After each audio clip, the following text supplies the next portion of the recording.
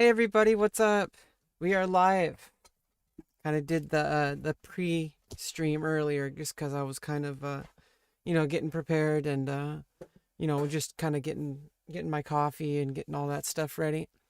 So today I decided I was watched a video already, a shorter interview between a like from a Vietnam veteran, just kind of telling it how it is.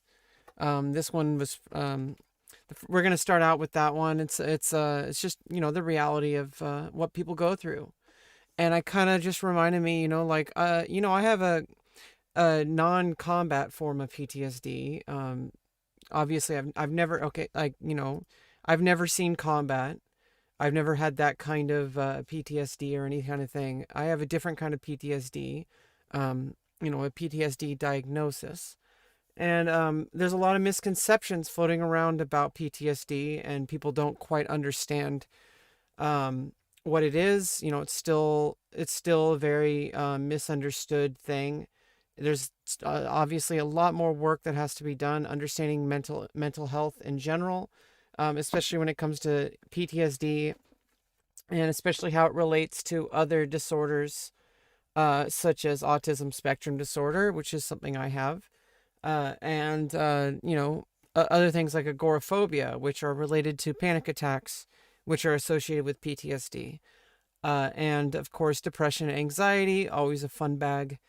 All that kind of stuff, and gender dysphoria disorder, of course, just that all that kind of stuff.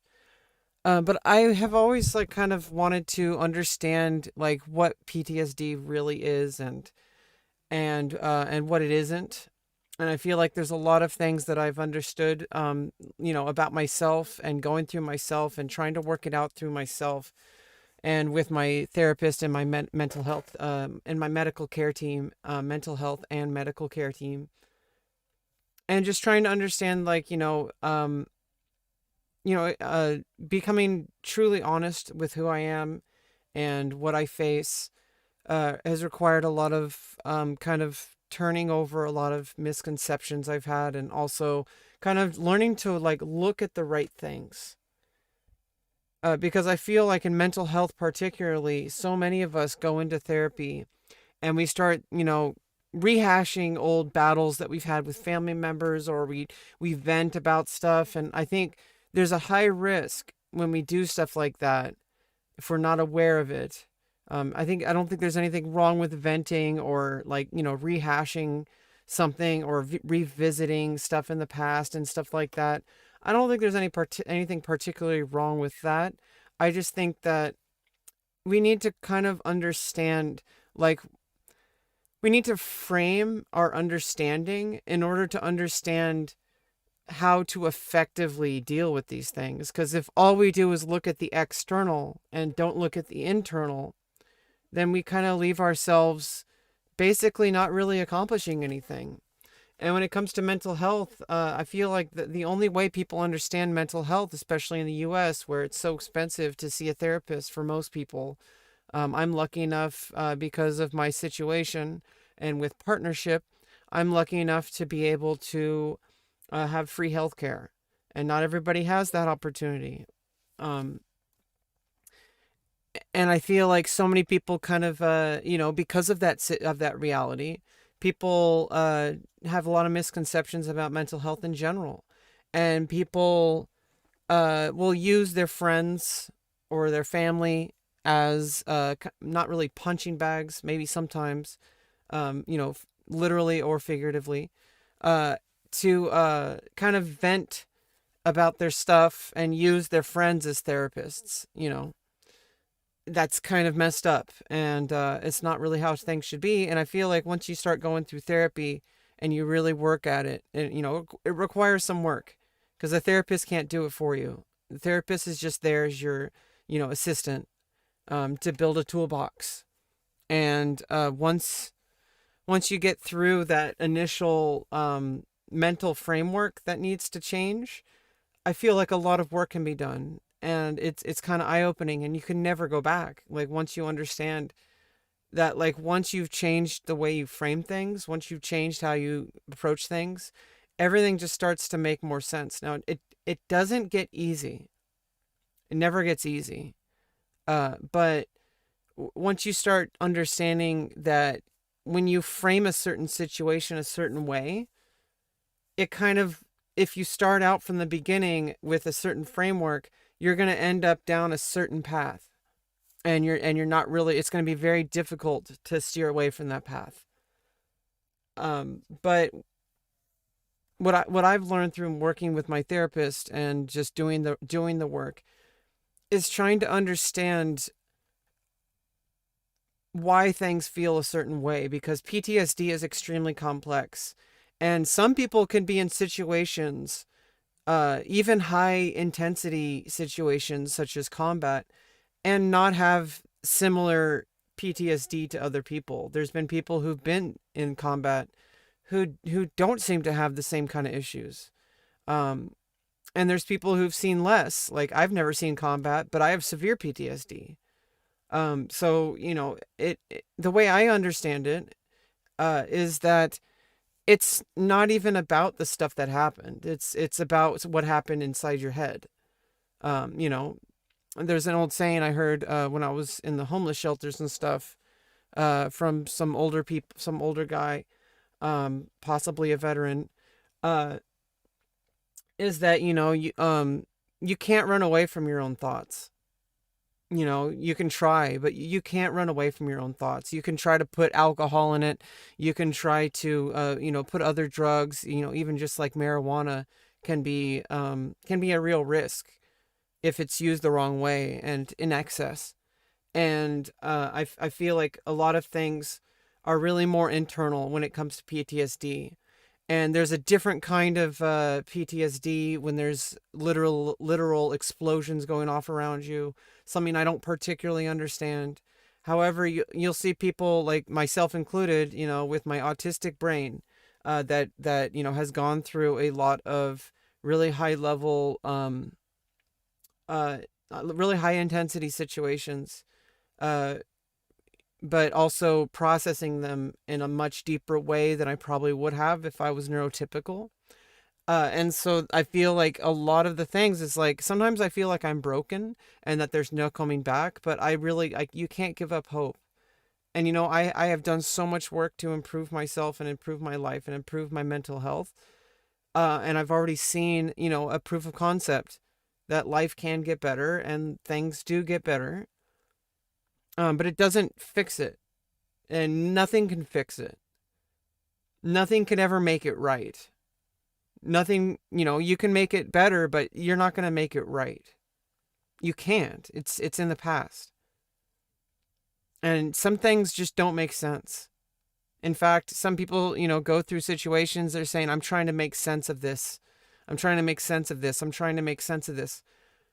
You can't make sense of something that doesn't make sense, especially when it's like extreme violence or anything like that. Any kind of violence. There's all sorts of different kinds of violence.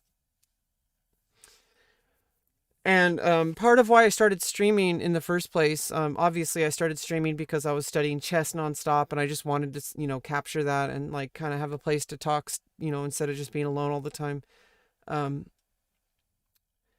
but what I've learned the past 3 years or so from streaming is that it's given me a space that I've created to work through a lot of the stuff that was giving me a lot of grief, stuff that was giving me real life problems. And since I started streaming, everything in the real world is kind of nicer. Like, maybe the internet is, internet's a tire fire. We all know this. There was some drama like yesterday on Casey Tron Discord, and yeah, I mean, I got banned. Not really sure why, but there was some drama, and people just misunderstanding what people say, people like drawing conclusions from stuff that's made up, all sorts of different stuff. I don't really want to go into that. It's just internet drama. Maybe somebody will. I mean, if somebody, people screenshotted stuff and they'll probably start shit on Twitter. I mean, maybe that's a good thing. I could get some. I could get some. Media exposure. I could. And you know what? I know who I am. I know what I stand for. I know what I meant when I said it. Other people can interpret it another way. It has nothing to do with me. And there's bigger fish to fry in the world. And some of these things, there's real things. And we're going to be going through some Vietnam interviews, some interviews with some Vietnam veterans. And it might be pretty tough to watch. I've only watched one. I'm going to be careful to, if somebody talks about certain things, I can mute and pre-screen it, before I play it. Because you never know if somebody's going to say something that's against TOS. I'm trying to be aware. I didn't pre-watch all of them. I felt like, there's a ton of interviews from veterans who've been to Vietnam. And it's so easy to just ignore things that are uncomfortable. And what we'll see in this first interview is this person talks about a door. And that if you go through that door, it's a door you don't want to go through. And that's basically what PTSD is trying to get yourself to go through that door. And, just getting yourself to get up to walk towards the door is hard enough. And then you have to actually walk through it. And once you start walking through it, you can't go back. And you can try, but you're in the door already. Like, you have to get through the door, and it's not pretty, and it's not going to be this like magical thing. It's not going to be amazing on the other end. Okay, some things just suck, but you're going to get through it. You get through that door.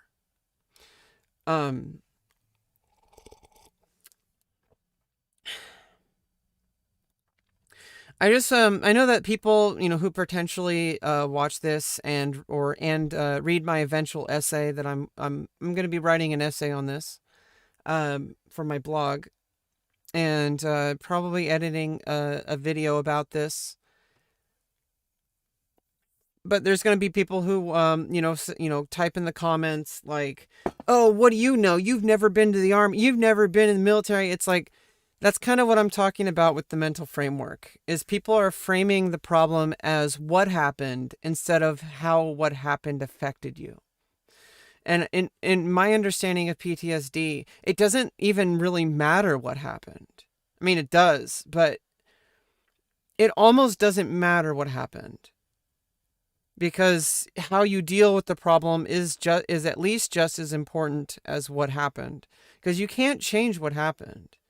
But what with PTSD, your mind keeps going back to it.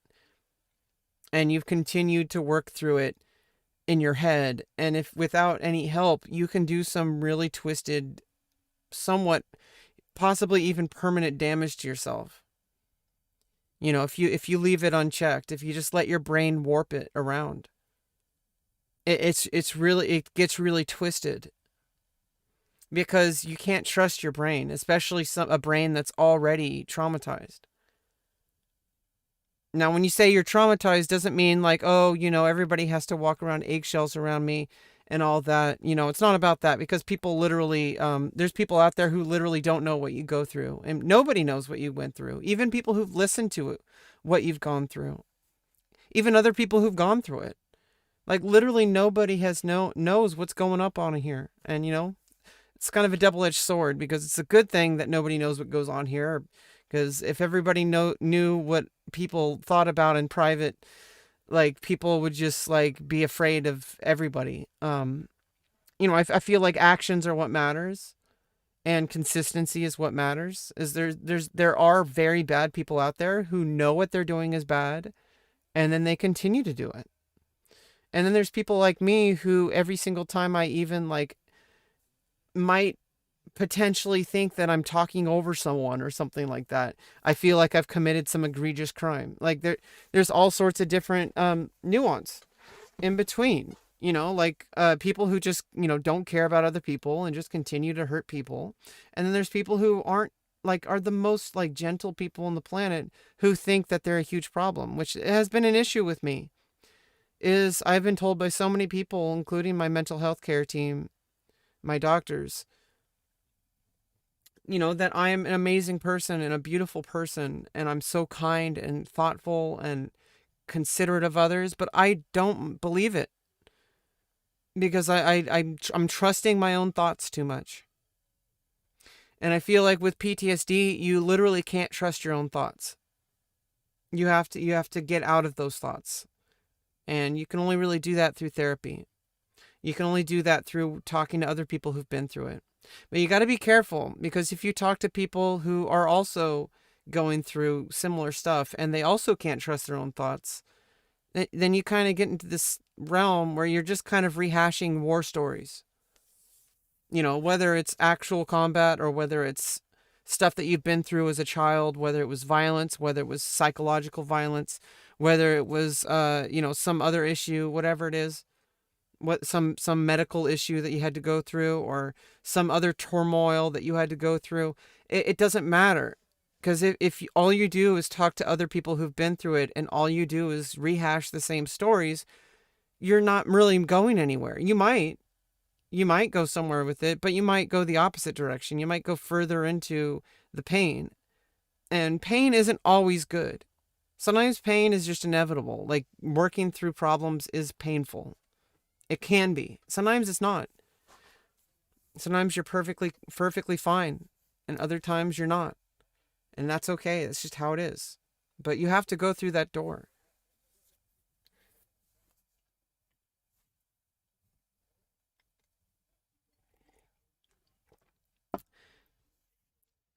I've there's just these so many common traps that people do, especially like when they just start going into like group therapy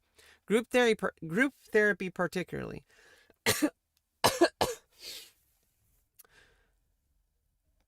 because most people, like I said, especially in the United States, especially outside of California, cannot afford therapy, even though it's probably the most important doctor visit you can go to is with a psychologist, at least with a psychiatrist.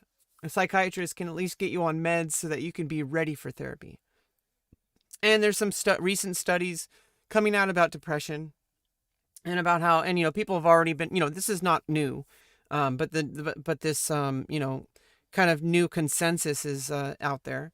It's becoming more widely accepted in the medical community that depression is not really caused by chemical imbalances, and it seems to be more of an environmental. From what my understanding, depression is more environmental and more internal, just like PTSD and stuff like that.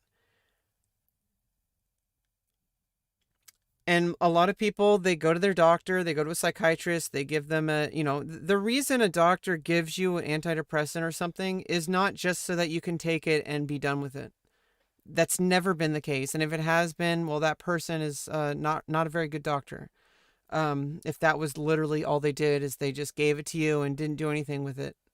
They just gave it to you and didn't, like, I think a lot of the time too, people have the opportunity to actually go further into therapy, but they don't want to. Because like I said, it's really hard just getting yourself to go through that door in the first place, to open the door. Even if they have resources, there's a lot of veterans out there who aren't ready to go through it. And unfortunately, we live in a world, especially in the United States, where this causes a lot of damage, where people who refuse to get help just become, they get addicted to drugs and all this sorts of stuff. And then there's homelessness problems because we don't know how to help these people, which is unfortunate. And a lot of the times people don't want help, which is really even more unfortunate, because we should be able to help people even when they're not ready for it. But the thing about mental health is you can't force somebody to go through it. And I think it's really unethical to try to force someone, or say, oh, well, I went through this and I was able to deal with it. Why can't you? Just like people say, like with autism stuff. People say, oh, I know this guy who's autistic, or I know this girl who's autistic, this woman who's autistic, like whatever, and that person has like a full-time job, whatever. And it's like, you literally don't understand that everybody's at a different place. And it's really abusive to expect people to go through something that is extremely personal, extremely difficult, and extremely painful, especially with things that I don't understand personally, which is why we're going to watch these interviews, such as, being in combat, or in situations where you have to do terrible things, situations where you have to do something that you know is wrong.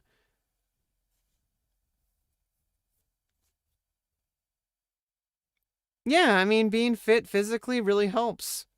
And so many people out there will say, oh, if you want to cure depression, just go work out.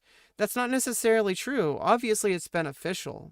But forcing someone to go through it, and also at the, in addition to helping them, support them and understand them and be there for them when they're ready. Because as a friend, especially, you can't force somebody to quit drinking. You can't force someone to go to therapy. You just can't. But what you can do is you can be supportive, which is not the same as enabling. Like if somebody says, "Hey, can you go get me a bottle of vodka from the store?" You should say no if you really want to help that person. You can at least not help them get, with their addiction or whatever. Um, because sometimes it's like if you really love somebody, especially, it gets so easy to just kind of either give them, tough love or whatever, which really doesn't help them, or you try to go the opposite direction where you just enable like so much behavior. And that's sometimes even worse, because then it's like you're basically saying that their behavior is okay, and it's not. Somebody is abusing you, or somebody is acting in a way that is abusing you, because somebody who's constantly drunk all the time and doing things that are like really, out of your, really pressing into your boundaries, it can get really abusive, because not only are they is that person affecting their own life, it's affecting the lives of people around them. Um, but I know that of course there's going to be people who don't really understand that PTSD it takes all sorts of shapes and sizes. And the reason why I'm going to be watching these interviews, some of which I've already seen, and I have done research into Vietnam before. I have not just movies, but I have seen movies too, and I've seen interviews, and I've seen historic history documentaries and stuff like that. Not a ton. And I've talked to veterans. But I feel like there's always more to learn, especially from someone who first experienced it firsthand. And I just want to, make this clear that I'm not trying to say that my PTSD is just as bad as theirs. I think when we start playing the mental health Olympics, where we're competing for who had it worse or whatever, I don't think anybody ends up winning. Yeah, I mean, exercise is really hard. I mean, your health best, and that's why I'd say if you're overweight and you're trying to lose weight, you're trying to exercise, there's a path, and that starts with contacting your doctor and getting an evaluation and discussing these things, being 100% brutally honest with yourself, but also with your doctors and your care team, because these people are there to help you. These people know what they're talking about. Not always. There's always going to be that one or two doctors that are crooked. Okay. But I mean, if one or two doctors are crooked, but thousands aren't, you should probably, you should probably at least trust them for now. Okay. Um, you know, Instead of like, trying to convince yourself that all doctors are bad, maybe wait until you actually see the bad doctors. um I've seen this happen with myself and with people in my family and people in my life and strangers as well. And people just I've acquaintances, while I was like through the homeless shelters and all that kind of stuff, is people lie to their doctors. And that's the whole premise of the show House MD, with Dr. House, like with Hugh Laurie, is that people lie. That's the whole premise of the show, is that people lie. It's not about the doctor stuff. It's not about any of that. The whole theme of the show is that everybody lies, because we lie to ourselves, we lie to our friends and family, we lie to doctors, and these are the worst people to lie to, because this doctor is, they're required by law to keep things private unless somebody's life is in danger, like including your own. Like if you're going to commit like a crime or whatever, then they're required by law, because we obviously don't want people committing crimes.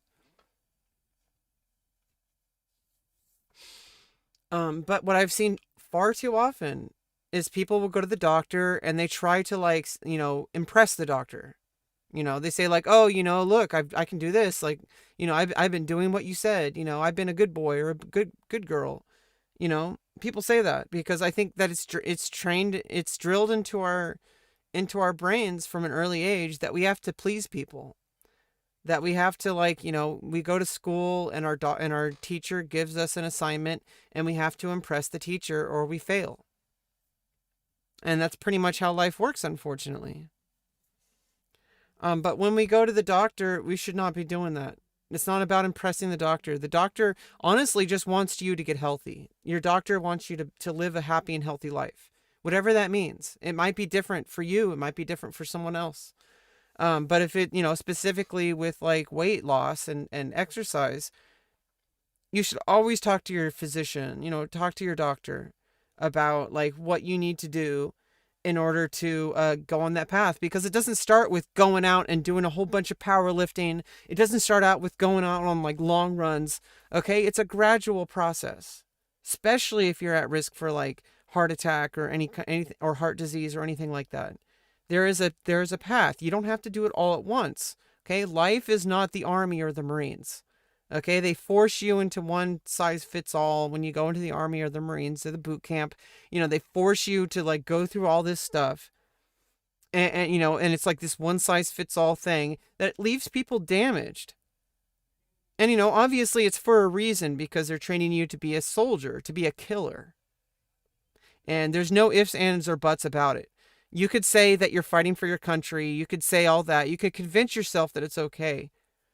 But it's still designed to make you into a killer. Okay, you're just killing legally because you're for your country or whatever. And we'll probably hear this a lot. This same theme in today's interviews that we're watching is that people having to do things that they were ordered to do. People having to do things that they didn't understand at the time what they were doing, and then only later they processed it. This is the theme I've met, like, from any Vietnam veteran I've talked to in person, from any Vietnam vet that you hear online, from any movie, possibly, if it's a decent movie that is more accurate. Obviously, it's always performative when it's film, but some are better at matching reality than others. There's plenty of stuff on this. There's plenty of people with this experience, and just because you haven't lived through it doesn't mean that you should just ignore it. It's not just,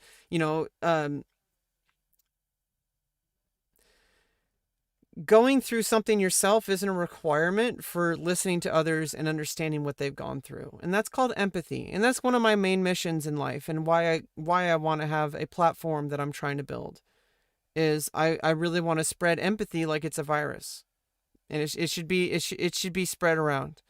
Is that people should learn that, oh, just because it doesn't affect me, just because something doesn't affect you, doesn't mean that you can't listen to others and try to understand, try to put yourself in their shoes. And you'll never understand, okay? Just to be clear. And people jump to conclusions all the time. Like, people will probably say in the comments, like, Rebecca, like, what the fuck are you talking about? Stop speaking, whatever. And it's like, well, first of all, you can't stop me. I'm literally adding commentary to something. I'm not interrupting these people. I'm not going into their interview and saying, well, actually, like, no, that's not what's happening. It's called commentary. Okay. You can pause videos and talk about them. Okay. You're only adding to the conversation. You could say that maybe it's not very high quality content. That's fair. Maybe I have some insight, maybe I don't. At no time will I doubt myself, even though obviously that does happen. But I need to have the confidence in myself and my understanding, because I literally don't know what is potentially benefit to someone. That I might have something that's, dog shit, and maybe I think it's good, but it's actually dog shit. Or the opposite happens, where something I think is dog shit is actually really helpful to people. So I can't constantly be second guessing what I'm saying. And with the medium of streaming and YouTube and all that, I have the luxury of being able to pause these historical documents, these videos, and just pause and talk about it. Have a discussion. Even if I don't know something, then I try to learn it. If I close myself off saying, oh, Vietnam stuff, it's too difficult, it's too difficult. I understand, if somebody actually is, going through the kind of PTSD, whether they've been through war or not, whether they've been through combat or not, whether they've been through the literal Vietnam War or not, it's their right to not be ready for it, you know. That's why I put it in the title, sort of as a trigger warning. I don't like the whole idea of literally saying trigger warning. I think that's kind of messed up. And according to, I mean, I don't know. There's been some. I'm not really 100% sure on this, but I feel like there's been some study. I know there's like some research around this at least, that trigger warnings are actually worse than literally just letting people, find out for themselves. If something's triggering, well, I'm sorry, but like, life is triggering. You know, things trigger my PTSD all the time. And I'm just trying, obviously it makes somebody an asshole if they constantly try to trigger you. But if it's their platform and if it's their content, well, it's kind of your fault for clicking on it. You don't have to click on that link. You don't have to watch that video that might trigger you, okay? Like, yeah, sometimes things come without warning, and yeah, I try to avoid that. I don't like seeing things that are extremely violent or anything like that. But sometimes what you'll see in real, nothing you'll see on the internet is as bad as anything as stuff you'll witness in real life, because real life is so much worse. You might see a video footage of something terrible, but in the end of the day, it's not the same as actually being there. And I feel like that's important to understand moving forward today, because we're going to be watching interviews from people that I literally wasn't even alive when this happened. Most of us, especially people my age. I mean, obviously people my age were not alive when this happened. And a lot of people were not in the Army or the Marines or anything like that. A lot of people were not in Vietnam. But we can listen to the people who were there and try to understand how they, what they went through, and try to have some more empathy for people who went through stuff like that. Because like I said, nobody should be able to force you to exercise when you know your health, your doctor knows your health, you know the path moving forward. That being said, it's no different with mental health. Okay? The only person who has any say in what you should do for your mental health is between you and your doctor. And sometimes you might not be ready to go to your doctor about it. I was not ready for like 13 years or whatever to start doing what I know I needed to do to get towards my vaginoplasty. Like, I needed to go through what I'm going through now. But I wasn't ready. And nobody forced me. In fact, people forced me to not do it.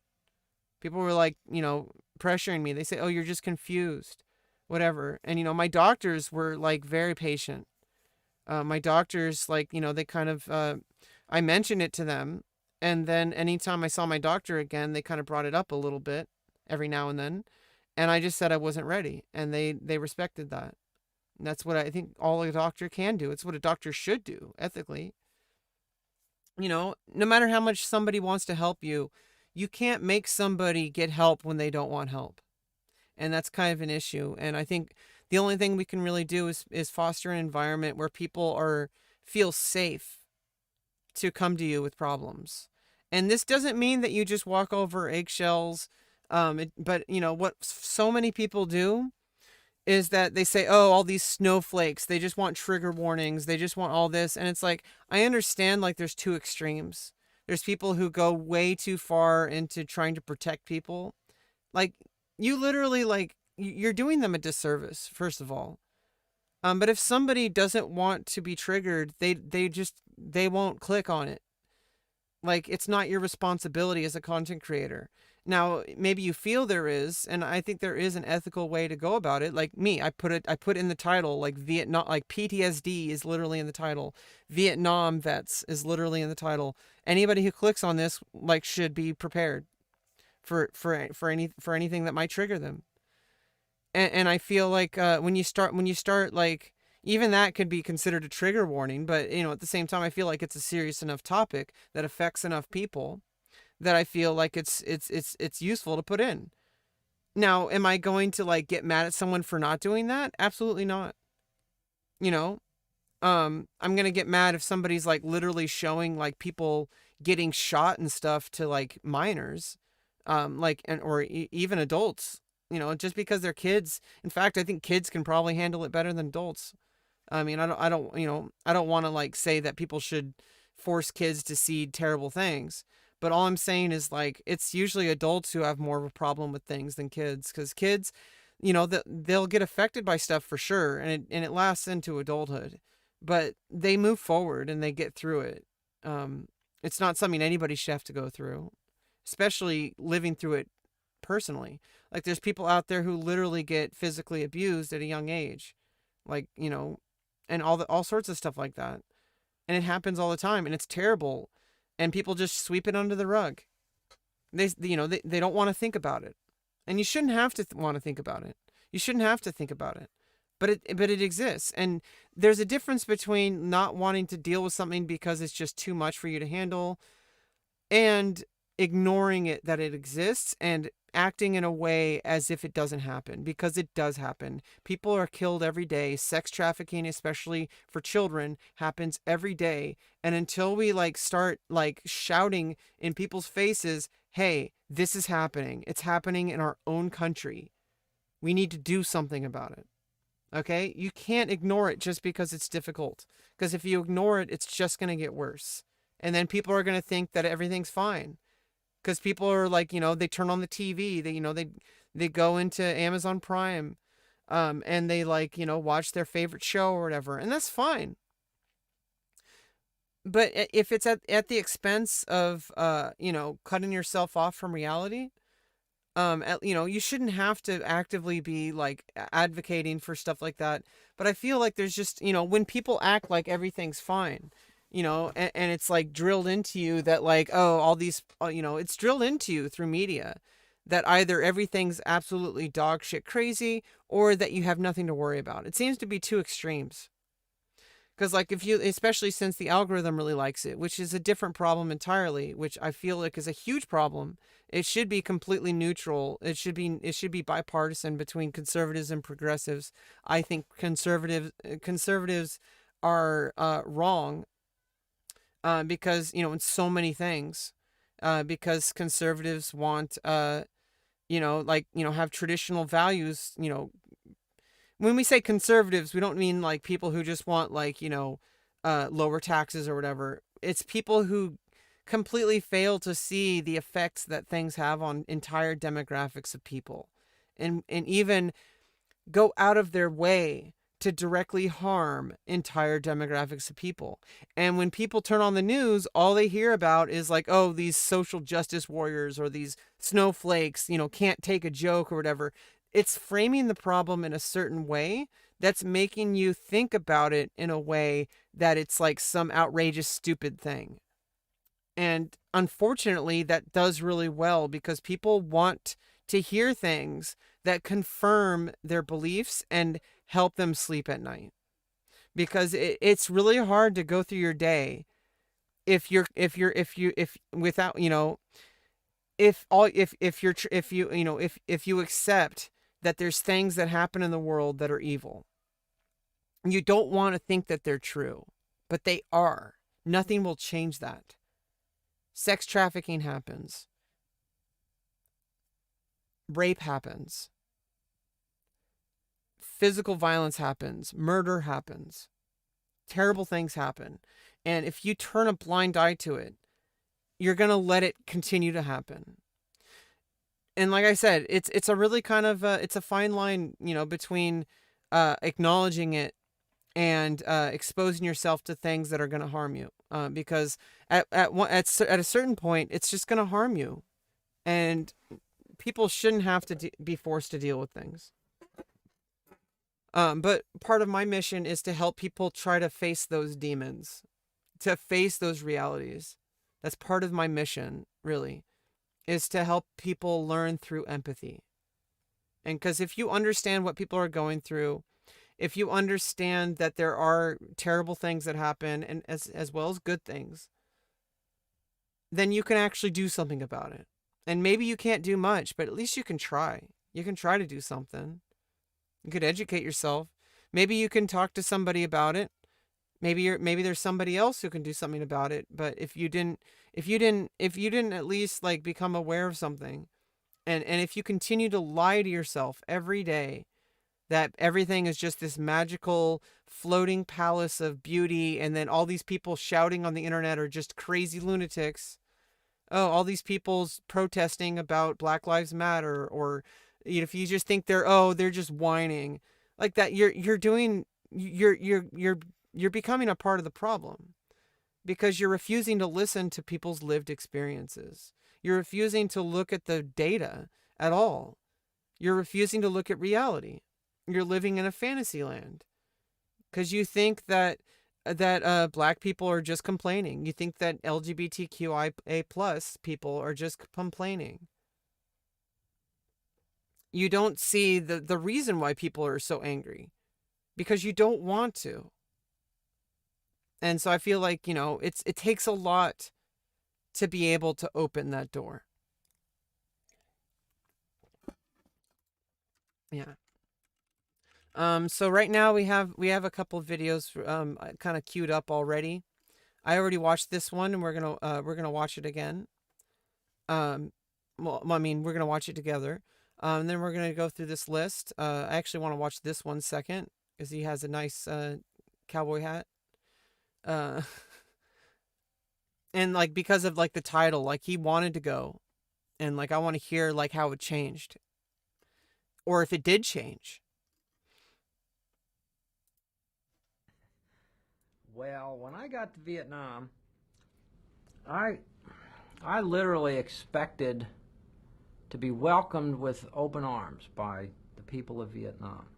I had in my head the black and white newsreels I had seen on the Walter Cronkite 20th Century show of the American troops rolling through villages in France and being showered with wine and flowers and kisses. Um, And as we were driving down, a guy from the battalion I was assigned to picked me up in a Jeep at Da Nang, and we had to drive the 20 miles to where my battalion was located, and I really was disappointed that there weren't people standing along the road waving to me and offering me flowers and things. I really expected to be greeted with open arms as a liberator, and it was as though I was invisible. Yeah, and there's this thing that like, this is kind of the problem with like military recruitment is a lot of people, they want to get people to be, to sign up for the army or sign up for the Marines. They want to get bodies on the battlefield. Um but they promise them all like, oh, we'll pay for all your schooling, we'll put you through college, you'll make a lot of money, etc. They sell them this idea at a very young age. And you know what, I don't even want to get into it right now, but so many people say, oh, they sell sex to kids at a young age. And it's like, they're just exposing people to the human body and human sexuality, which when healthily explored is perfectly fine. It's when people start, like shaming and framing the human body and human sexuality as some evil thing. It's not. And if people learn about consent and about like the difference between fantasy and fiction and reality, then and are educated about like what about how, like, what's appropriate and what isn't, that there's a difference between pornography and reality, then I think there's no problem with sexualizing things. I feel like it's just human nature. But the people who usually are so adamant about the type of people who are like, military types, cop types, they're usually like, they're so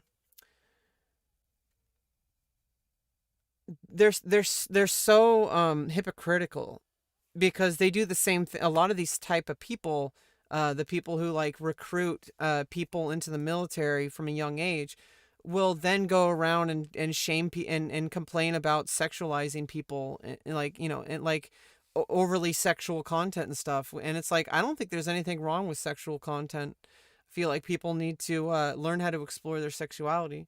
Um, but it's the same thing as like, I feel like it should be illegal what the U.S. military is doing, and what I feel like it should be a crime where they go into high schools or even middle schools. I don't know if they go into elementary schools, but I do know that they go into high schools and they sell this idea to kids that if you join the military, your life's going to be a whole much better. Like all you got to do is go through boot camp, and you probably won't even see combat or whatever. And if you do, it's a privilege to serve your country. You're a patriot. And I feel like it's complete. It's criminal. I really do think it's criminal, because like this guy's talking about right here. He thought that, he was going to be welcomed as a liberator, and that like everything was, that he was some like amazing like savior for coming into Vietnam as a Marine. And I feel like if they're going to come and recruit kids in high school, they should be required to hear about the stories of past of war veterans. They should have 100% of the details, all the way down to the gory, bloody details. Don't pull any punches. Obviously, don't overdo it, but I'm just saying, say it how it is. Bring people who have actually seen combat into high schools, and if you're going to recruit them, then you should have no problem telling them what the reality is. Not selling it as some magical, oh, it's gonna put you through college, and it's gonna save your life. It's like, obviously that's a good thing that it puts you through college and stuff like that. That's at least like at least you're getting some good out of it. But if you're selling war and like going into the military as some magical thing that's like beautiful and that you're a patriot, without giving people the context, without showing people the reality that they'll be living in, without actually telling them the reality, it's criminal what the US military does. It's absolutely criminal. And the media doesn't always help too, although nowadays we have the internet and we can kind of see past all that bullshit, but the majority of people are basically censored, by their parents sometimes. And especially, what's ironic is it's usually the conservatives who are like super religious, who like refuse to show reality to their kids. And then they complain about those of us who actually are affected by reality, those of us who are transgender or people who are black. They go around and they say, oh, they're just a bunch of snowflakes. We know how it is. It's this way. It's like literally you're closing yourself off to reality. You're closing yourself off from information that will then give you a better informed opinion. So it's like your opinion is shit. My opinion is shit. But until you've actually gone in and informed yourself about things, your opinion will always be shit. And yeah, like, you might get a new informed opinion, but your opinion is still shit. And if you act like your shit don't stink, I don't know what to tell you, because if you're okay with that, then that's one thing. But like, you shouldn't be okay with that. You shouldn't be okay with completely like covering your ears, la la la la la. Yeah, you're just lying, making it up, la la la. Like, no, people actually go through this shit. People are actually affected by this shit. And if you sell this idea to kids, especially, that if they join the army or they join the Marines, that we're going to put you through college, you're going to get a high paying job. It's going to help you through the rest of your life. You're going to have this resume, and like all that's good. That's not a bad thing. It's not bad that they put you through college. That's not bad. But if that's, they're lying to these kids. They're telling these kids that, one part of what it means to sign, of what they're signing up for. That, they're telling them that like, oh, it's just going to be like summer camp. It's boot camp, Okay, that's boot camp, but they're preparing you to be a killer. To either be a killer or be killed. Or at least aid the people who are killing or being killed. And that's the reality. And if you're not ready for that reality, you should not be able to sign up for the military, because some people have what it takes. And there is no one size fits all. There's a certain type of person that can handle the military. I don't think anyone could handle it, really. I think there's always going to be some lasting damage. But some people are willing to do that because they want to protect for whatever reason. But if you don't even know what you're protecting, if you don't even know what you're fighting for, then why are you so patriotic? You literally don't know what those stars and stripes on that flag mean. That those stars and stripes forever are the red is the blood that has been shed. Okay, and the white is like, the people who are innocent. The surrender flag or whatever. I don't know. I mean, you could probably ask somebody what it means to them. That's what the flag means to me. The blue is all the rest of us, all the bystanders, all the voters. You can like make whatever comparisons you want, whatever the hell you could say. Oh, you're talking about Republicans and Democrats. That's not what I'm talking about.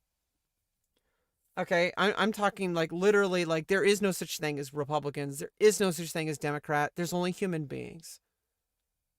And you have to ask yourself, what kind of human being are you? Are you the human being who just picks up a rifle and goes into the military thinking, oh, I'm a patriot, I'm going to protect American values? Do you even know what American values are? Because, there's so much shit happening that people just close their minds off to. They hear about it all the time. It's all over the news. You hear people literally telling their stories, literally saying, oh, this affects me. Racism is real. Transphobia is real. Homophobia is real.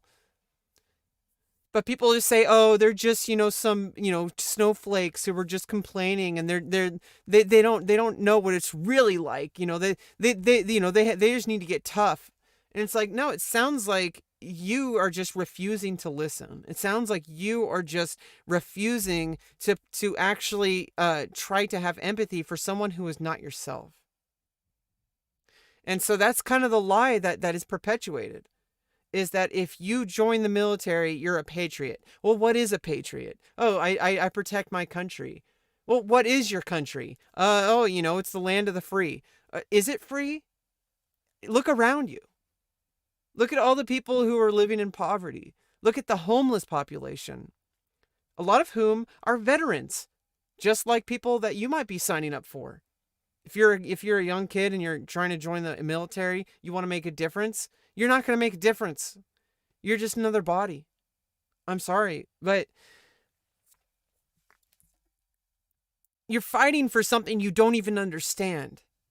And if they have you salute this flag every single morning, every single day from the time you're a child, with absolutely no information, you have no idea what you're saluting. And living your life this way is just going to hurt yourself, and it's going to hurt everyone around you. And that's what a lot of these Republicans do, and also a lot of Democrats do it too. It's not unique to a political party.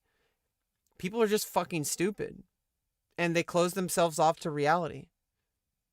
I wouldn't say they're stupid. I would just say that they are willingly stupid. They know they're not stupid, but they're stupid anyway, because they think they know something that they don't. They don't know why they're fighting for this country, and yet they're so adamant about supporting this country, about fighting for their ideals, about fighting, what are ideals? You know what my ideal is? People not being homeless. People having mental health care who need it, which is everybody. People having, access to health care in general. People having a path towards actually living a healthy and happy life, to being able to contribute to society no matter what your ability.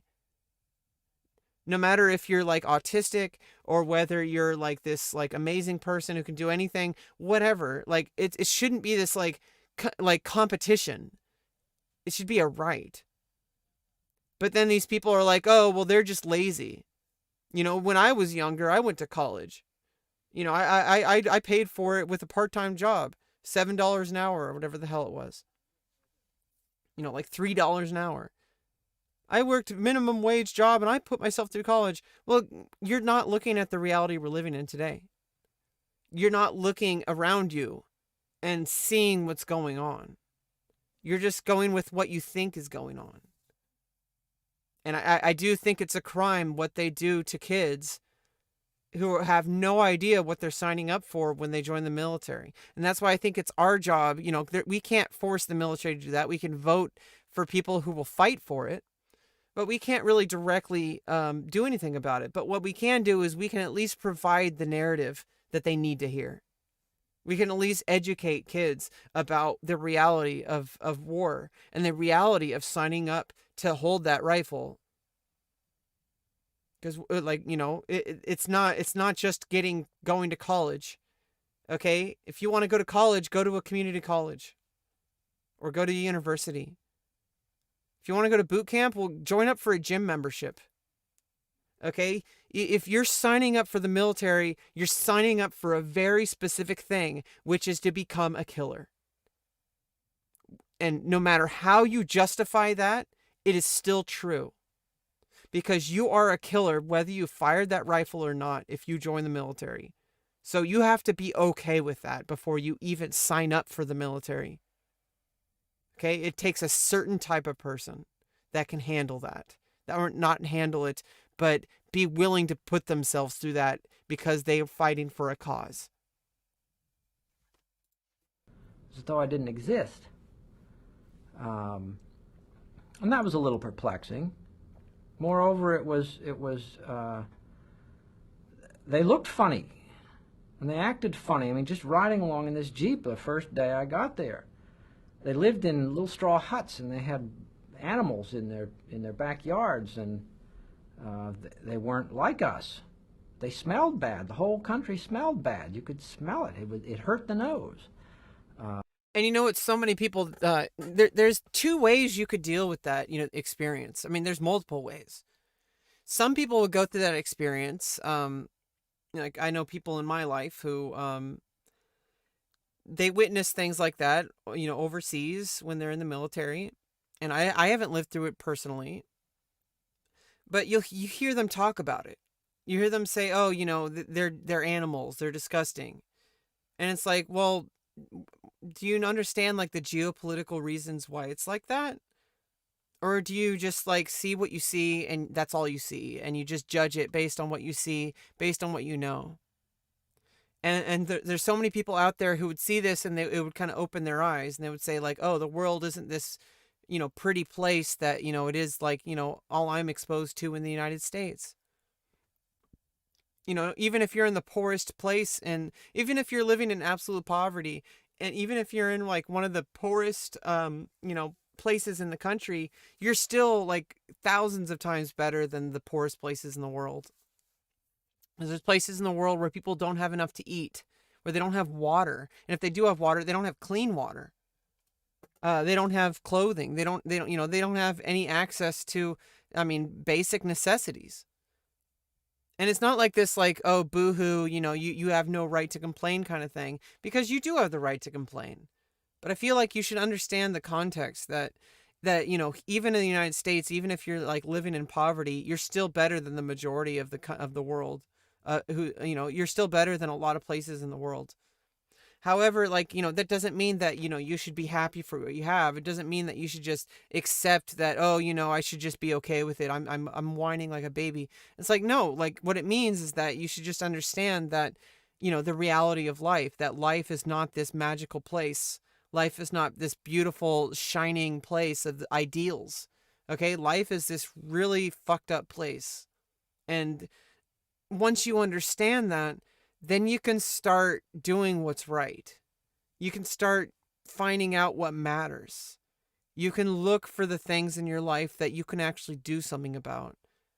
But if you just close yourself off, you close your ears, la la la la la, I don't want to hear that. I don't hear you. I don't hear you. La la la la la. Then you're actually hurting yourself and others in the long run because you don't understand what you need to do.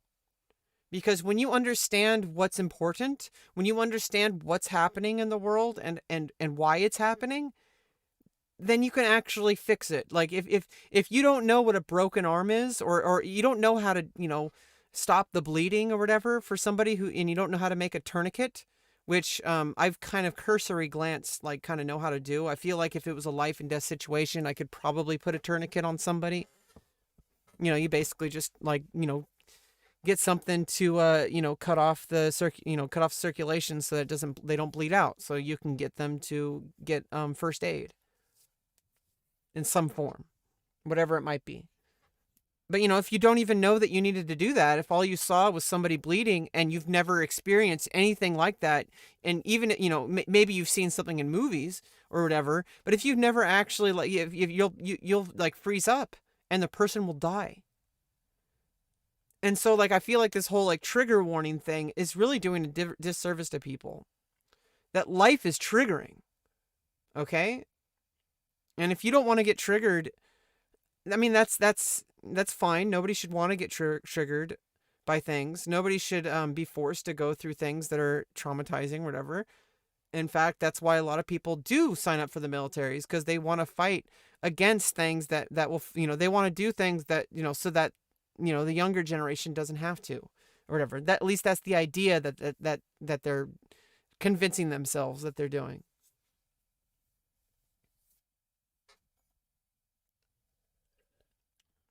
But there's this whole idea that, we have to protect children by not showing them things. Like, no, if you do that, they're not going to be prepared for it when things actually go wrong in real life. People need to know that there's people out there who are going to hurt you. Not in a scary way. I think that's why there's so many stories about boogeymen and about, like, monsters that'll eat your bones and whatever, because they, then they can know that there's monsters out there. But then they're convinced that monsters aren't real, and they're never told about, like, child predators. They're never told about that, they're never taught consent. And so if you don't tell these kids that there's people out there, like really bad men and women, because it's not just men, it's possible for a woman to also be a predator. And that there's people out there that will, like, hurt you, that will take you and do things to you. And obviously there's a way to do this and there's a way not to do this. And that's why we have, like, therapists and specialists, on, like, people who, like, have worked with children and know how to do these things. And so I think this whole, like, you need to give a trigger warning anytime there's, like, somebody who might be, like, have a hangnail or something like that. Like, no, that you're doing people a disservice. And I do feel like there is, like, a certain age that's just, like, too young to expose them to things. I also think there's a problem, though, is, like, when you have to get parents' permission before you talk to kids about certain topics. Especially when it comes to, like, because if you do that, the kids who need it the most are going to be kept off from it, because their parents are, like, locking them away from anything that might be triggering or whatever. Oh, we don't want our kids to learn about sex because that's wrong, because of our Bible, our church tells us that it's wrong. Well, if you don't teach your kids about how to, how consent works, things that are normal, like getting an erection or being aroused in any way, like, and that there is an appropriate way to deal with it in private, and that, like, masturbation is completely normal and healthy, and then understanding consent, that if you can't do it around people because it's not consenting, and especially if you're a minor, then you literally can't consent. Like, if you don't tell people about these things, they're going to find out on their own. And when you do that, like, a lot of the people, we've tried helping out so many different veterans. Mental health has been a huge issue for people, especially people in the Vietnam era, is that people just tried to figure it out on their own. And when you do that, you're basically, you're already sick and you're trying to heal yourself. And it's like, maybe something works, maybe it doesn't. But first you need to like get yourself to someone who can actually help you, and not cutting yourself off from reality. And I mean, there's a whole other conversation about, sex ed. I personally believe sex ed is perfectly fine. People start puberty around age 10 or so. At that time, it's very critical that people understand reality. that they understand that their body is going through changes and that some people don't want to go through those changes. And I feel like people should be allowed to delay their puberty, when there's perfectly safe medicine available, especially if you're trans and you're just questioning. You're like, hey, I don't know if I want to go through this puberty because maybe I want to go through the other one. Or maybe you're just not ready for it. That's a completely different discussion because honestly, I feel like, maybe they're not ready for puberty, for any reason, whether it's just like, hey, like, this is too much. Like I heard about what puberty is and I don't think I want to go through that. And maybe they're trans, maybe they're not. Who knows? But you expose people to reality. You say like, hey, these are the facts. You're going through puberty, and if you're going through male puberty, going through female puberty, there's certain realities that come with that, and we're going to educate you so that you're ready, so that when things come along, you'll know how to handle it, so that if somebody tries to take advantage of you, you can get yourself out of that situation, or you can at least know what it looks like, so you can avoid it. But but there's people out there that are like, I don't want my kids learning about sex. They're too young. Well, would you rather them find out because of your like, creep uncle coming over, doing something really inappropriate to your kids? Would you rather that because your kids don't know what sex is? Your kids don't know. Like, would you rather that happened? Or would you rather they go to school and then some kid their age manipulates them into doing something? Would you rather that?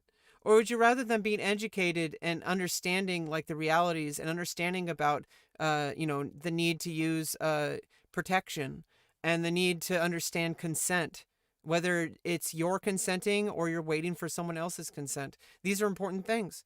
Likewise, I think that if personally, the military should not be allowed to come in and sell this dream to people, this fantasy that if you join the military, it's just going to be fun and games, and that you're going to be serving your country and you're a patriot and you're just going to pay for your college, but not show them the realities of what that means, of what the price they have to pay is.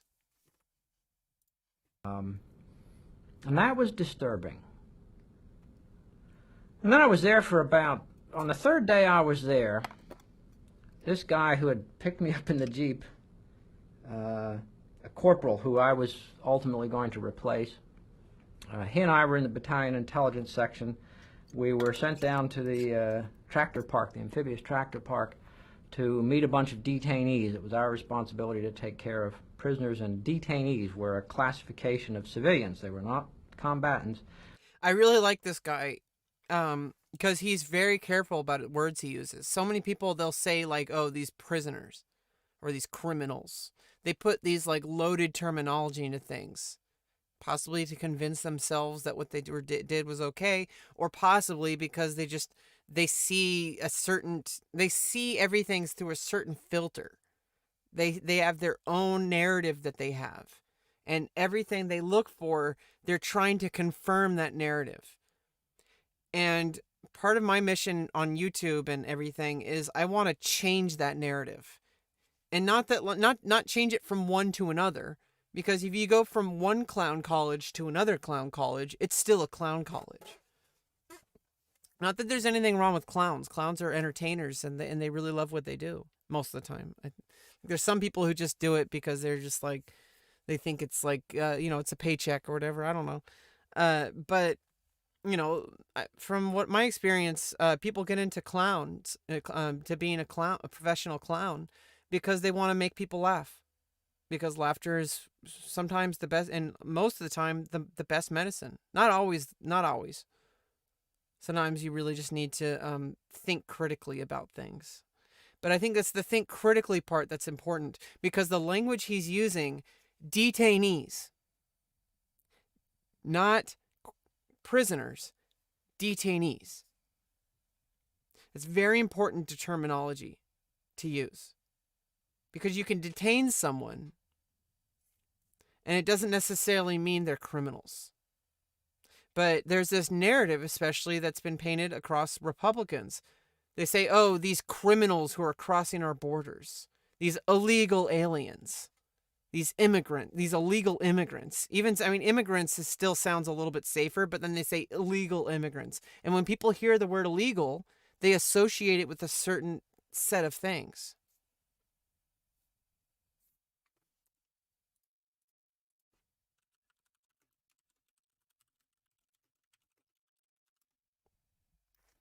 I'll be right back.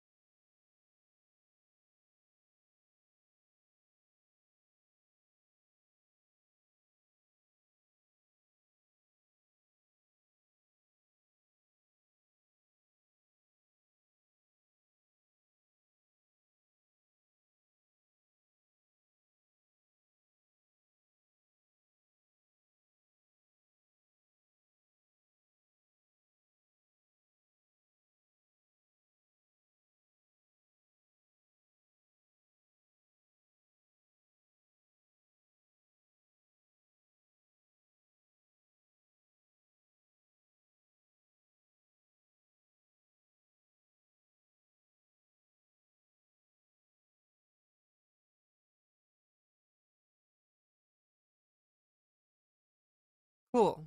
Yeah. Yeah, you can always just tweet me. I check my tweets. I hope you're doing good. Sorry I had to like make some food. You're always welcome to just tweet any links you want to share.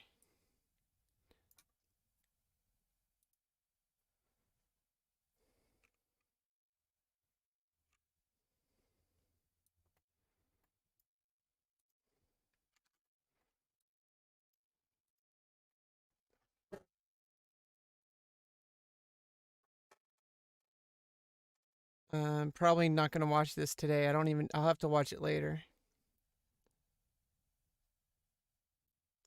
And it's marked as sensitive content, so I don't think I can watch it on stream. So I'm going to have to watch that later. Maybe on another stream we'll talk about gangs and gang violence and the cycle of being in gangs. Another essay series I can do.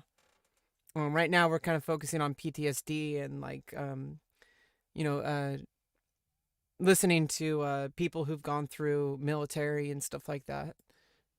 So we could go through the cycle of gang violence. That's another topic to go through.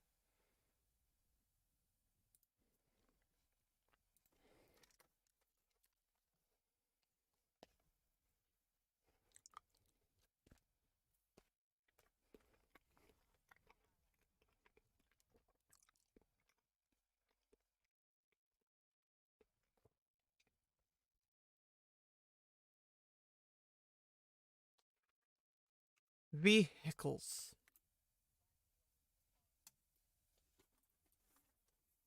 Yeah, like I was saying though, it's really important. I really like how this guy is really careful about he's very careful about his terminology.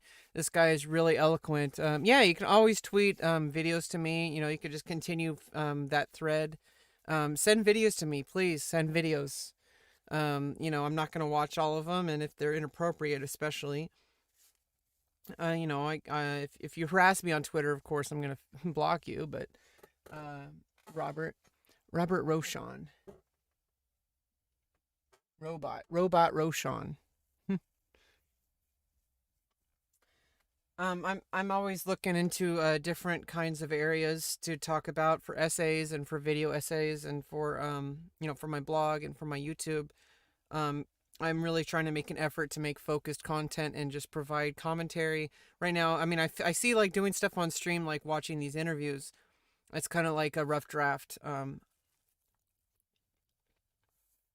do have a lot to say, but there's a difference between having a lot to say and actually putting it into like a focused like essay with citations and all that. And especially for my blog, I want to create high quality articles so that people can gain insight from them, because my mission is to help people understand reality and to be able to work with reality and to have empathy for other people and to understand so that they can then help themselves through whatever they're going through. And that's been my mission since I was very young. Um, and I haven't really been very effective most of the time because people don't like to listen. And I've been trying to figure out how to help people listen. I've been trying to figure that part out on my own. For the most part, I've been working with a lot of people, but in the end of the day, it's really difficult for me be to use my words in a way that people want to listen, because it's been a real challenge, but I'm learning.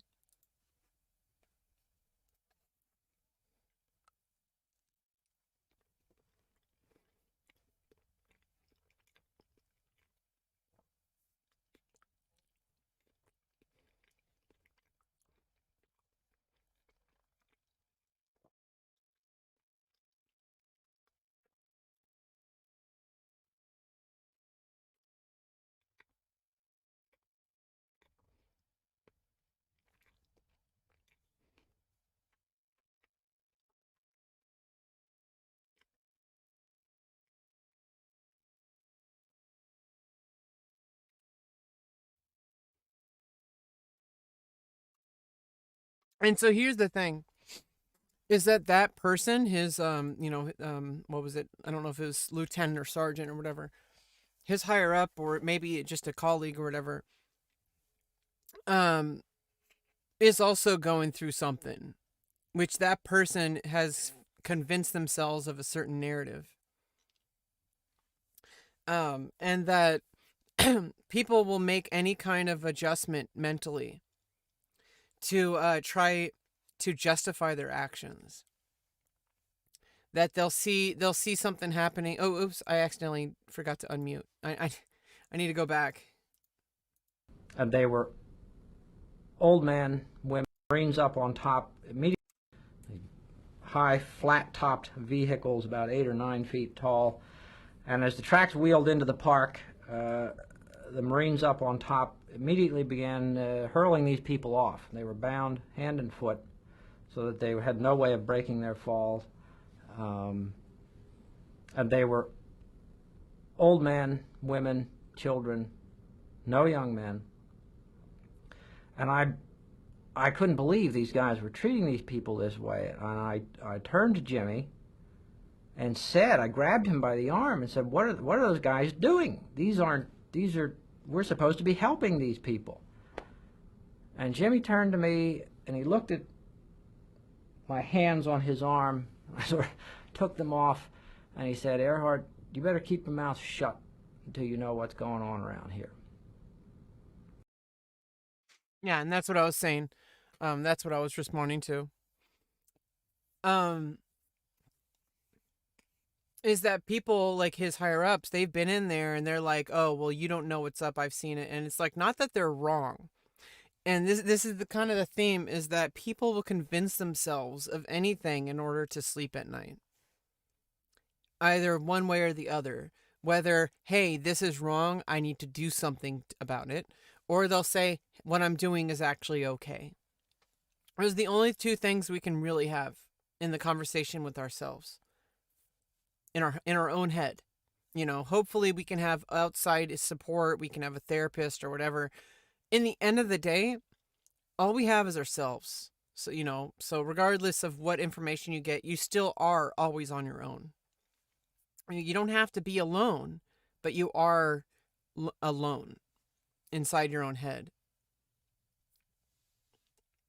And so, like, what people will go through in terrible situations, a situation I haven't personally been through, and most people have not, is going through Vietnam. Most people have not been through what all these people and all these veterans have been going through, that we're going to be going through today. Or we're going to start going through today. Because obviously we can't watch them all. There's like hundreds or even thousands of hours.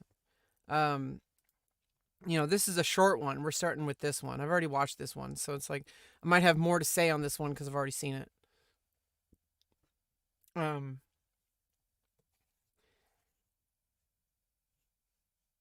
Is that people convince themselves in order to survive.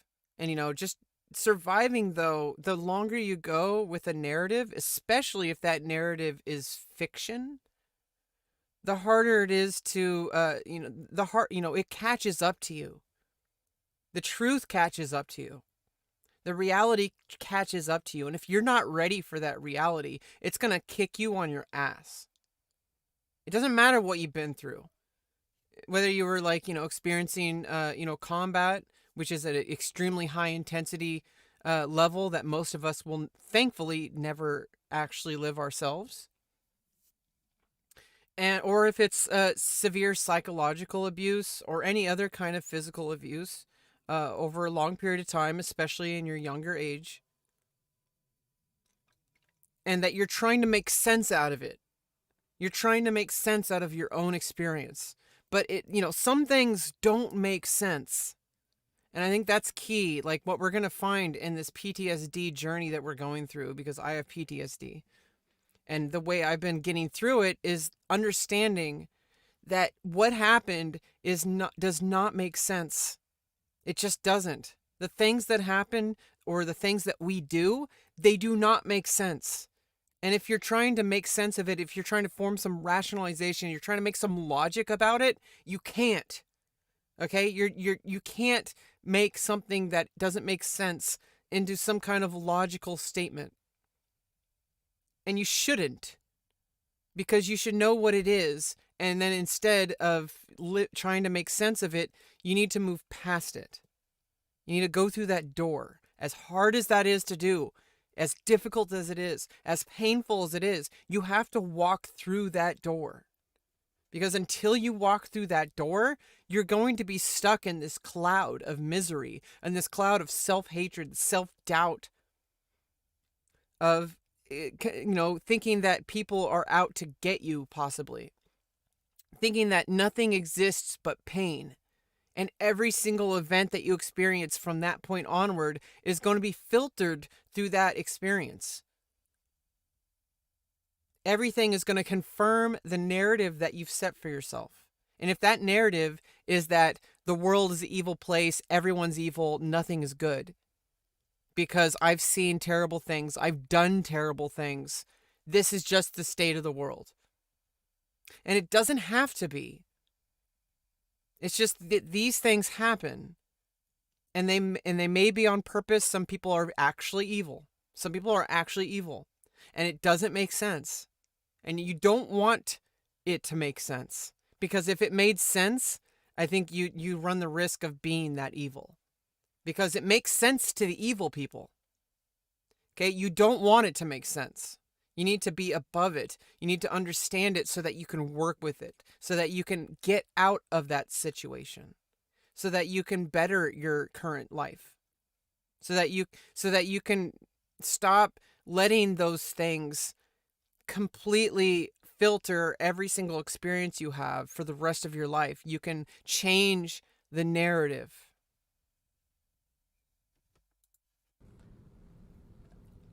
And I think it was at that point that I realized things were not quite what I was expecting. It went downhill from there. And again, I can't even begin to explain in the space of time that you have all of the things that went into it. But I began to understand, it became obvious that the enemy was the very people in these villages around us, and we were in a very heavily populated area at that time. They were the enemy, or at least the enemy was out there somewhere, and we couldn't tell one from another. And day after day, our patrols went out, and we ran into snipers and mines, and snipers and mines, and snipers and mines. I saw 4 armed enemy soldiers the first 8 months I was in Vietnam. And yet our battalion during that same period of time sustained 75 mining and sniping incidents per month, over half of them resulting in casualties. This is for a unit of about 1,000 men.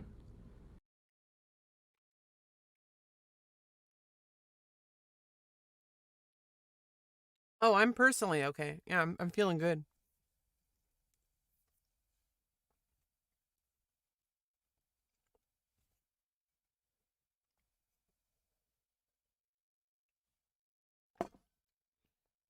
I can't like understate like how important this specific narrative should be like understood. And the more I learn, the more, I've dived into the topic of Vietnam and the political parts of it, and the propaganda and the realities that people lived with and all that kind of stuff, including, real life accounts or fictional accounts, whatever it was. Oh, thanks. Thanks for following me on Twitter. Make sure to retweet, like and retweet and all that kind of stuff. Like and subscribe. Follow me on YouTube. Um, you can see my socials here. Hopefully, I don't know. I don't know if Stream Elements gets relayed. Um, oh, it does on Twitch. Yeah, so it's like it doesn't get I don't think Restream Bot relays other bots. I think I can set Restream Bot to do that. So it's really important to understand that a lot of things that people go through, especially when it comes to like PTSD experiences in general, but from what I'm hearing from people who've experienced combat, it like what he's saying right here is that everyone was the enemy because they didn't know who the enemy was. And so like when you're I don't know. We'll let him talk about it. But there was no one to fight back at. And you begin to think these people are the enemy. They're all the enemy. And then you go through villages and, you get sniped at, and so you call an airstrike in on the village and the whole village goes up. Or you go through a place and you search it and you burn houses and blow them up. The common perception, the notion I had when I was in high school was that it was the Viet Cong terrorized the Vietnamese population, forced them to fight against the Americans at pain of death. What I began to understand in Vietnam was Yeah, so that's important too. The Vietnamese people were not the problem. It was the situation with the Viet Cong, which was basically a Proud Boys situation, whereas people who formed a militia. From what I understand about the situation in Vietnam at the time, was that there was a private militia that wanted to become an insurgent group to form their own government and rule over Vietnam. For whatever reason, I don't know the actual historical reasons leading up to that. I mean, in detail, there's probably a lot more information about that. We're probably going to go over that some other time. But I'm particularly focusing on the PTSD part, which is not really, it almost has nothing to do with the specifics. But it does. But the important thing to understand is that the situation in Vietnam, from what I understand, is there was a private militia, kind of like the Proud Boys, kind of like these MAGA hat wearing people who wanted to storm the Capitol building on January 6th, 2020. 2021. Wait, yeah.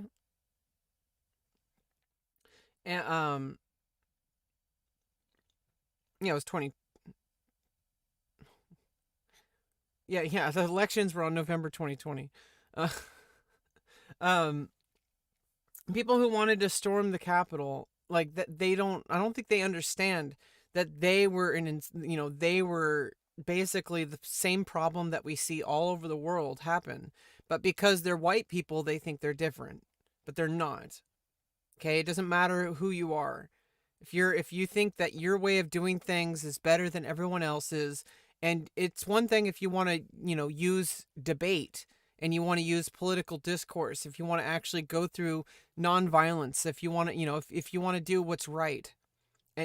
True power comes through nonviolence. Because if you can convince someone that your way is better without using violence, it stands the test of time. It's stronger. But a lot of people, they're not willing to appreciate that.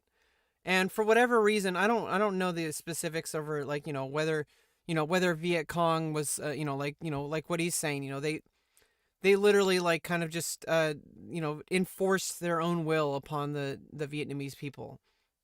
And people may sympathize with the Viet Cong, people may sympathize with the Vietnamese people. But what people need to understand is that a lot of these people were innocents, and then they were, this similar thing that happened with the Taliban or with Al Qaeda or, with ISIL, all that kind of stuff. It's a group of militia who has weapons and who has an ideal of government that they want to, or an ideal of thinking or religion, which is all, wrapped up into a power of rule. That they want to inflict on others, or else. And that's basically what it is. And you could, imperialism is the same, which United States military is not, is also a part of the problem. But they have the bigger guns, and that's the problem, which is why violence will never solve the problem here, because they have the bigger violence. We literally can't uprise against a military that has bombs and has airplanes and all sorts of shit, nuclear missiles. We literally can't have an uprising. As much as people like want to protect their Second Amendment or whatever, we literally cannot form a militia because we will be taken down. So that means, it's unfortunate, but it's also fortunate because it means we won't, any kind of situation that would arise that's similar to what happens in a lot of these coup kind of situations is going to be shot down, hopefully.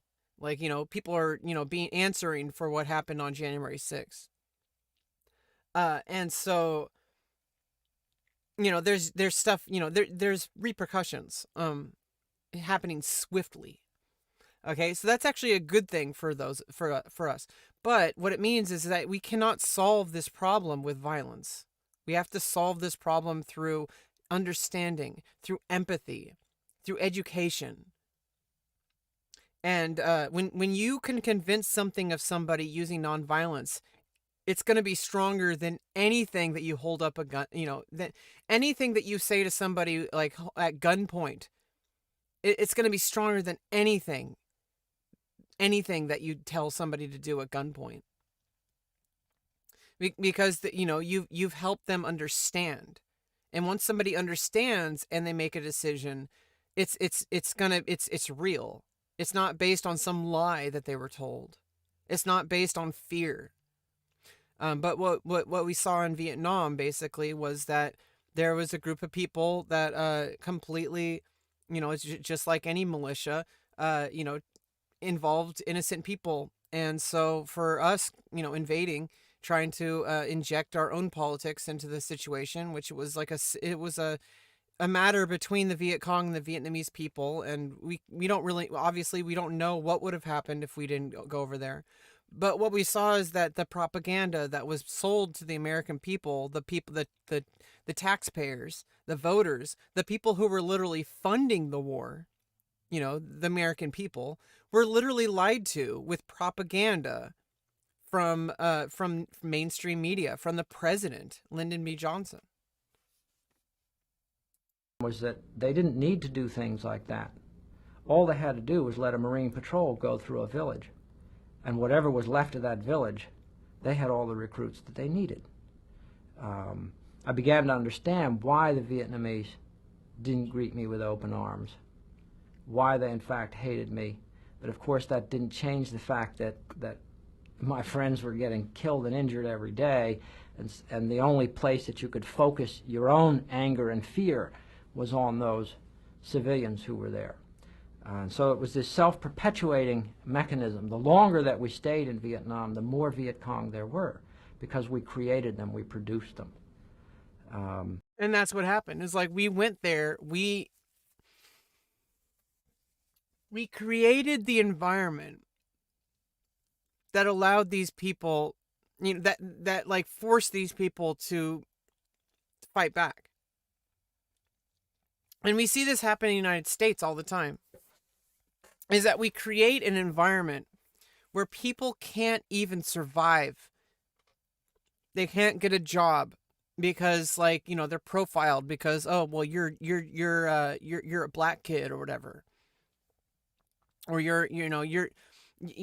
can't trust you around money or whatever. Like, there's this idea that that's been people have been lied to, about this narrative of people who are just living a life of crime because they're just bad. But then the situation in these streets, in the hood, and in the trailer parks, and whatever, all this kind of stuff, the situation was created by the same people who are punishing these people, saying oh, look, see, you're doing bad things. See, you're doing bad things. I'm justified in punishing you. I'm justified in arresting you. So the same shit happens here. And we don't even realize it because people aren't, because oh, well, we're not like Vietnam. We're not living in huts. We don't have people having sex with goats. Well, I'm sure people are. It's probably in the South. But we created a situation where people have no choice. And then when they survive the only way they can, which is through selling drugs or, joining gangs, because they have nobody else to protect them, because the cops aren't going to protect them. The cops are shooting them. The cops are arresting them. Sometimes just for living in a nice neighborhood, stopping a black guy who's like a teacher, even if he wasn't a teacher, it just shouldn't matter. But stopping a teacher at a college because you don't look like you live here. Or stopping a black guy because he's in a car that's too nice, according to the cops. That it's impossible in their mind for a black guy to have a nice car.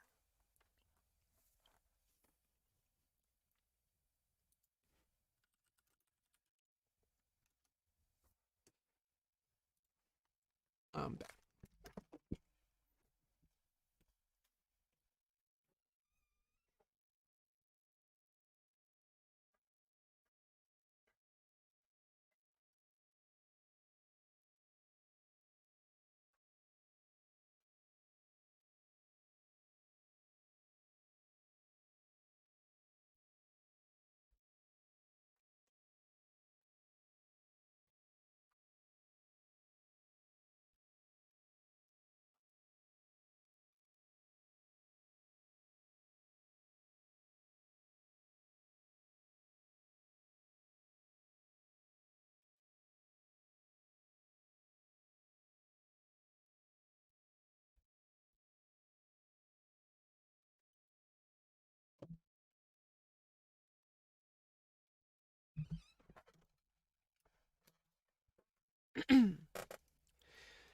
but you'll see this happen again and again. Is this narrative that people tell themselves, especially cops. They say, "Oh, well, I saw the hood. I've seen what people are like in the hood. Yeah, it's really sad. It's really sad." And a lot of these people, it is their fault for not really like opening their eyes to reality and seeing the bigger picture and seeing that they're a part of the problem. That's why all cops are bastards. That's where that comes from. But like we need to direct that anger towards something productive, because what's happening basically on the internet is a bunch of like fake concern and people just shouting about terminology. Oh, you can't say that word. It's like, well, yeah, like, the N word is, probably it's a very hateful word and you shouldn't say it. It's not even about like that. Obviously, that's something that's like disgusting. But I feel like, and people are going to misinterpret it, what I just said, of course. Um, it's just that there's a reason why we don't say the N word. That's what people don't get. But when you tell people that they're going to get banned for saying the N word, they close themselves off to that reality. Instead, all they focus on is, well, why can't I say that word? Why can't I say it? Why is it a bad word? Like, why can't I say it? Isn't it free speech?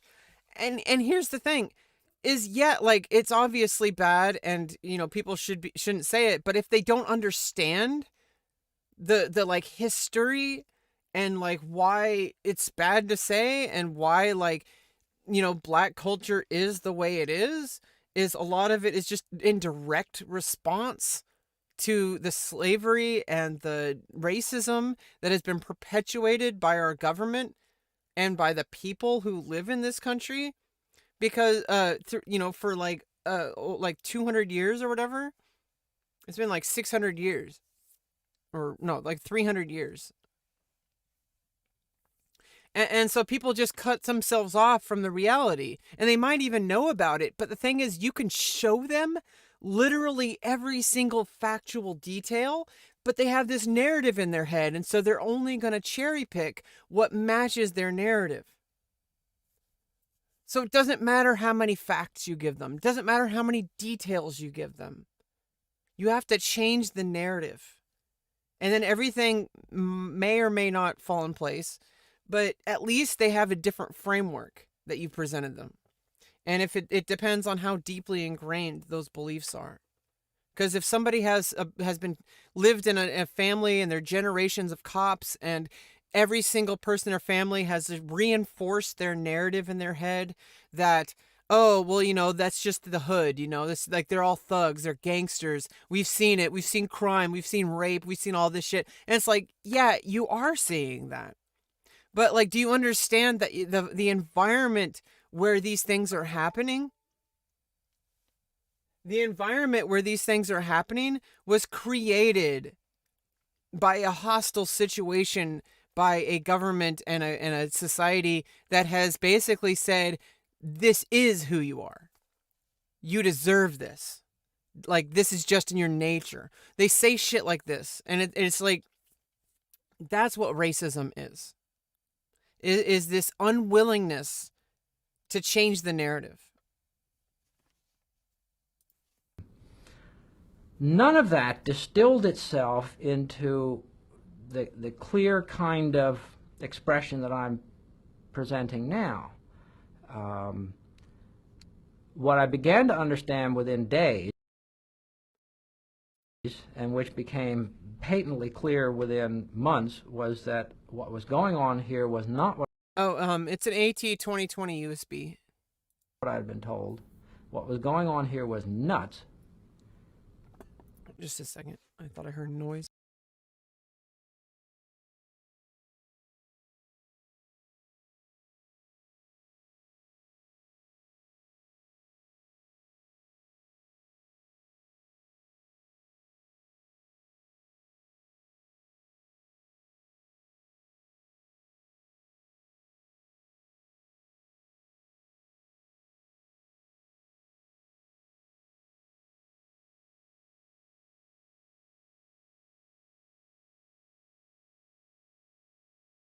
And I wanted to get out.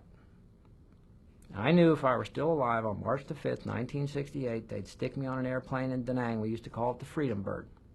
And I could fly away and forget the whole thing.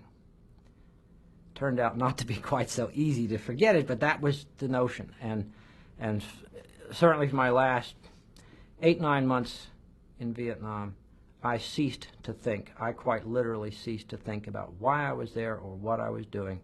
The sole purpose for my being in Vietnam at that point was to stay alive until I could get out.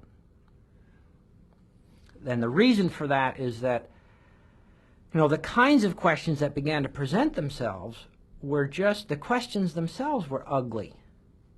And I didn't want to know the answers. It's like banging on a door. You knock on a door, and the door opens slightly, and behind that door it's dark, and there's loud noises coming, like there's wild animals in there or something.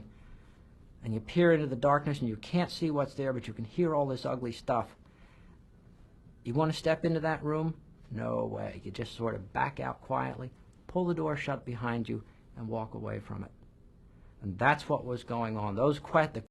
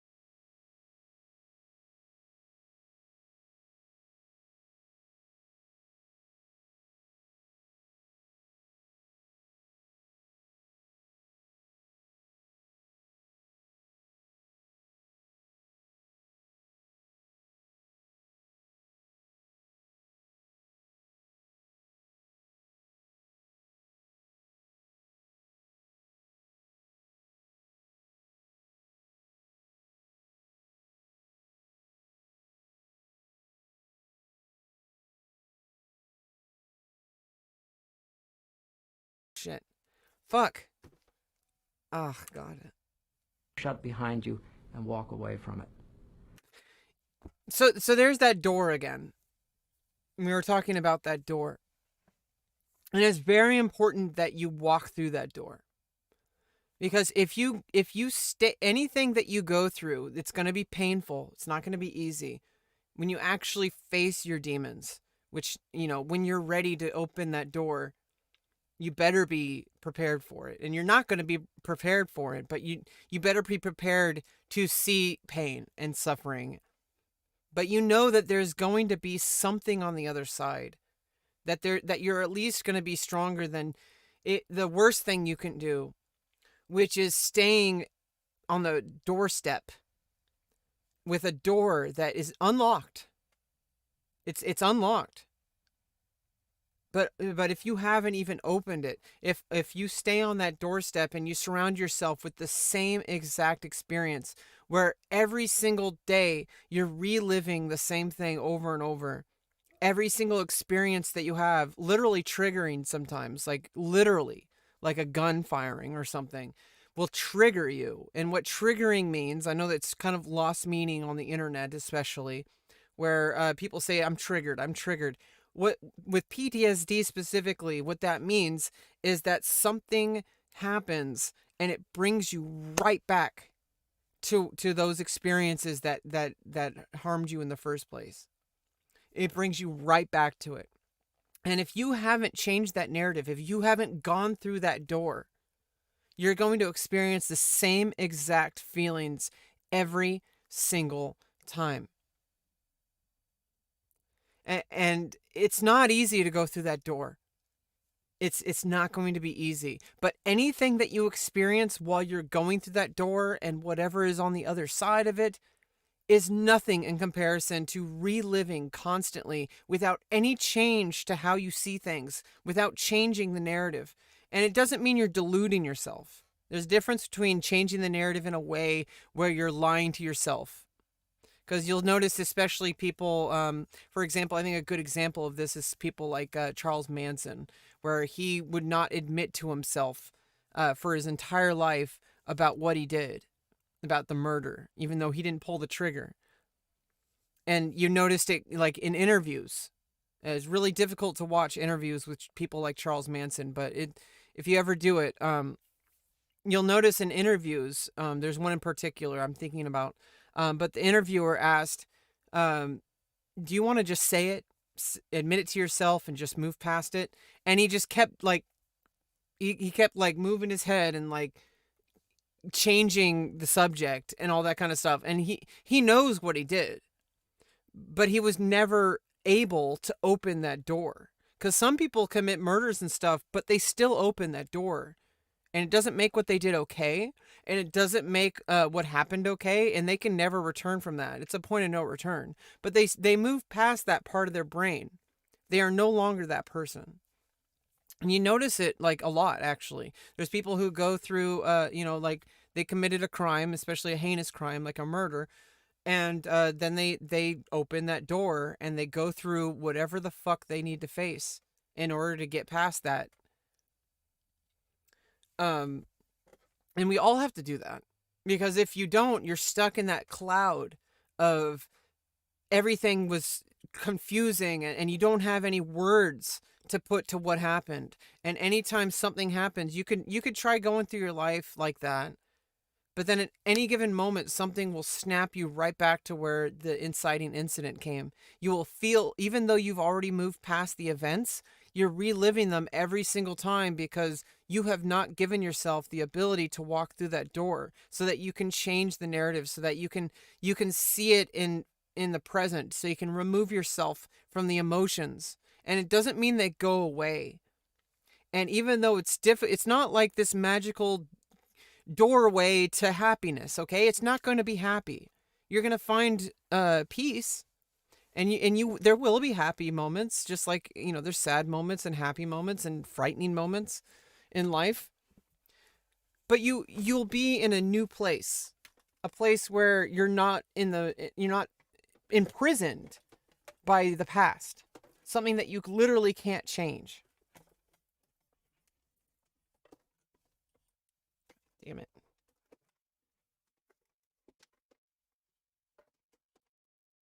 Just a second. Okay.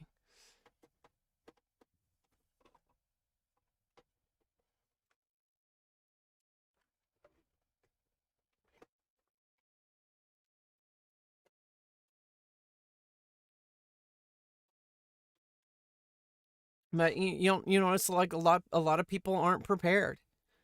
A lot of people are unwilling to go through that door. A lot of people will just go through their whole life, you know,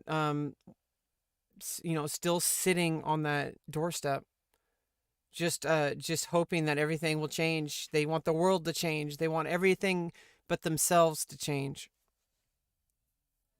You know, they'll complain about the government. They'll complain about that person who cut them off on the freeway. They'll talk about that oh, like it's that person. That person did that to me. You know, they're fucked up. They're wrong. Oh, it's because that person is a criminal. Oh, it's because that person is stupid. You know, like they'll go through life like that, and not understanding and accepting that the reason they feel the way they do is because they have not opened that door and they have not walked through that door. And that's what was going on. The questions themselves were too ugly to even ask, let alone try to deal with the answers. Now, part of what was going on is that I could not have made sense of what I was seeing and doing in Vietnam because I did not have a full deck of cards. I needed to have an understanding of the political and historical realities that brought us to Vietnam before I could make sense of what I was seeing.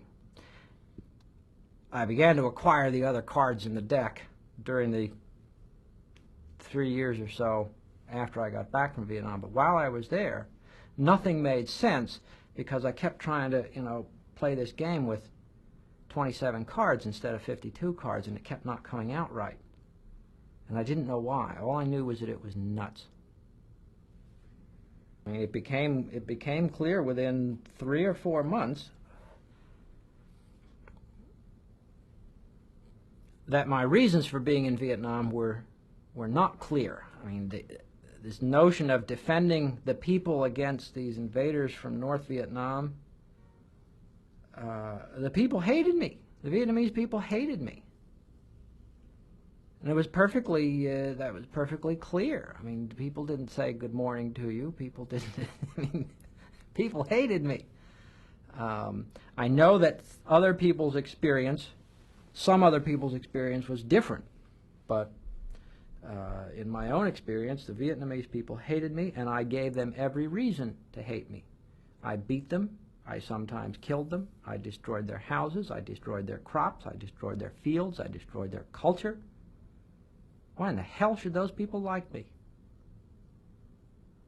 And I could see that I was doing that. And I could see that nothing we were doing was having any impact on the war itself. The funny thing about Vietnam is that I was getting Time magazine every week.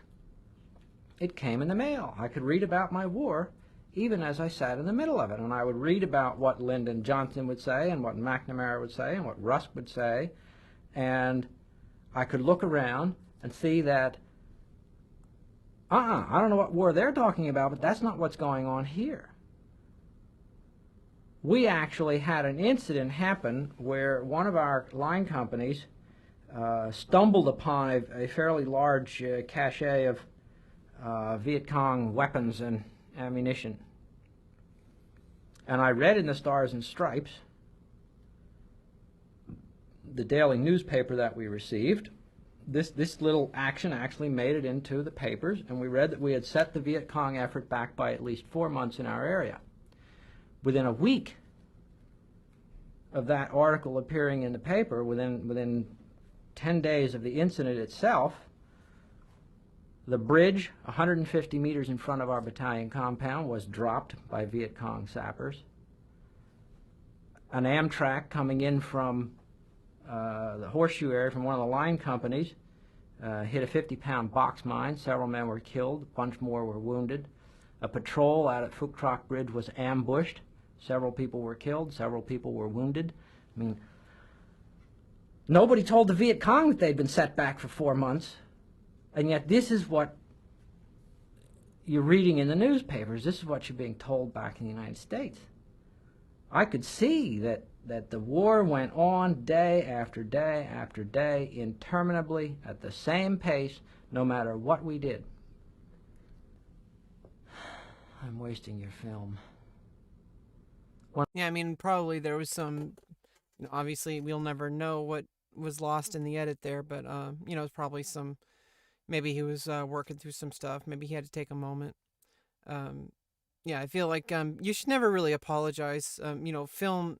I mean, I don't know. It was probably more expensive back when they did this interview. I don't know when this interview actually was. Um, but I think it's important to remember that anything that you can add on a topic is people might not find it valuable, but it is valuable to history. And so I think it's important to remember and have confidence in what you believe in, and have confidence in your experience and recount and your ability to recount those experiences. And even though you don't know how it will benefit society or benefit history or benefit other people, you have to have confidence in yourself because you can't constantly second guess yourself. You have value inherently as a human being, no matter what other people might say, no matter what you might say. Like, you do have value, and you have your own experience in life from your angle. So anybody has something to add to a situation.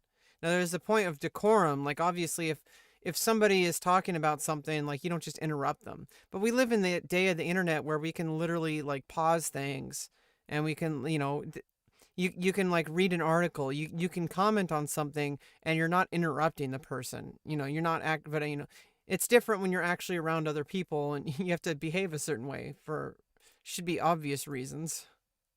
When I left Vietnam, I was at the time I was in the midst of the battle for Hue City during Tet, 1968. It was February '68, and I'd been up in the city for 2.5, 3 weeks, and I knew that my day was coming, but I wasn't sure when. And at that point, we weren't thinking about things like that. And we were in the middle of a low-key firefight. We were exchanging fire with some guys across the street from us out along the eastern, the northeast section of Hue City. What was left of my unit, the scouts, about 6 of us, and a Jeep comes hauling up the street along the river and whips into this little compound where we were and says, "Earhart, your orders are in. Let's go." It was the lieutenant, my boss, and I stood, well, I didn't exactly stand up, but I immediately began to strip off my gear and distribute it to the other guys who were there, and said, "So long, see you back in the world." Got on a Jeep. Last thing I saw of those guys, they were laying down covering fire for us. We burned our way back down the street. There was a chopper sitting on the LZ. I got on a bird. Was up 3,000 feet above Hue City 10 minutes after I knew I was on my way out. And went through some processing. They yanked me out early because one of my older brothers by this time had arrived in Vietnam, and they arranged for me to spend a couple of days with him. And I got back. I got back in early March. Came in at night. Went through more processing. A place called Treasure Island in San Francisco Bay. And then I was free to go. And still had time in the Marines. I had a month's leave basically before I had to report to another duty station in North Carolina. And I got a taxi. And there I was. My first view of the United States, and I could hardly wait. And it was absolute impenetrable fog. We came across the Oakland Bay Bridge, couldn't see 10 feet, couldn't see anything. Got to the airport. There was part of what affected my coming back. I was happy to be alive. I was excited, but at the same time I was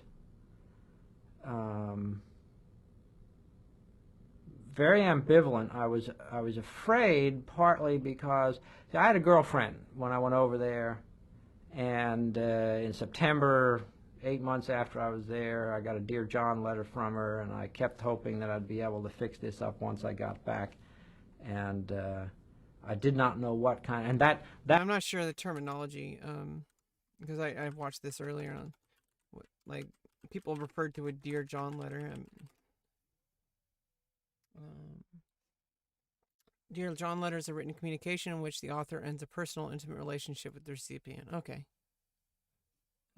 During World War II, many Americans spent years away from home, and it makes sense. I know that like sucks, but this is the price you have to pay if you're gonna commit yourself into a long-term distance relationship. You're gonna have to expect stuff like that. It's just the reality of the situation. I think it's really unfair of people, for expecting someone to just be completely loyal, and just like wait for them, like people who like, oh, I'm gonna wait for you while you're in prison or while you're out in war or whatever. It's like that's just not how reality works. People have to live their own lives, and sometimes that means you have to say goodbye. Now, I think it's wrong, like when people like, they're trying to string someone along so that they can get something out of them. That's different. That's abusive. But like when somebody, says, hey, look, like you're away for a long time. I thought I could wait. I'm sorry, I can't. I'm gonna have to move on. That's just something that, everybody has their own personal autonomy. Even if you're married, honestly, I hate the idea of marriage is kind of toxic, because it's insinuating that you could just be in love with somebody for the rest of your life by making a promise, and it's very rape culture-y, I think, because it's basically saying that you have to be with someone just because you said vows or whatever. It's like, no, you could leave it's called consent. If you don't want to be with somebody anymore, all you have to do is say, hey, I don't want to be in this situation anymore. I don't want to be in this marriage anymore. And like, it's perfectly reasonable. And I think it's unreasonable to get angry at someone or to paint somebody out as like, oh, you're, a cheater, you're unfaithful, whatever. I was faithful to our marriage. It's like, well, it's not just about you. It's a union, right? So that means there's two people involved. And if you start going around and saying like, oh, she left me because I'm in the army, but like we got married and like we were supposed to stay loyal. It's like, well, it's not, you don't own that person. It's another person with a completely autonomous life of their own. So, it's kind of frustrating when people are like, oh, she's a slut for leaving me during, even though I just went away in the army or whatever. Like I feel like it's extremely it's extremely misogynistic. I mean, extremely sexist. 'Cause it's like assuming that women are property, and usually it's like the guy complaining about their girlfriends or leaving them, and it's like, yeah, like you decided to leave, like that person, kind of like had no choice. I mean, that person literally had no choice in the matter. They said they were supportive, but that can change at any time. And literally, that's the way consent works. Is that any given moment you can leave a situation. Otherwise, you're forcing someone to stay in a relationship, and you can't do that. Like that's literally abuse. that woman, that girl, had become the focus of my life while I was in Vietnam. She had ceased to be a real person. She'd become this icon. And then, of course, she had sort of, said, take a hike. And but you can't just let go of a vision like that, of the thing that has kept you going. Yeah, I mean, he had to do what he had to do to get through what he got through, and I mean, at least he sees it for what it is. Some people lie to themselves. So I was scared about all of that. I didn't know what I was going to find when I finally got back to the East Coast. And I don't know where the full. I think that was only part of like a whole thing, but yeah, that was a very feel like that was a very good interview. Um, yeah, we're gonna go through some more here. I want to go through this one next. I haven't seen it, so I'm gonna try to make sure I don't uh hopefully there's nothing TOS in here. This is kind of a really I mean, this is a really sensitive topic, about Vietnam. But honestly, I feel like we need to not cut ourselves off from reality, and is that these people should not be silenced by people just like, oh, you can't talk about that because it's too sensitive. Like, no, like, what about, no, but these people had to go through hell, and if we don't learn from them, we're just gonna make the same mistakes, you know? Hello, this is Daryl Ehrlich, and this is the Vietnam Voices, a series by the Billings Gazette, sponsored by Master Lube. And it is January 4th, 2016. Happy New Year. Although I'm guessing if you're listening to this, it's a little later for you. I am very, very excited to keep on doing this series. And today I have Russ Panessa here. He has been kind enough to come in and share some artifacts and to talk, and we're excited to share his story. In fact, he's got a really neat one. My rule is I try not to steal thunder, Russ, so I'm not stealing thunder. Thanks so much for coming in. Thank you. Yeah, so let's start where we always start. Russ was with the U.S. Army in 1970 and 1971. Russ, I want to understand, where were you? What were you doing before 1970 and before the U.S. Army? Well, I graduated from high school in 1969, Hysham High School. Okay. And immediately after that, I was going to join the Marine Corps. And so, but when I found out that you had to be able to swim 100 meters to make it, well, that was out for me because even though I took swimming lessons as a kid, I've always panicked in water. Okay. So I knew then I had to stay on land. So then I decided to go to the Army, and I thought, well, instead of enlist for 3 or 4 years, I'd volunteer for the draft. And that way I'd only be in for 2 if I didn't like it. And so that's what I did, was volunteered for the draft and immediately went in then. So. Okay. So you knew what was coming. Yeah. Were you concerned? I mean, by 1970, the war in Vietnam had been going on for commitment of combat troops for nearly 5 years. Did that concern you at all going over? I mean, you kind of knew if you volunteered for the draft, you probably wasn't going to be stateside, right? Well, I wanted to go. I wanted to go to Vietnam because I think when you're 18 or 19 years old, you're wanting to prove things to yourself, probably even more than to someone else. Mm-hmm. Yeah, and that's kind of the thing, like, you know, like I've talked to my dad about this, you know, like basically like when you're like they sell this idea, especially nowadays, like they sell this idea to kids that like, oh, you know, you're gonna be a soldier, you're gonna be a hero, like, you know, you're gonna pay through college. They talk about everything except actually like what you're doing, which is training yourself to become a killer. And so I'd had several cousins who'd been there in the Marine Corps and friends who'd been in the Marines and Army. A couple of them hadn't came back. Some had come back wounded. So I knew what was going on there. Plus, you saw it on the news every night. Right. So. Did it concern you at all? Well, I mean, you know, it was just something that I wanted to do. I Sure. couldn't really tell you why, maybe to prove that I could do it, I guess. So. Yeah. So let's talk about after you volunteered, you're in, and what happened to you then? Where did you do basic? Tell me about that experience. Well, I went to Fort Lewis, Washington, and was there for the first 8 weeks of basic, and then at that point, I got my orders for the infantry, and that's what I wanted. So had 9 more weeks of training without any leave in between. So I had 17 weeks of training straight. Wow. And so that was infantry training. And then from there came home for leave, then went to Vietnam. 30-day leave? Yeah. Pretty standard? Yeah.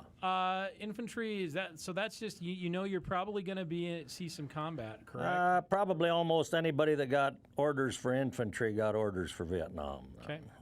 So you get what do you do during that? You know, it always seems interesting. You know what you're going for. You get 30 days off. What do you do for those 30 days? Do you remember? Party and run around with friends, and it goes pretty fast. You know, 30 days, it'll just seem like 3 or 4 days and it's over with. Yeah. And you know, your reporting went to like Oakland, California is where we reported to. Okay. Shipped out from there. Let's talk about, so you go over and you've got that kind of I'm guessing a multi-legged flight over to, you know, some people went Hawaii, Guam, Philippines. So where do you land in Vietnam, and what are your first impressions? Well, our plane landed in Ben Hoa, which was a real big base. In fact, I think there was like 30,000 troops stationed just at Ben Hoa. And so, you know, we landed in the daytime, so you could see the country as you were coming down. And then it starts you're thinking, I'm here now. Right. This is Was it a quiet? Yeah, it's different to think it. It's different to see it. Yeah, you're seeing it in color then. So anyway, got off there and then got assigned to the 1st Cavalry Division. Okay. And their headquarters weren't too far from Ben Hoa at Phuc Vinh. So we went there for a couple days and had like in-country air mobile training, which was all helicopter stuff, like loading, unloading, everything to do with helicopters. Plus we did rappelling out of helicopters, probably at about 100 feet. And even though we never used rappelling in combat situations, it was part of the air mobile thing. And so completed that in a couple days, and then went out to a fire base out towards the Cambodian border. And Fire Base Mace was the name of that one, and that was where our battalion was centered at, and so I was there for 3 months. Okay. When you got to, so Benoit, you just see a lot of, it probably looks like a big military installation. Does it look, did you get the idea that you were definitely somewhere different or in a war zone? Well, the smell and the people you saw, I mean, it was, you knew you were in a different country. So you get there, you go, the first cav has the reputation of being working almost exclusively. It's really with helicopters. Yeah. It traded that. And so you didn't necessarily train in the airborne, but you have a lot. No, they called it air mobile. That's what they took their infantry and made them air mobile. Them and the 101st Airborne both were the two big air mobile units that went pretty much all over Vietnam. Wherever there was trouble, whether it was way up north or down south or whatever, those two usually were in on it. So you go to almost the border, and tell me, let's just say, tell me what that was like getting there for the first 3 months. Did you say? And yeah. And what does it look like? What does it look like? What are your first impressions? Well, you know, there was two main types of terrain that we were in. It was either lowlands that were real tall elephant grass, and you know, or like hills and mountains. And most of the time, we were in the hills and mountains. And this particular base was in pretty rough country, but well, we just ran patrols there. And at that time, the Cav came back out of Cambodia on that when they went in on that big mission that time. And so the guys who were still there, the short timers, they really were squared away. Yeah. And so they would take a new guy like myself and pair him up with one of those guys for like a month. So what was that like? What was it like working with a guy who'd been there for a while? Tell me what that kind of, was it training, hazing? Well, you know, this was a black guy, and his name was Sam Mahan, and he was short timer, but he was still in the field, you know. Mm-hmm. So he told me that, you know, forget all the training you've had stateside, because this is what's going to keep you alive, what you're going to learn right here. So what'd you learn? What did he teach you? Well, there was a lot of things, you know, like how to spot tripwire, how to spot bunkers, things like that. And that was a lot of it. And how to, you know, not only that, but, you know, there was so much friendly fire, how to watch for other people. And hopefully they were watching for you, you know. Yeah, because it gets, if you're in hills and tall grass and stuff, it's hard to know where everybody is without if you're just shooting out in front of you at something that's moving, you could easily shoot someone. I think there was probably friendly fire casualties every day. Yeah. I mean, in the whole country somewhere. Yeah. You know. Yeah. Was it was it good advice that he gave you to kind of forget what you had learned and learn? And well, I'm here, so. Yep. Is there from a kid coming from a place like Haisham, Montana, to now almost on the border of Cambodia and Vietnam?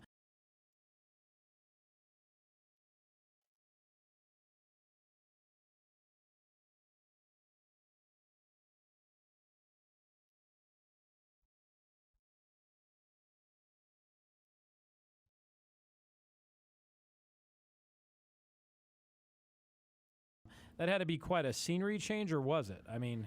Well, you know, we have rough hills here, like where I grew up, you know, around Haisham and Bighorn. It's real rough country. Of course, it doesn't have the foliage. But some of the terrain in Vietnam is straight up and down in the mountains, like on the borders. But you have a lot of foliage with it, a lot of trees, a lot of brush, more than, like, say, here, you know, but... So you went out on training, you did patrols. What's that first month like for you?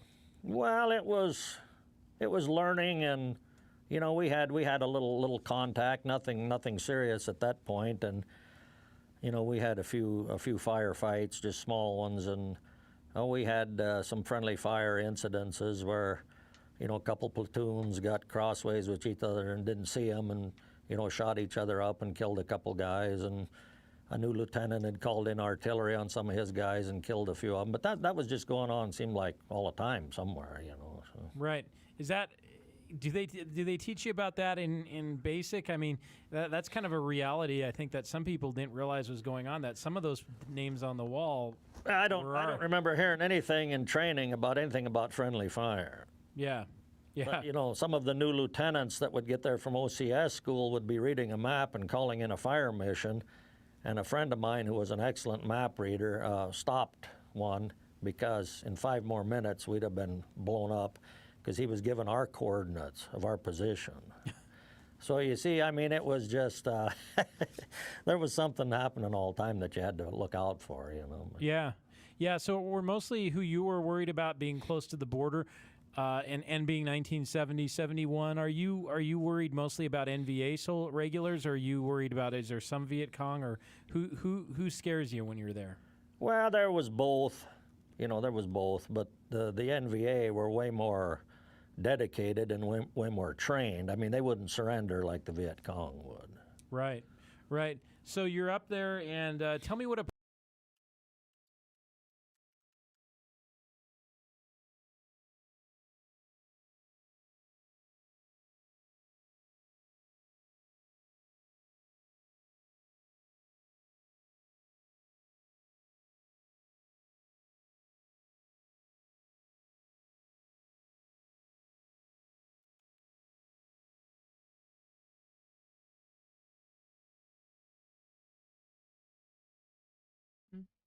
like the Viet Cong were. Dedicated and way more trained. I mean, they wouldn't surrender like the Viet Cong would. Right, right. Cong, or who scares you when you're there? Well, there was both. There was both, but the NVA were way.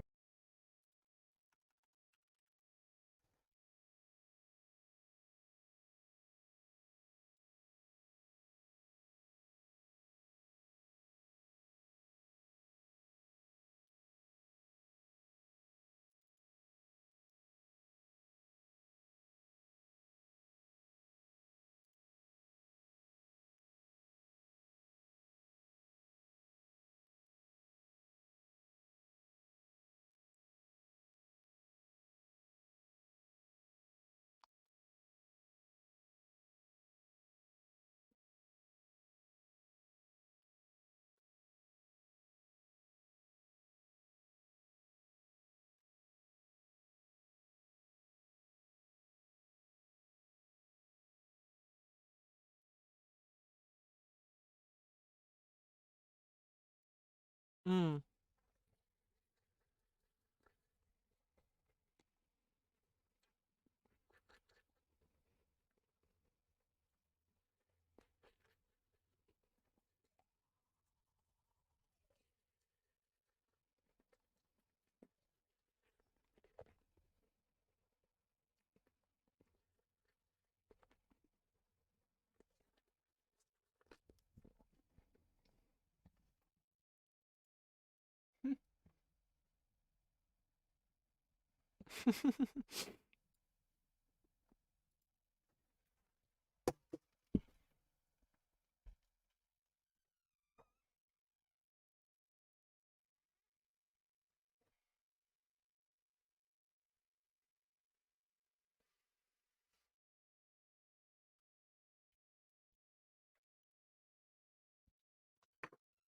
Yeah, sorry, I just had to get my teeth brushed.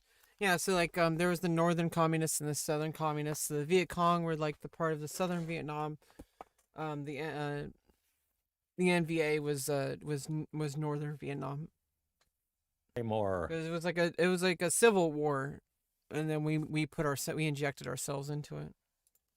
Dedicated and way more trained. I mean, they wouldn't surrender like the Viet Cong would. Right, right. So you're up there, and tell me what a regular patrol is like for you in a place like that. Well, they run them in different sizes. A lot of times, smaller sizes are more efficient because you have less people in one group. So, a squad would be 8, 9, maybe 10 at the most guys. And of course, you'd have an M60 machine gun with you. Usually you'd have a medic with you. if you were going to do like a recon, a squad size really isn't looking to get into contact. They're just looking to find something. Then they call in more. But sometimes you'd work in a platoon size, So you were there for 3 months. Then what happened after 3 months?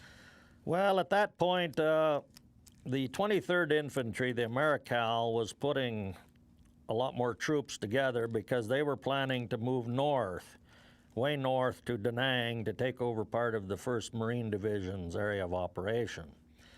So the CAV told us that anyone with less than 6 months in country was getting transferred. Well, we didn't want to go, but there was nothing we could do about it. Right. So we get transferred, and we took a night flight on a C-130 to Chu Lai, and we get there, and then we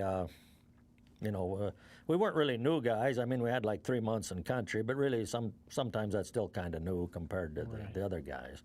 So from there, we go out to a fire base called, there was 2 fire bases that the battalion was operating in, LZ Mildred and Fire Base Marianne. So we go out to Marianne, and that was our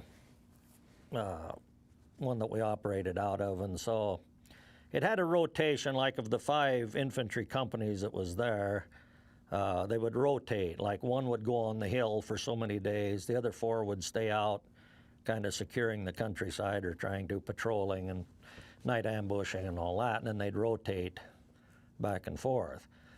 But the whole idea was that in about a month, those fire bases were going to get turned over to the ARVNs, the South Vietnamese, and then we were going north to Da Nang. Okay. Well, let's talk about for a second. So I think it's important to understand, since we're focusing on like how things affect PTSD and also this kind of stuff. So you notice how this guy is like talking about the factual details. He's able to maintain his composure. We don't know what's going on at the moment with him, and also there's still like another like 50 minutes left in the interview. So we literally don't know like what else he's gonna say. But he's recounting details, and he seems to be able to maintain composure because I mean he's passed all this. He's lived in, he's gone through whatever he's gone through, and now you have to live. You keep going forward in life no matter what. But I think it's important to understand that like the events surrounding a situation, while they can be directly involved with PTSD, they're still objectively just events, and we can recount them. And so I think it's important to remember that. And through DBT, dialectical behavioral therapy, part of healing from things like past trauma, post-traumatic stress disorder, something I have, is that you can't deal with the situation if you're still there, like if you're still living in the emotions that you're having. So you have to be able to learn what in some form. Meditation is a part of it, some kind of meditation, whatever that might be. Even just closing your eyes and just thinking about the moment and breathing, like that's meditation. That's literally meditation. It's not the absence of thought. It's noticing that you're living in the present and that your thoughts happen, but you can have thoughts and you don't. It's how you act on those thoughts that matter. So I think it's just pointing this out that you'll hear people who look like, on the outside at least, that they're just doing great, not great, but they're able to do well, and they're not constantly, people aren't constantly like freaking out or whatever. It's like, it's really complex. PTSD is this thing where it's like you can't just constantly be living in fear, and you can't constantly be like you just can't take it, and it just doesn't happen. Like, you have to go on with living. You have to go on with the present and do what needs to be done to live, regardless of what it is. And some people are able to get through the day-to-day easier than others. And it's not necessarily that they like were through less trauma, because sometimes some people were through a lot more direct trauma, but it didn't affect them the same way it affected other people. And it doesn't make that person weak. It doesn't make the other person stronger. It just is what it is. And everybody's different, and they process things differently. So I think it's important to understand that just because you went something and you came through, like, without with without having as much issues as someone else. I feel like when you start accusing people of being weak, or if or if you're like harassing people because they're, oh, why are you whining and complaining, like there's people out there who like, oh, I went through this and this and this, you should be happy for what you have. It's like it's like someone's already experiencing a traumatic event, and you literally don't understand what they're going through. You might think you do because you're on the outside looking in, but you don't. You literally don't know how something's affecting someone. And so when you start and then what happens is then you're someone's already having like a PTSD episode, and then you're becoming a part of the problem too.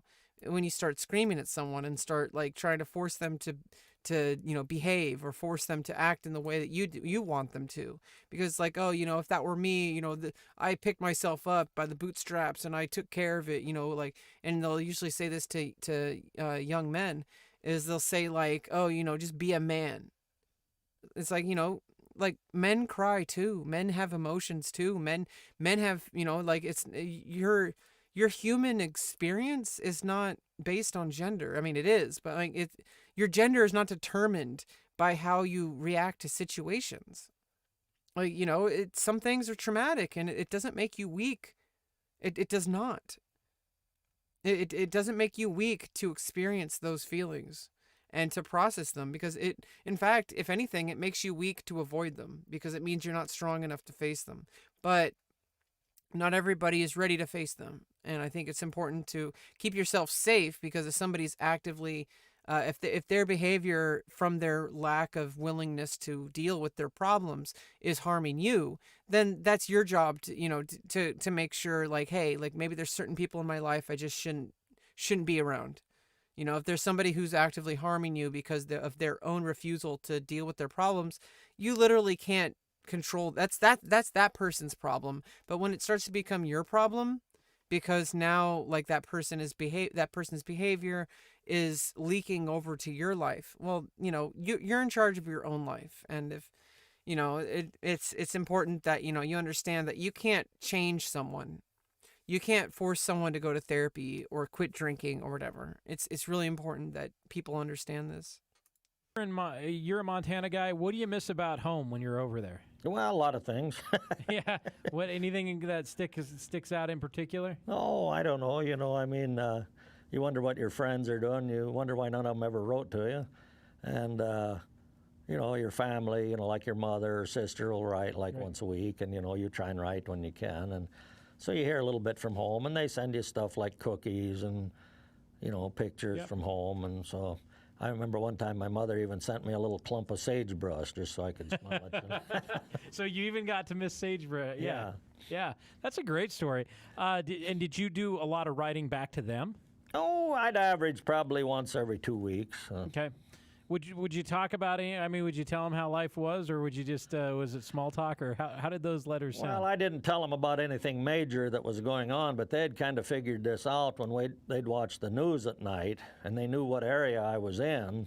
Right. And something was going on there that I hadn't said anything about, so they kind of put this together that I wasn't telling them everything, So. Right. They got a clue. Yeah. So now, does that mean that you transferred over to the AmeriCal from the first? From the 1st Cavalry, yeah. Okay. So let's talk a little bit about what's just when you're on one of those fire bases. What's a daily life? What's a day in the life like? Because that's what I don't think people. It was understand. very crude living on a fire base, because there's no shelter as far as trees or anything, because everything has been demolished within a certain radius of the perimeter. Okay. So on the fire base itself, it's more or less just a bare hill with bunkers dug in, like communication bunkers, artillery pads set up, mortar pads. And all the way around, you've got perimeter bunkers where the infantry who are on there, guarding the perimeter, use those. And, of course, then outside the perimeter, you've got a lot of wire, you've got mines, you've got everything, to try and protect the perimeter. Yeah. So are you living in a hooch? Or are you living in a tent? What are you living in? It was mostly bunkers. Okay. When you're on the base, yeah. Was it, were you, because you were on a base, did that make you a target for enemy fire? Well, it was a fixed target. This is why, I preferred to be out in the field instead of on a fire base, because, a fire base isn't going anywhere. They get a a fixed position on it, and you could get rockets, you could get everything. But at least if you were out in the jungle or in the hillsides, you never stayed in the same place more than one day or Right. night. You changed positions every day, so you kept moving out there. Right. Did you, when you were on the fire base, were you getting shelled or mortared? No, sometimes, What's that like? Well, it's exciting. And does it come during daylight or mostly at night? Mostly at night, yeah. So you're sleeping, or you're trying? Well, usually there's like 2 guys on every bunker, so, one guy will be on guard like for so many hours, the other one will be sleeping, then they switch then. So. Without watching the rest of this, because I haven't pre-watched this one. I'm guessing, like earlier, I was talking about the type of person who, like, this is kind of like, the other guy, he seemed to have processed a lot of things, and obviously there's a lot of stuff that people don't talk about, and people, in the moment maybe they're feeling okay, and maybe they talk about stuff, and it might bring stuff up, maybe it won't, and I'm not going to assume anything about this guy, but he seems to be the type of person who he was more objective about it, and he was able to get through it. But this is just me guessing so far. I think just guessing about anybody is never good.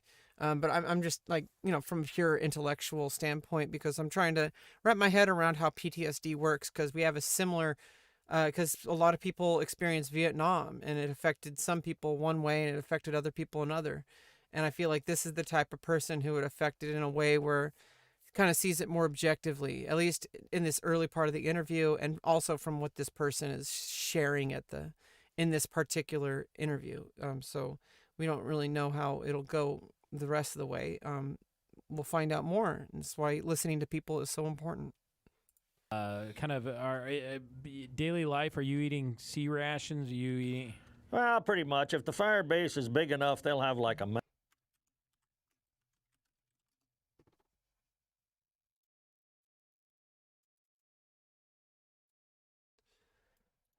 Sea ration or field ration type C was a prepared and canned and wet combat ration intended to be issued to U.S. military land forces when fresh food.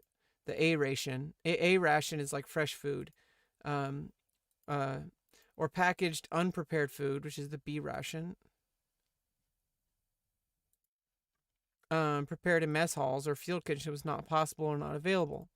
And when a survival ration, the K ration, or D ration, was insufficient. So what was it? Geez, K ration? Individual daily combat food ration.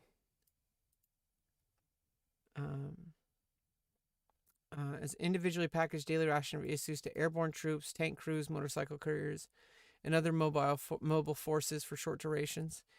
K ration provided 3 separately boxed meal units: breakfast, lunch, and dinner. Menu: breakfast unit was canned entree veal, or early version. Canned chopped ham and eggs. Right. Meat of calves.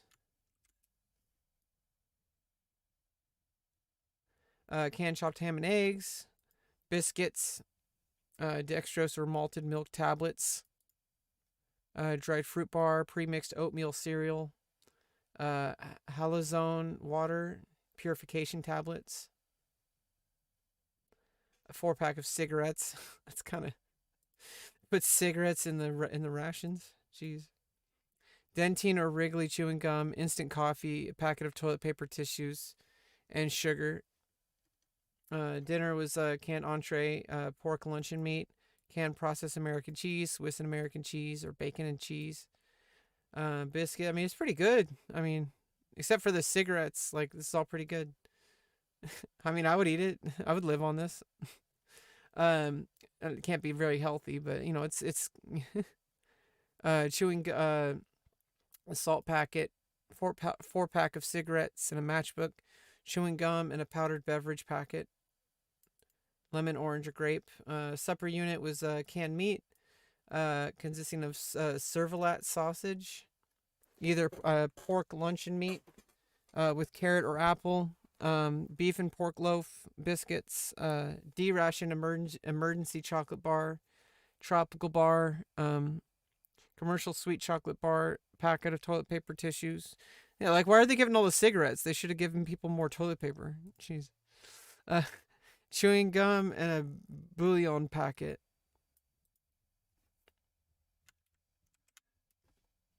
The D ration. Logan bar. First chocolate ration bar commissioned by the United States Army was the Field Ration D Field Ration D or Ration Type D, commonly known as the D ration. Approached Hershey's chocolate bar in April 1937. Met with William Murray. Colonel Logan had 4 requirements for the D ration. It must weigh 4 ounces, be high in food energy value, be able to withstand high temperatures, taste a little better than a boiled potato. To keep soldiers from eating their emergency rations in non-emergency situations. Chocolate, sugar, oat flour, cacao fat, skim milk powder, and artificial flavoring fortified with vitamin B1 to prevent beriberi. It's a thiamine deficiency.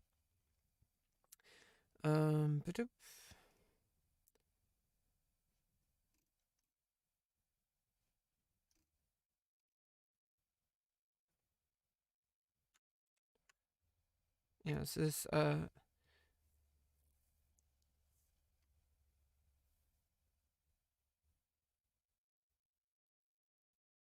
there's type E.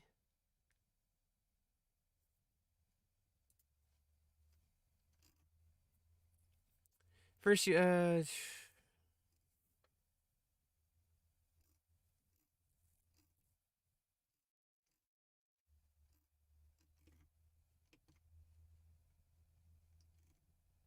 um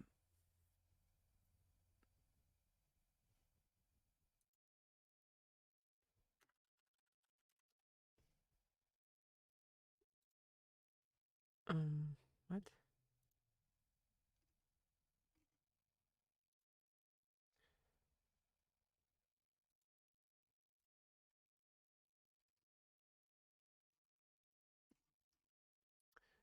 First procured in 1961, the meal combat individual MCI weighed just under 2 pounds, was produced in 12 different menus.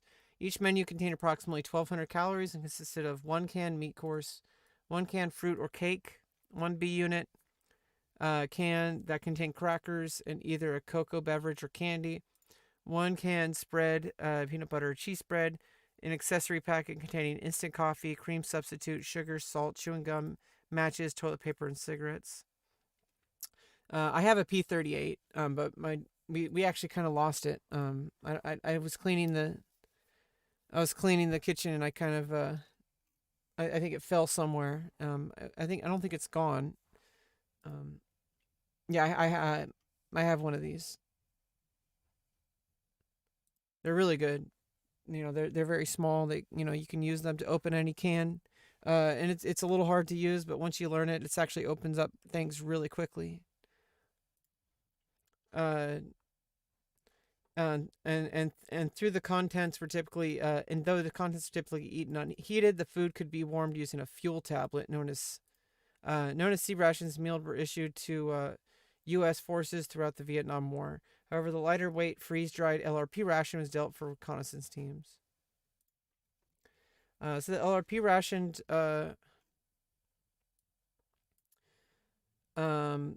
had 11 ounces, a third of the weight of C rations, available in 8 different menus. Rations were first issued in 1964, considered a pre-cooked freeze-dried main meal in reconstitution packages and contained approximately 1,100 calories. They were intended to be hydrated. The meals could be eaten dry if necessary. Yeah, I mean, this is all stuff, like I could literally live on this shit, except for the cigarettes. Like, I've lived on peanut butter and jelly and shit. Like, I don't know why people are so picky about their food. Like, seriously, food is really hard to come by in a lot of places.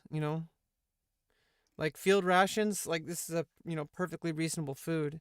Apparently it's not super healthy long term. Like, got a lot of like sodium. But if you have plenty of water, that's fine.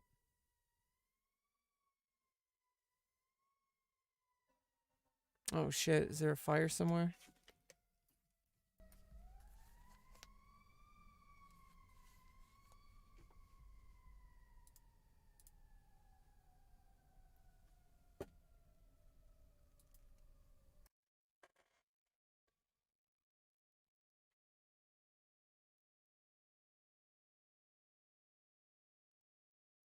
Is it a fire truck?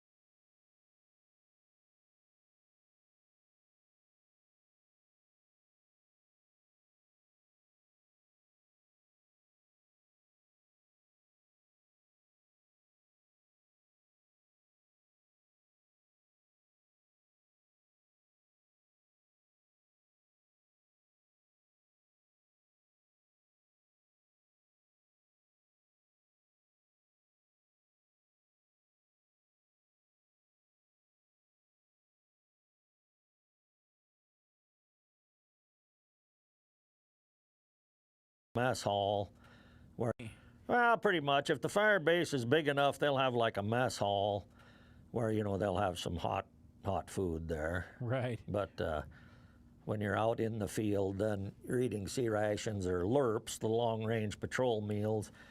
But like about every third or fourth day, they'd resupply you. Like the Huey helicopters would bring, like, you know, clothes. They'd bring new guys. They'd bring mail. Sometimes they'd bring some hot food out there, like Right. once or twice a week. But when you were there, tell me a little bit about night patrol and ambushes. What were they like? well, they pretty much went on every night because, like, if you were moving during the daytime, you always cut a new trail. You never used an old one because they were the masters of booby traps, you know. Mm-hmm. And so you'd cut a new trail. Well, a lot of times they would follow you on the new trail to get close to your nighttime position. So you always, you know, mind the back trail when you'd come in at night.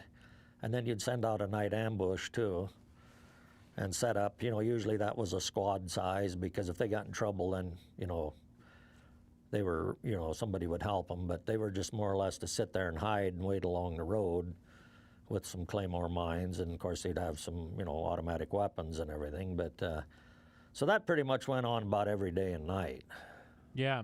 Was that did you encounter a lot during the night patrol when you were out there, or ambushes, or? I don't know about a lot. I mean, there was a lot of ambushes that happened, and sometimes, you know, they'd get away. They, you know, it just depended. Sometimes they'd hit the claymores, and when that would happen, I mean, they weren't going anywhere then. But, Right, and it woke everybody. Yeah. If you were dozing, I imagine it woke everybody up. yeah.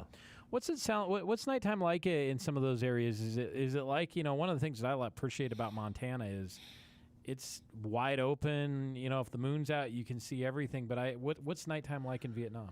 Well, when it was clear, you know, a clear sky at night, a lot of stars, it was It was an open view, but for 6 months out of the year it'd be raining. Yeah. Cloudy, a lot of fog in the mornings. A lot of mornings you couldn't see nothing till 9 or 10 o'clock sometimes. Wow. Yeah. So it was almost valleys. impossible to work. Yeah, the valleys were just filled with fog a lot of the mornings. What are the sights and smells and sounds? What are the sensory things that you remember from Vietnam?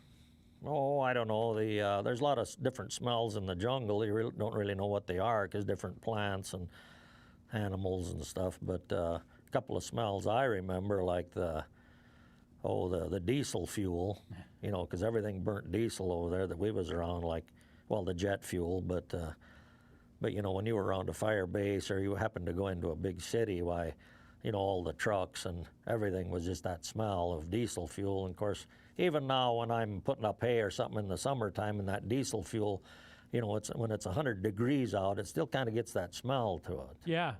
Yeah, and I imagine sometimes when you're cutting hay or you got wet, I heard a lot about wet vegetation, and I imagine that sound.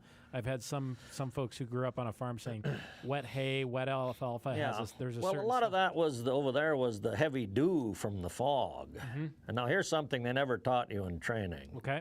Was that your weapons, if they got that heavy wet dew on them, they'd misfire. So you kept them covered with something. Either a poncho liner or something to keep them dry, because if you needed them in a hurry and they were wet, they might shoot 1 or 2 rounds and that was it. And Oh damn. Yeah, it's like that's what that's why you see like in some more historical footage, like see people like covering their weapons and stuff.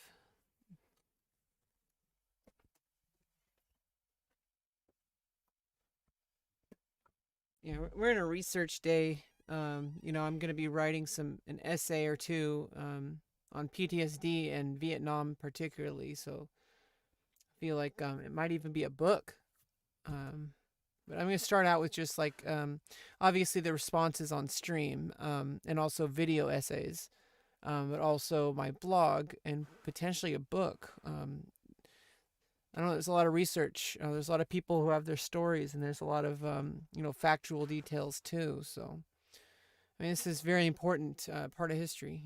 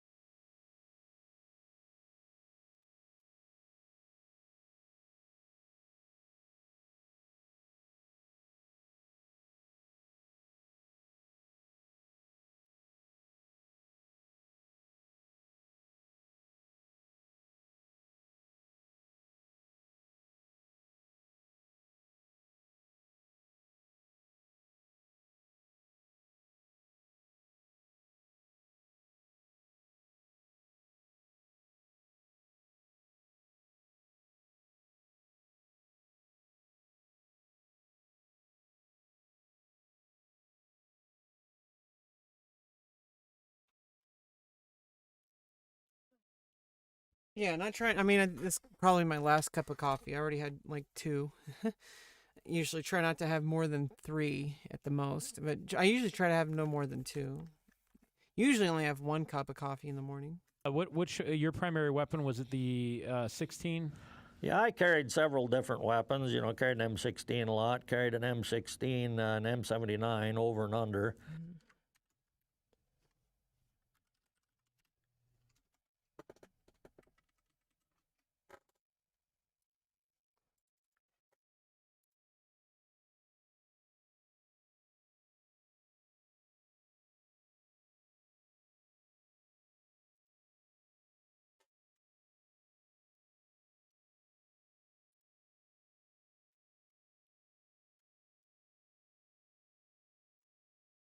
Developed by Colt. It's gas operated. Holy shit.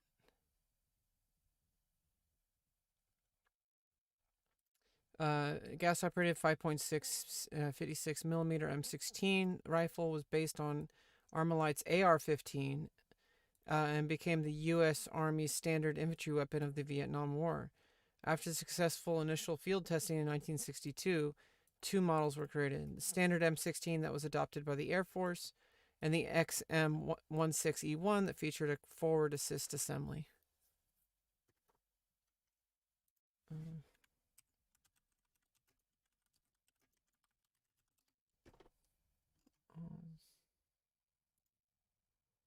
We're not watching that.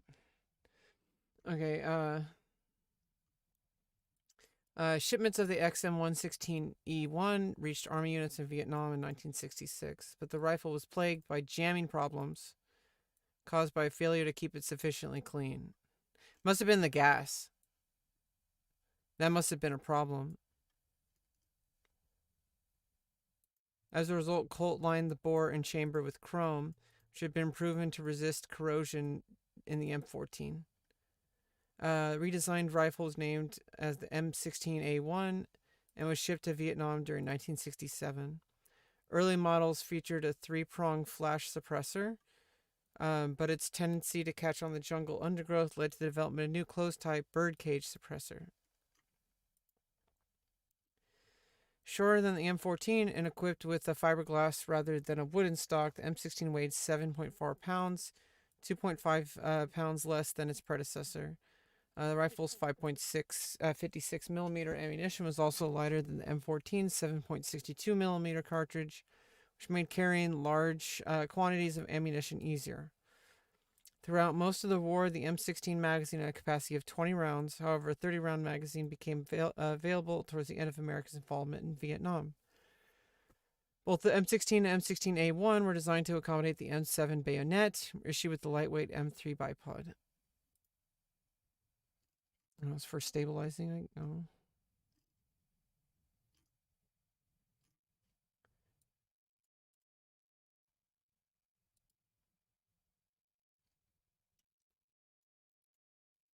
$700 or 800 rounds a minute. 460 meters. Funny they mix imperial and metric.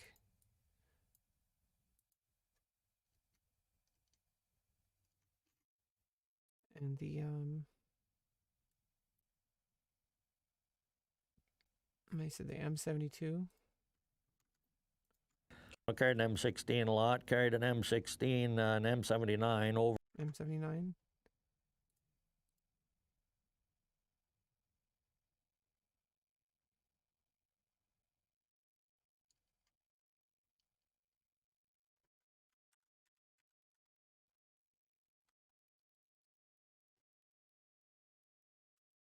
Oh, it's grenades.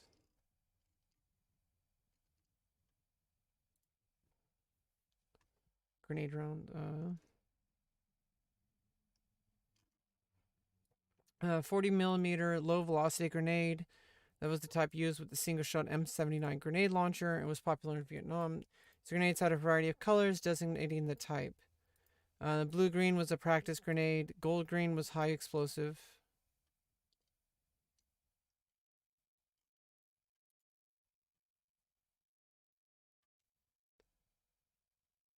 White green star parachute and star cluster, and gray green with a red band, and it was tactical CS.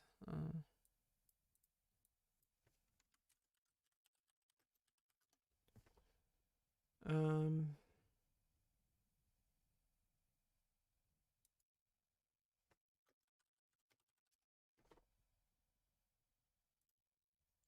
no.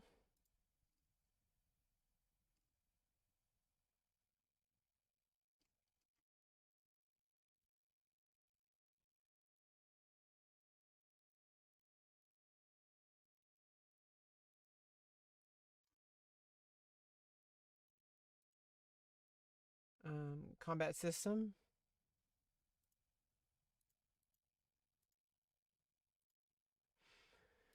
Late in the war, the M79 launcher was replaced by the M203 launcher that was attached to the M16.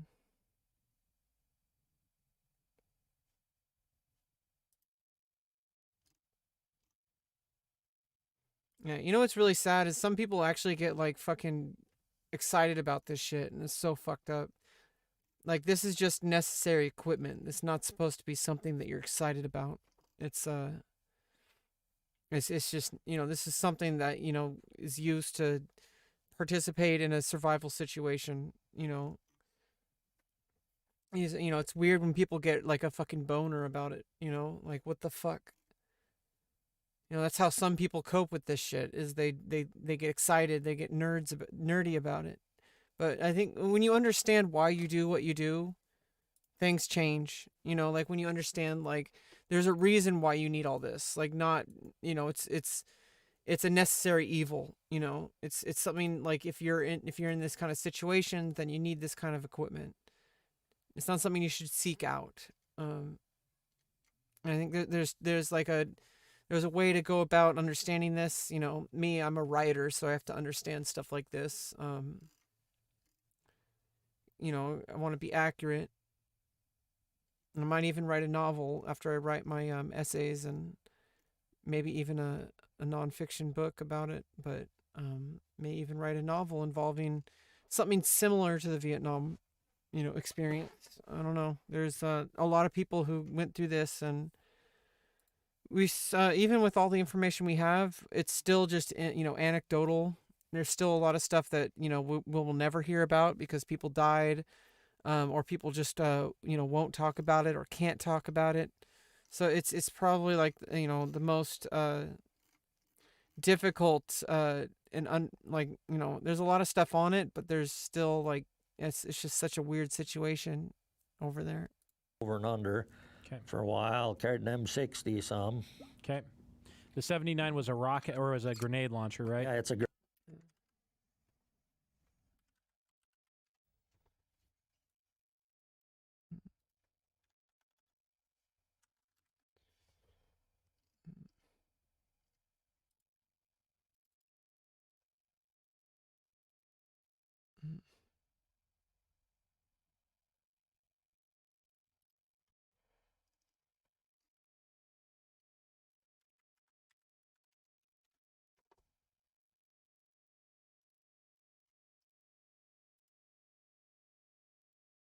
And that's the machine gun. Designed to replace the Browning M1919. The M60 automatic machine gun was based on the World War II German MG42, fed by a disintegrating belt of 7.62 millimeter ammunition. It boasted a cyclical firing rate of 550 rounds a minute and an effective range of approximately 1,000 yards. M60 weighed 23 pounds, 3.5 times the weight of an M16A1, nicknamed the Pig. A crew-served weapon. Team of 2 or 3 infantrymen typically operated the M60. The gunner, the assistant gunner, who carried a spare barrel and ammunition, and the ammunition bearer. Widely used by U.S. infantry units in Vietnam, M60 was also mounted on various vehicles and riverine craft. Helicopter door gunners also used the M60D, modified version of the machine gun that featured spade grips and aircraft ring type sight. Yeah, this is basically like anti-vehicle kind of stuff. Or like, yeah, it's just weird how people think that we need this kind of shit for civilians. Like people are so fucking in love with their guns. Like civilians do not need these. These are designed for one purpose, and that's killing. Grenade launcher with the M16 on the top and the grenade launcher on the bottom.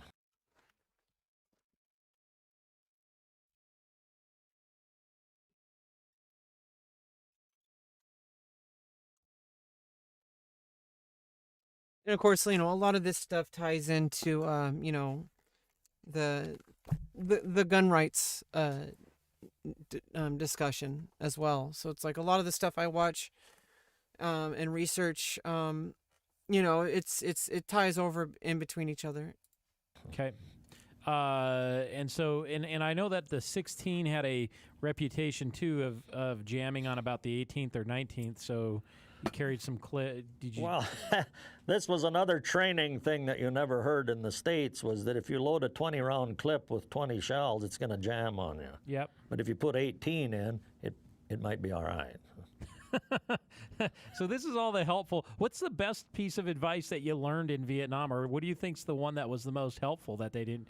I mean, there's a whole bunch of stuff you learned, but Oh, probably, when the guy was training me in the first cab as far as going down a trail, and anything could be booby trapped. okay, I mean, even a stick laying in a funny direction.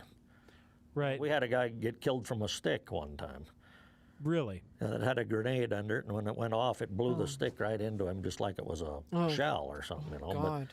Because they could booby trap anything, but usually if you went real slow, and we use dogs a lot. Yeah, that's got to be really fucking scary. Like literally, like no amount of training. Like that's literally just putting yourself into like absolute terror. Like you literally don't know what's gonna kill you. Like no amount of training. Like there's no fucking rules in war. Okay, like it's literally just survival. That's fucking insane. The dog handlers came, and the dogs would take the point, and they'd find the tripwires, they'd find the explosives. So if you had them along, it took a lot of load. The dog saved a lot of Americans' lives.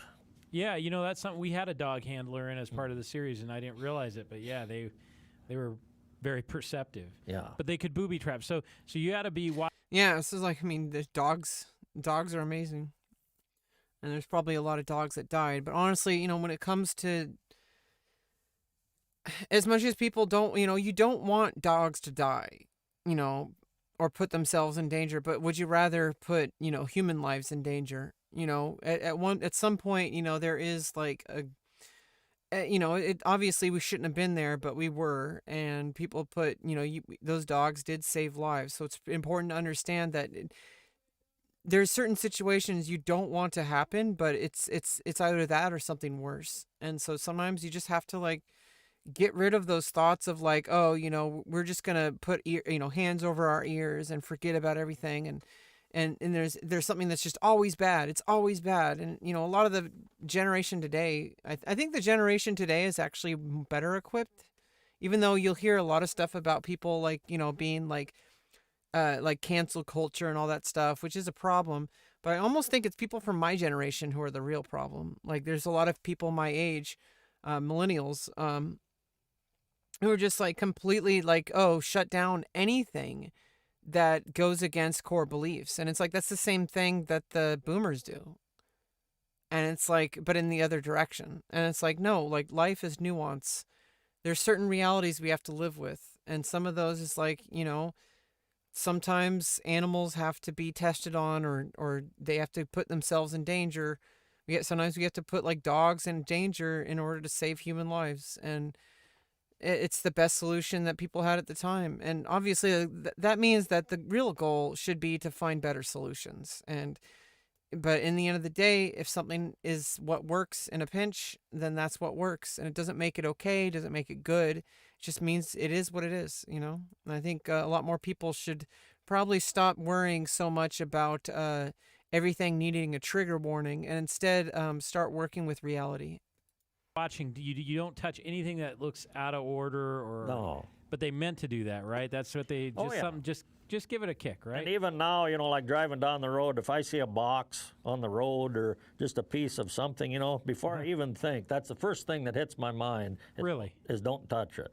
Huh. Because Yeah, I mean that kind of stuff could like leave lasting effects. There's a lot of things in my life too. It's not just combat. Like certain survival situations, particularly like you see something and it's just that's your first instinct is it brings you right back to where you were. And you can go through therapy and you can work through a lot of stuff, but it in the end of the day you still experience that thing, and it's gonna be a part of you for the rest of your life. a lot of people pull over and pick up a box and see what's in it. Yeah. Well, that's what they wanted you to do. Yeah, so that's still something that you carry with Yeah, you. Yeah, I imagine if it meant life or death, you'd have to really drill that into your head. Yeah. Tell me a little bit about if you're going out at night on these ambushes, you're not getting a lot of. Doesn't sound like there's a lot of rest over in Vietnam. Well, you're young and you're pretty rubbery. I mean, you can take a lot. You can really take a lot. And of course, you're carrying an 80-pound rucksack when Yep. you're moving in the daytime. And so that's a job right there. But and of course, the heat can play out. A lot of people had heat stroke. Some had to be medevaced from things like that. Of course, usually the medics could treat, a lot of things in the field, but sometimes if it was serious, they couldn't. But yeah, some nights you didn't get much sleep. But I don't know, it got to be, after so many months of it, it was just kind of your way of life, and you kind of got used to it. But Do you remember the first time you got into to a firefight? well, that was in the first Cav, yeah. Okay, what was that? I mean, let's face it.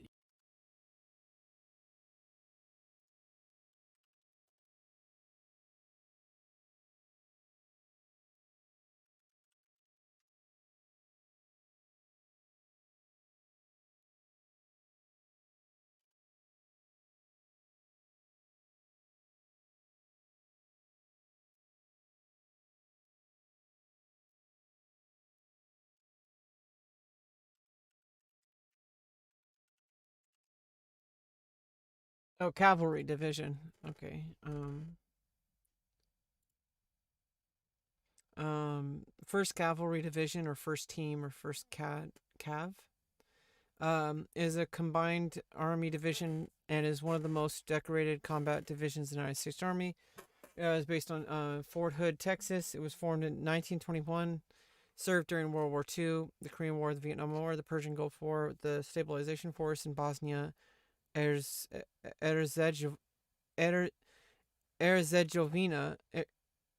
in the Iraq War, in the war in Afghanistan, and in Operation Freedom Sentinel. As of October 2017, the 1st Cavalry Division is subordinate to 3 Corps, and is commanded by Major General John B. Richardson. Unit is unique in that it served as a horseback cavalry division until 1943, an infantry division, an air assault division, and an armored division during its existence.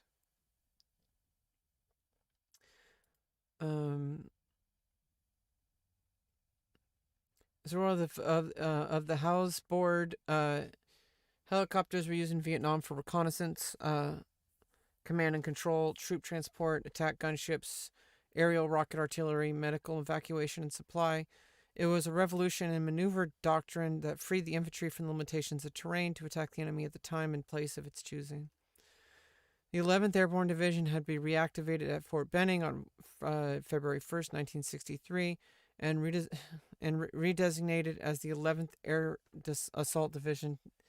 In September 1963, Air Assault 1 exercises tested the air mobility concept at the battalion level at Fort Stewart in Georgia. Air Assault 2, much larger exercise, was conducted across 2 states in October 1964. The 11th Air Assault Division operated against this 82nd Airborne Division, and the 11th thoroughly dominate the exercise. When the test proved successful, the assets of the 11th Air Assault Division test, the 10th Air Transport Brigade, and the 2nd Infantry Division were merged into a single unit.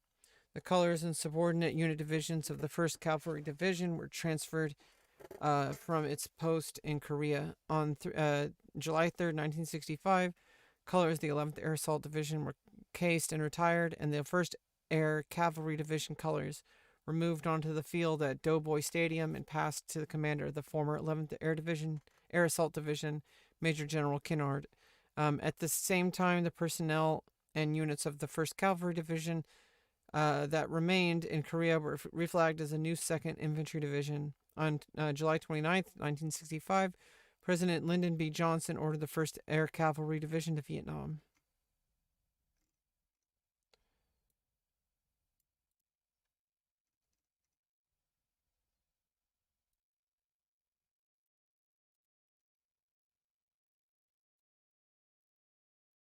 Shortly thereafter, the division began deploying to Camp Radcliffe on Kut, Vietnam, and in the Central Highlands, and was equipped with the new M16 rifle, the UH-1 troop carrier helicopter, UH-1C gunships, CH-47 Chinook cargo helicopter, and the massive CH-54 Sky Crane cargo helicopter. All aircraft carried insignia to indicate the battalion company. And so there's kind of a thing where it's like, I grew up with like movies and stuff, and all this was glorified. Or at least it was made to seem like, not what it really was. And it's kind of sad how the narrative around war and stuff is about, look at this badass equipment and stuff. And it's like, no, like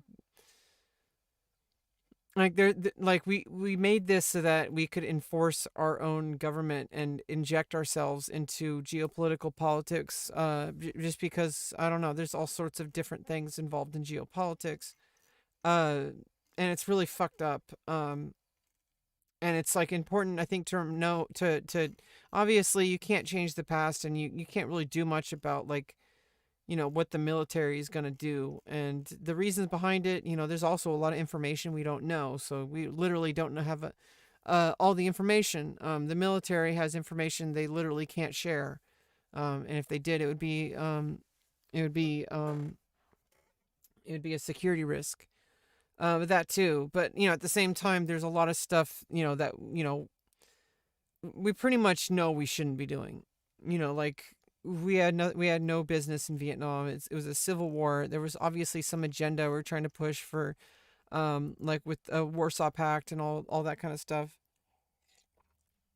or like NATO. And then all this stuff with the Cold War. It's like all this stuff going on, just so that we could push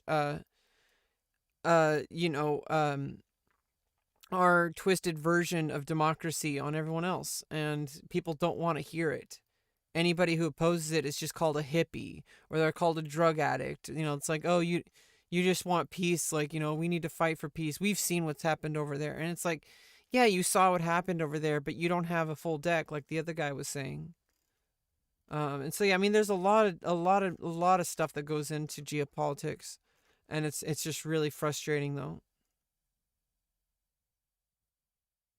Because nobody really knows everything. Nobody knows everything, and there's a lot of stuff that maybe if we knew more, we would have a better idea.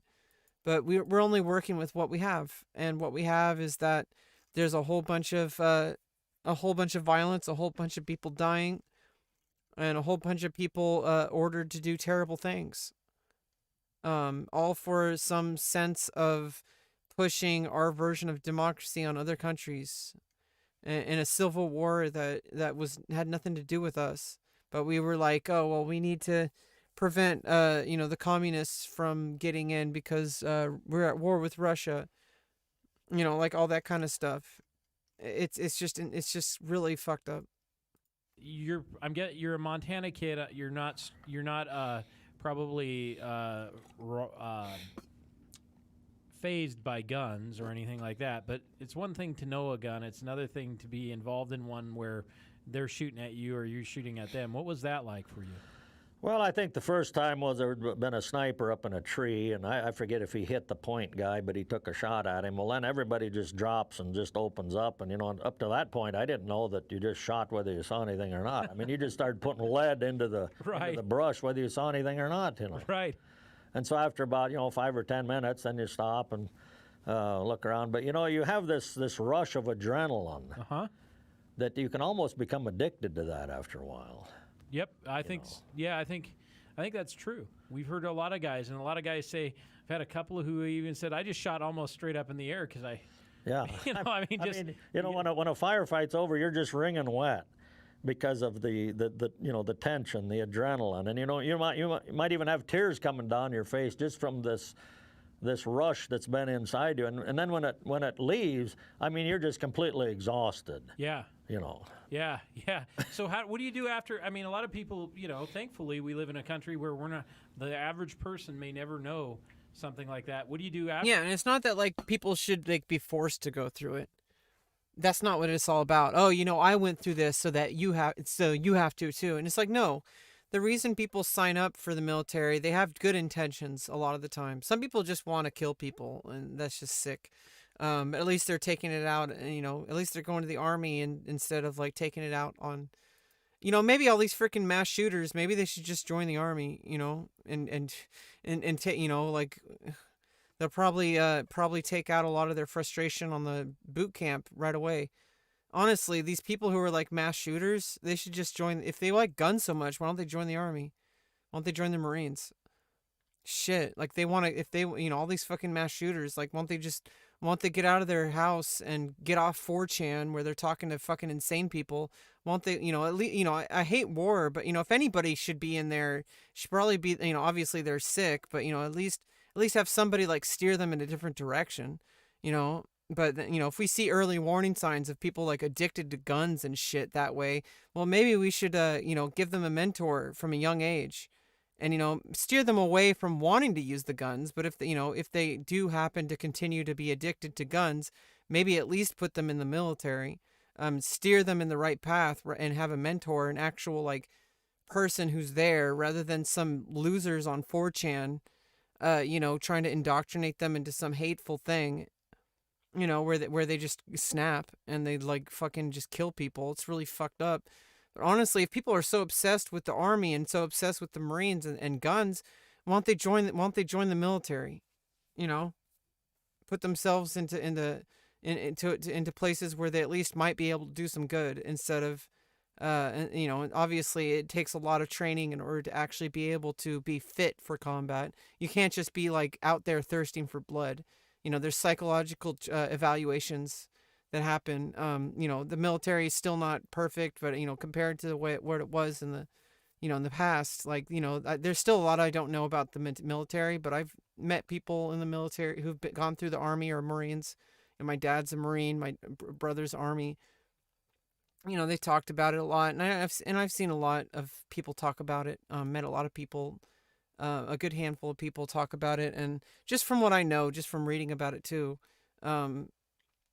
basically, like, there's a lot of changes from the past. Like they really do like try to obviously it's terrible.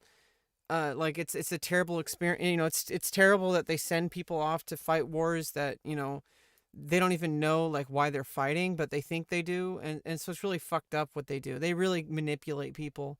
It's really fucked up. And like I said earlier, if you're gonna sign up for the people for the military, they should know exactly what they're signing up for, as best as you can educate them with.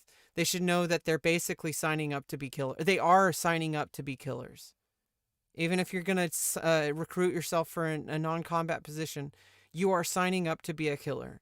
And if you can't psychologically handle that, you should be weaned out. Like, they shouldn't be going to high schools and like being all smiles and shit and promising all this like amazing lifestyle. Like, oh yeah, you can learn all this thing. You can go to college, you get a college degree, and when you get out, you're going to have a career. Well, when you're going to get out, like, you might not survive. You might die. You might have to kill a ton of people. Even killing one person, you have to live with that the rest of your life. You're going to be damaged. They don't prepare people for that.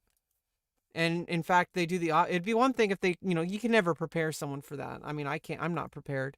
I would never want to do something where I have to kill someone, ever.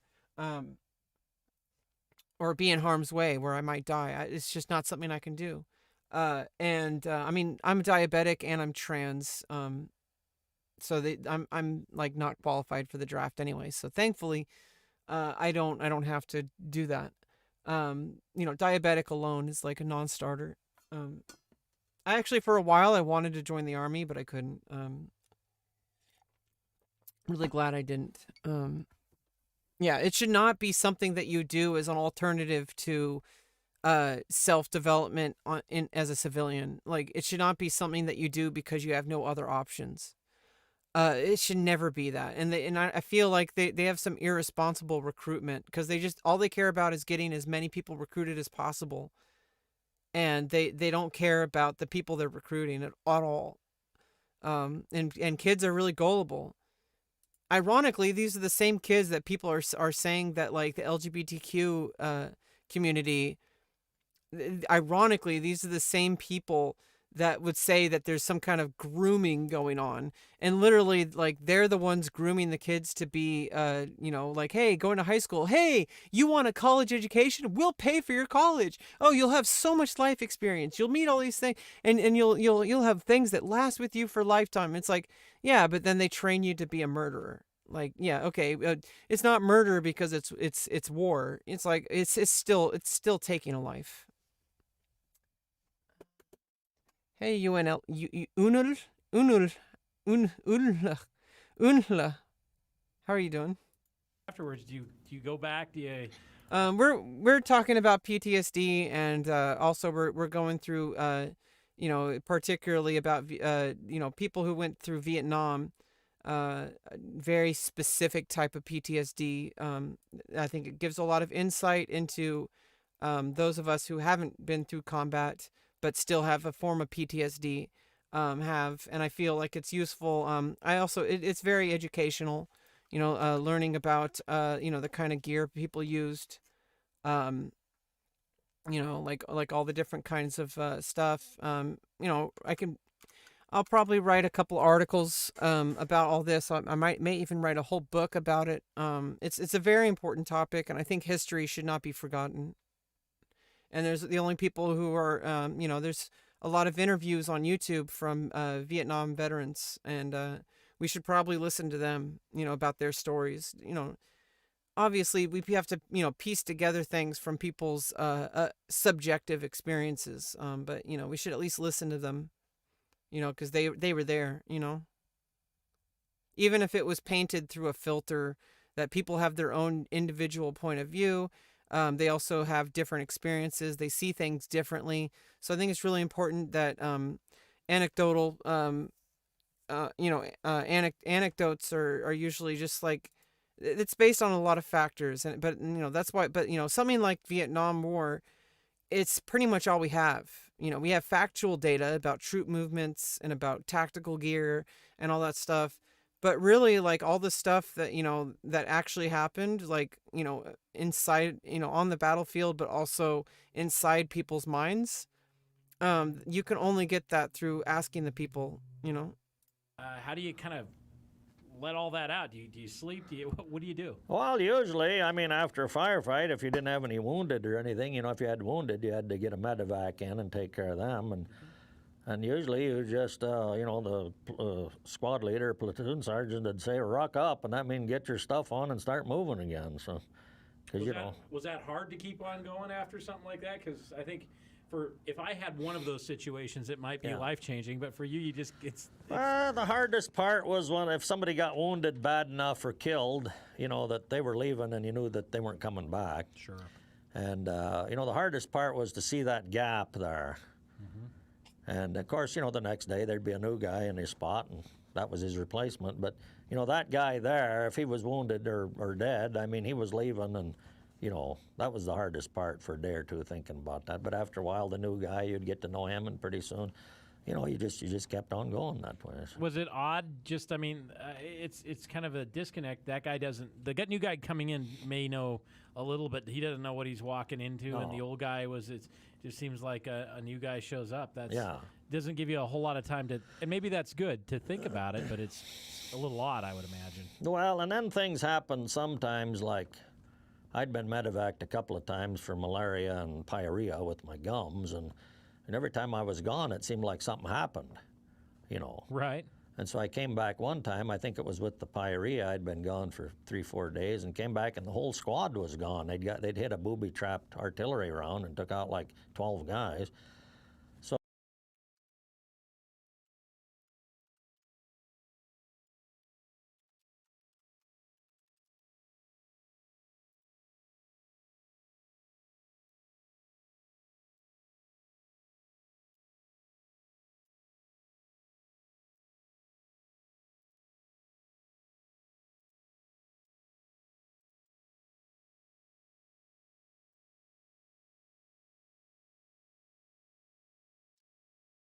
Gum disease, yeah.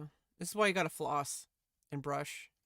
Um, I've been brushing and rinsing and using. I mix my I use like the antiseptic mouthwash, but without all the additives, and I mix a little bit of hydrogen peroxide in with it after a meal. And then I brush. I keep this on my desk because I have really bad habits with dental hygiene, and I have a water pick, like a water flosser, which if you're not used, it's a lot easier to floss, and it's better than not flossing, obviously. And also like you really want to take care of your gums, not so much the teeth, because the teeth are really only affected by your gums. And so like you really want to like floss because otherwise bacteria gets in there. And I'm trying to see a dentist because I have some fillings. I think part of my fillings came out or something. I don't know. I really need to see a dentist.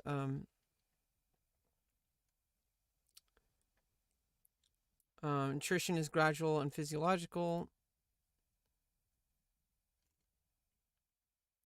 Bleeding gums, especially when you brush your teeth. Inflammation and gingival redness, so gum inflammation. Halitosis or constant bad taste in the mouth, or bad breath. Dental sensitivity to temperature changes and discomfort and pain when chewing. Many don't have diseases. The treatment will be one or the other. When the pyorrhea is very initial phase, sometimes a thorough cleaning of the mouth is enough, which consists of a scraping of the roots of the tooth that eliminates the accumulated tartar, and it smoothens the roughness that may have formed. Today, the process can be done through lasers. Degree of involvement is greater. Different types of medication used, such as gels and antibiotics, which can be cured by avoiding surgery. Although cases in which they have not been effective, surgery is the best option. So that is, since with it the tartar and periodontal pockets are completely eliminated. So basically, you can prevent it by taking good care of your dental hygiene, oral hygiene.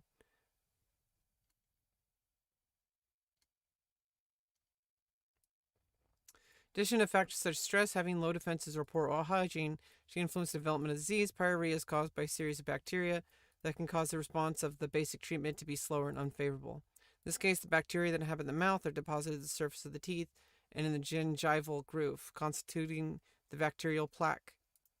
Also important that this disease is spread through saliva. Obviously, contagion will also depend on the immunological factors of the other person.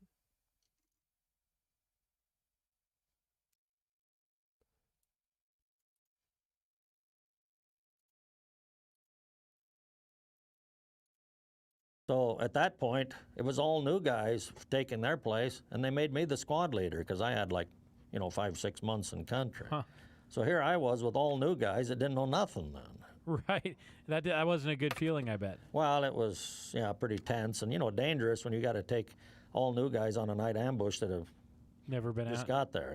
Yeah, because they're nervous. You're nervous. Yeah. What was the squad morale like? Because this is pretty late in the war too, and you're drafting guys who, there's always been people drafted who didn't want to be there, but Yeah.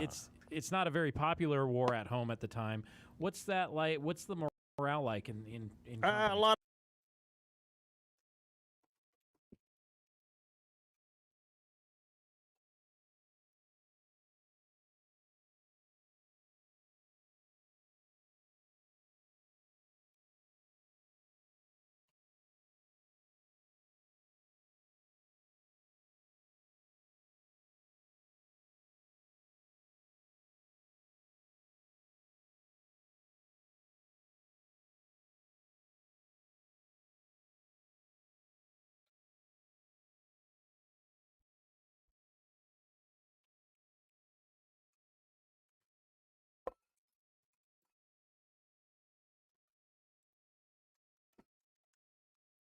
A lot of it was pretty bad, pretty low, because the thing about the Americal division, you see, they just had the court-martial of Lieutenant Calley with the My Lai massacre. And so really a lot of the officers didn't want to be in the Americal. They figured it would damage their career. Wow. So there was a lot of trouble in the Americal, morale-wise and everything-wise, because the leadership wasn't what it was in the first Cav, because of these things that had happened. And so it was I imagine it was difficult to. yeah. And was it was the America? So you were working in a division, and yet were you aware of that whole My Lai massacre? What had been going on with that while you were over there? It was in in this, I forget if maybe it was the Stars and Stripes or whatever, but it covered it in that, and so we were very disappointed when he got convicted because we knew how something like that can happen, but so it really brought the morale down. That deal did. Yeah. In 70 and 71, there's there's a lot of reports of. Yeah, I know the U.S. Army. I believe the U.S. Army issues a report on either substance abuse, drinking, drugs over there. Did you see a lot of that over there? Was that because you didn't see a lot of that in the early, but Yeah. as I've talked to guys later, They certainly saw that. Did you Well, see- guys didn't use it out in the field, but when you'd come into a stand down for 3-4 days, people really got to party. And of course, some people just drank. There was two different groups. You know, there was the drinkers, and then there was the drug guys over here. And usually they didn't mix when they were partying. Okay. But if they were going back out to the field, then they didn't take it with them because, you know, nobody was going to put up with that out there because. Get yourself killed.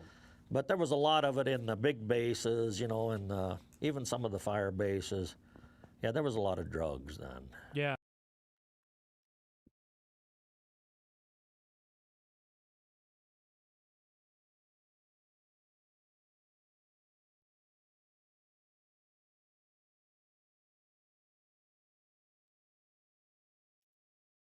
Yeah, and it's probably why so many people who were like, people ended up when they left probably ended up with severe, drug addictions.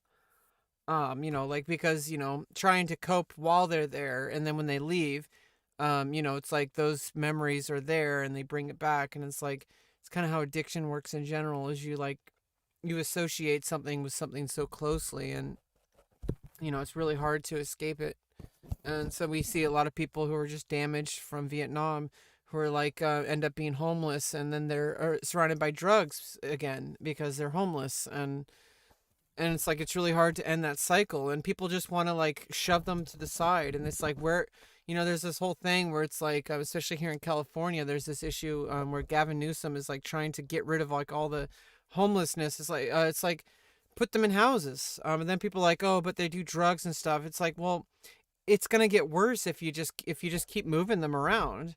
People are like, oh, well, it's unsafe conditions where they're living. We need to get rid of this homeless encampment. Well, then where are you gonna put them? Like where are you gonna put them? And people are like, oh, well, these people don't want to get helped, but all the shelters are like run by a church or something like that, where they have to like read the Bible, and or like they have all these rules like, oh, you have to wake up and make your bed at 5 a.m. It's like, well, these people don't want to do that. At least give them a start. Give them some humanity, give them some dignity, and at least give them the tools so they can escape those drug addictions. Because if you just keep putting them back on the streets, they're gonna keep doing drugs.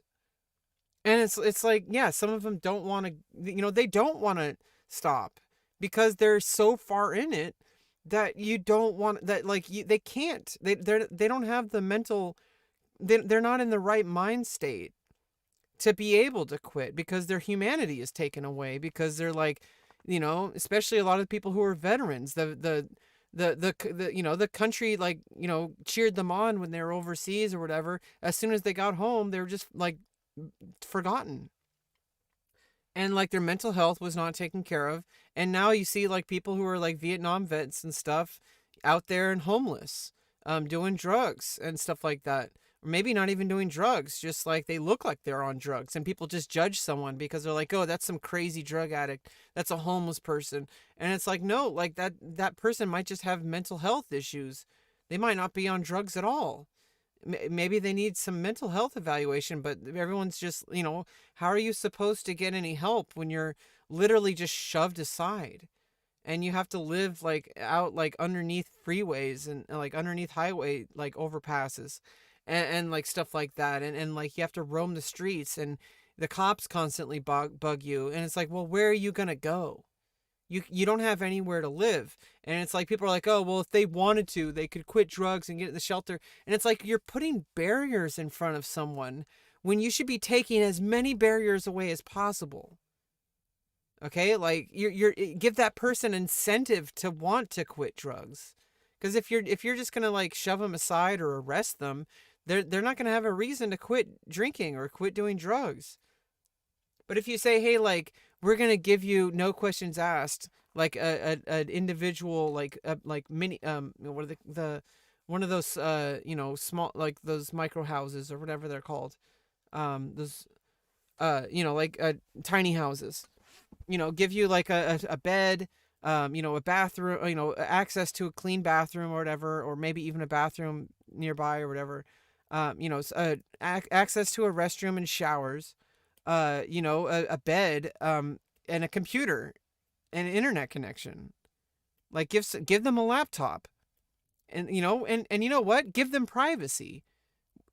Let them watch porn. If you can't watch porn, how are you supposed to quit meth?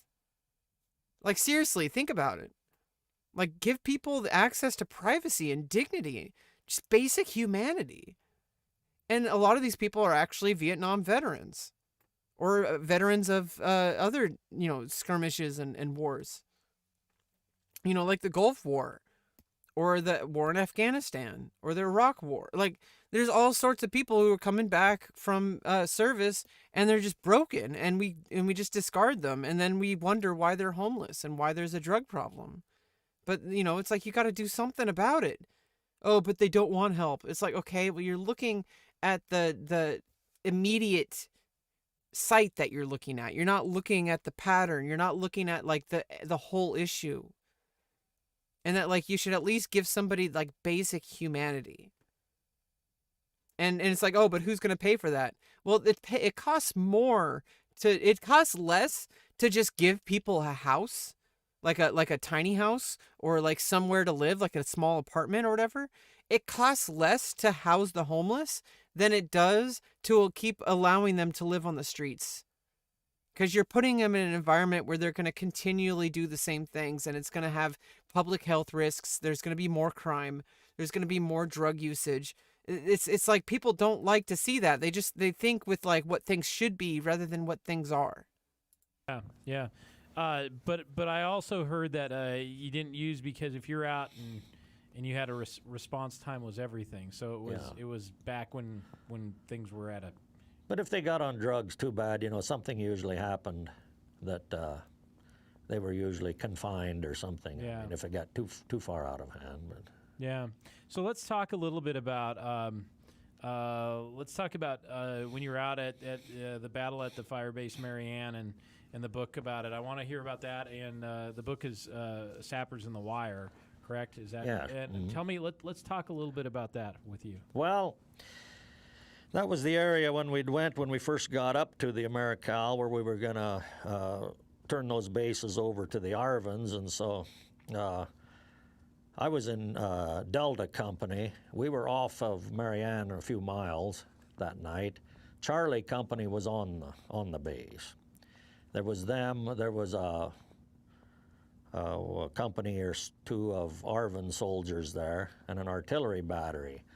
So about 3 o'clock in the morning, we heard all these explosions and everything going off from the hill. And you could see big balls of fire and everything. And so it came over the radio that Marianne was getting attacked. Well, there was nothing nobody could do as far as bringing in help at night, So our company... Because it's hilly country too, right? Well, yeah, it's real rough country. It was mountain country. Okay.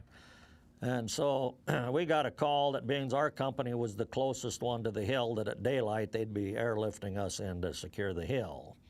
So nobody slept from that point on that night, So about, it was foggy that morning, so it took a while, but they brought like 15 Hueys to pick up our whole company at one time. And 3 Cobra gunships were alongside of us going in. So I remember coming in, and the first sight I had of the base was it was just a ball of smoke and dust. So we were landing, and of course some of the Hueys, the visibility was bad, and they almost collided because they couldn't see, but they got set down, and right when they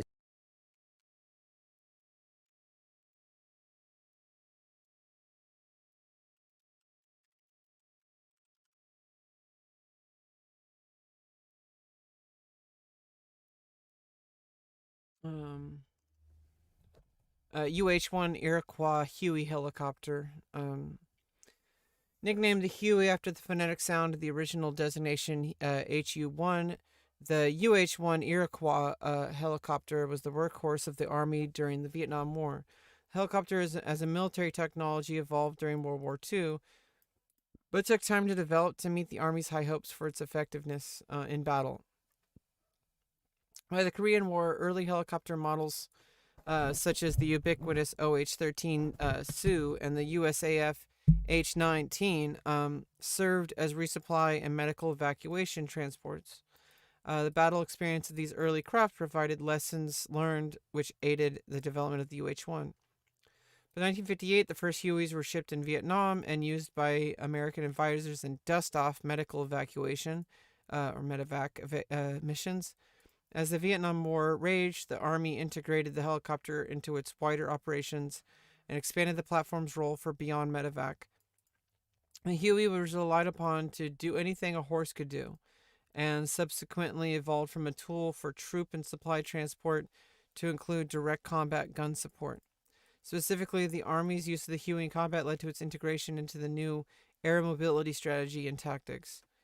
Commanders used the machine's multiple variations to both engage the enemy directly as gunships and to transport soldiers, ammunitions, and medical attention rapidly and efficiently almost anywhere in the hilly, jungle-covered landscape of the Vietnam War. Widespread use made the UH-1 Iroquois an icon of the Vietnam War and remains one of the most widely used helicopters in the world.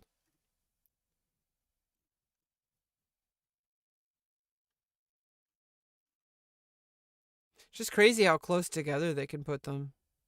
That's insane. Like how can you put them this close together? That's crazy. Like they're all staggered in height, but like it's just like literally anything could like get the blades caught. Like what the fuck? That's insane to me. Like how close together these are.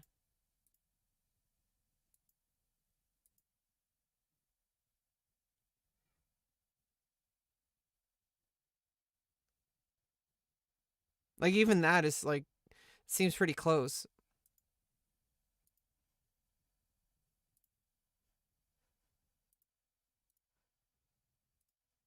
They set us down. We started putting the wounded because there was 30 dead and 82 wounded on the hill at that point.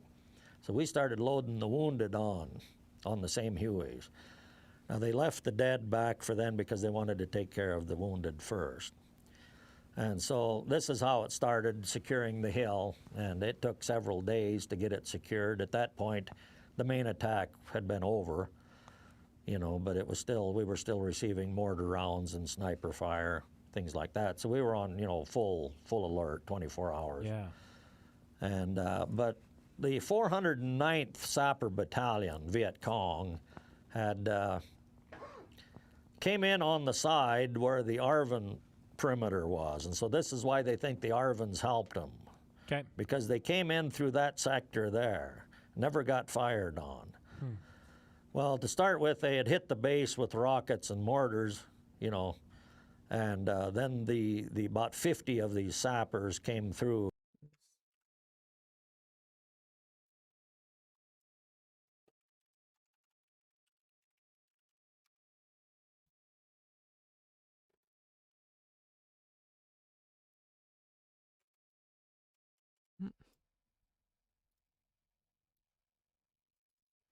The Army of the Republic of Vietnam, or the ARVN, Lục Quân Vietnam Trung Hoa, I don't know if I pronounced that right, are the ground forces of the South Vietnamese military from its inception in 1955 to the fall of Saigon, April 1975. It's estimated to have suffered 1,394,000 casualties, killed and wounded during the Vietnam War. Yeah, because remember, casualties doesn't just mean killed. It means killed and wounded.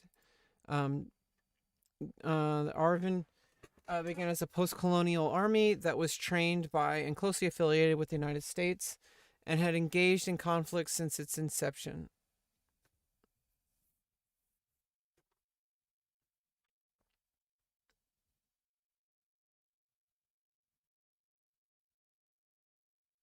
The Military Assistance Advisor Group, or MAG, is a designation for United States military advisors sent to other countries to assist in the training and conventional armed forces to facilitate military aid. So there's a whole problem with the war in Afghanistan where it's like people were asked to just look the other way about, like child molesters and shit like that, all this sorts of terrible shit going on. People just treat, looking the other way because like, oh, we're here to we're not here to intervene, but it's like literally like people like following orders and doing like evil things. It's just crazy. Several changes occurred throughout its lifetime, initially from a blocking force to a more modern conventional force using helicopter deployment in combat. During the American intervention, the ARVN was reduced to playing a defensive role with incomplete modernization and transformed again following Vietnamization. It was upgeared, expanded, and reconstructed to fulfill the role of the departing American forces. Um,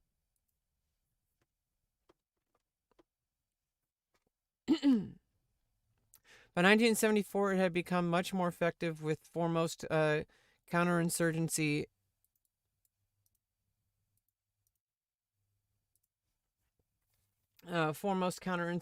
expert and Nixon advisor Robert Thompson, noting that regular forces were very well trained and second only to American and Israeli forces in the free world. Free world is a propaganda term primarily used during the Cold War from 1945 to 1991 to refer to the Western Bloc and similar countries. It also more broadly refers to all non-communist and democratic countries. It has traditionally primarily been used to refer to the countries allied and aligned with United States. With the United States, European Union, and to those affiliated with international organizations such as the North Atlantic Treaty Organization, NATO. Yeah, so it's like you use words. Here's the thing: is like you use certain terminology, and it's just people don't understand what it means. They kind of just goes with what they feel it means, and obviously the people using these propaganda terms and stuff like that, they know this. And that's like kind of the issue with geopolitics is like, how do you convince people? How do you educate people who think they're educated? Myself included. How do you educate yourself? And you have to trust something, because obviously I could be skeptical of everything, and you can be skeptical of everything. Skeptical doesn't mean that you just deny everything, though. Like I have to work with some, I can't just be not jealous. I can't just be completely like paranoid about everything. Like, oh, what if everything I'm reading on Wikipedia is just propaganda? Like, okay, well, it's better than reading some propaganda on some random website that you've never heard of that could be affiliated with some political group that has an agenda. At least there's some kind of accountability. Like, yeah, maybe there is some kind of mass conspiracy where everything that you see on the internet is controlled by like like one group or whatever, and literally everything is. But you can't live your life like that. You have to trust something to some extent. So like, and like it's just crazy when people hear certain words, they just immediately sets off like these emotional weighted terminology, and it sets off these emotional responses. And it just makes people think that they're doing something good when they're not doing anything, or they're doing something bad. It's like you just keep going with the narrative without questioning anything. And it's like, keep asking questions.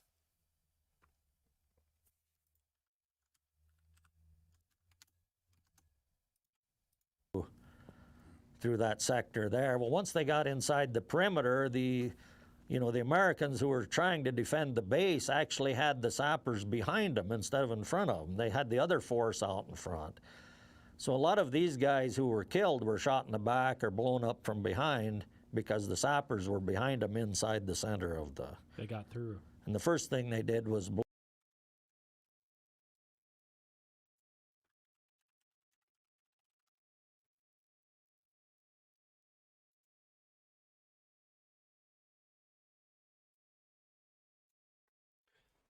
The naval sapper was a naval sapper responsible for attacking shipping, bridges, and bases located near waterways. Field sapper conducted operations against deployed U.S. and South Vietnamese troops, trained other communist groups as sappers, and gave the communist leadership an elite force for lightning raids.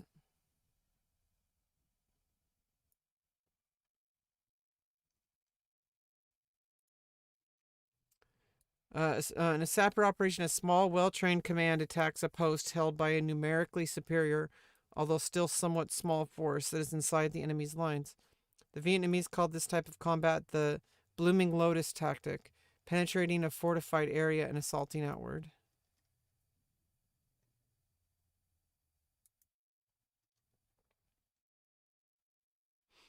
Overall, the U.S. military used nearly 12,000 helicopters in Vietnam, of which more than 5,000 were destroyed. To be a helicopter pilot or crew member was among the most dangerous jobs in the war. That's something different, but Blow out the communication bunker. Then they blew out some of the artillery guns. And so, you know, some of the Americans put up a good fight there. There was some hand-to-hand combat and everything, but so we took the hill over. Their company commander was dead. Their first two lieutenants were both dead. So there was no commander on the hill till our captain got there. So we started securing the hill, and then that, you know, took a while, and so got it cleaned up and put back together. And then we ran patrols for, you know, a couple of weeks. And, oh, I don't know, a couple nights after that attack when we were there, another group of sappers actually tried to come in again. Was the Arvin there, or did you clean out the Arvin? They were there, and they did absolutely nothing. They never fired one shot. They never fired an artillery gun. And so, you know, it was pretty obvious that They were in on it. yeah.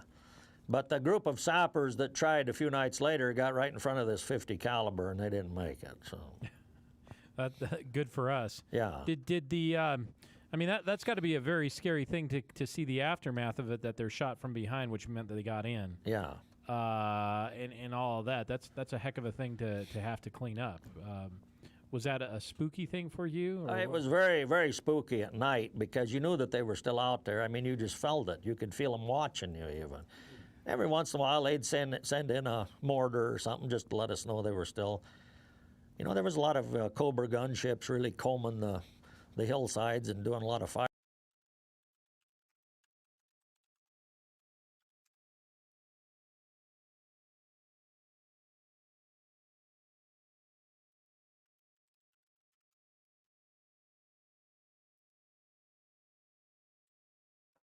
oh, okay.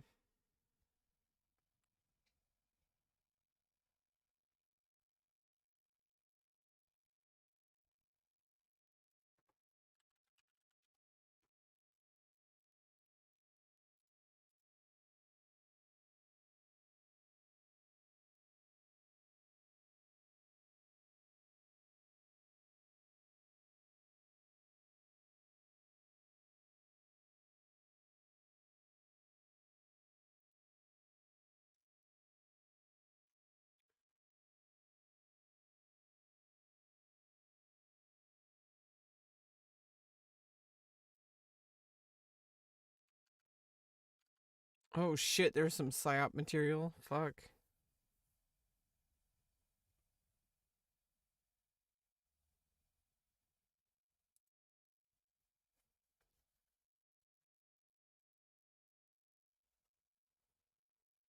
Chiu Hoi programs.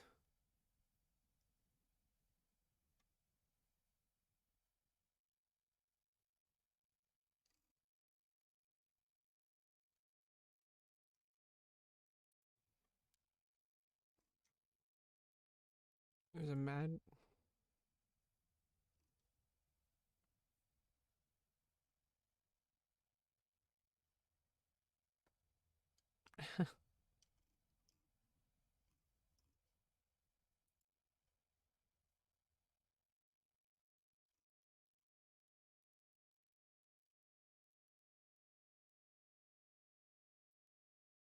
You gotta be careful what I pull up. I mean, it was okay there, but like there was a Playboy there. The Bell H-1 Cobra is a single-engine attack helicopter. Let me just pull this off to the other monitor.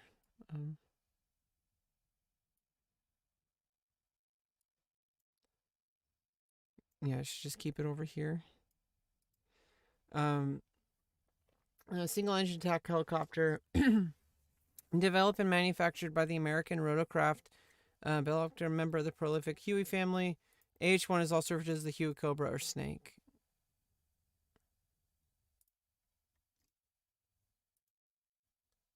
AH-1G Cobra. Cobra was fast and deadly. From the rear cockpit, the pilot fired rockets from launchers fixed to the stub wings on other side. Co-pilot in the front operated a chin turret, held a minigun and grenade launcher.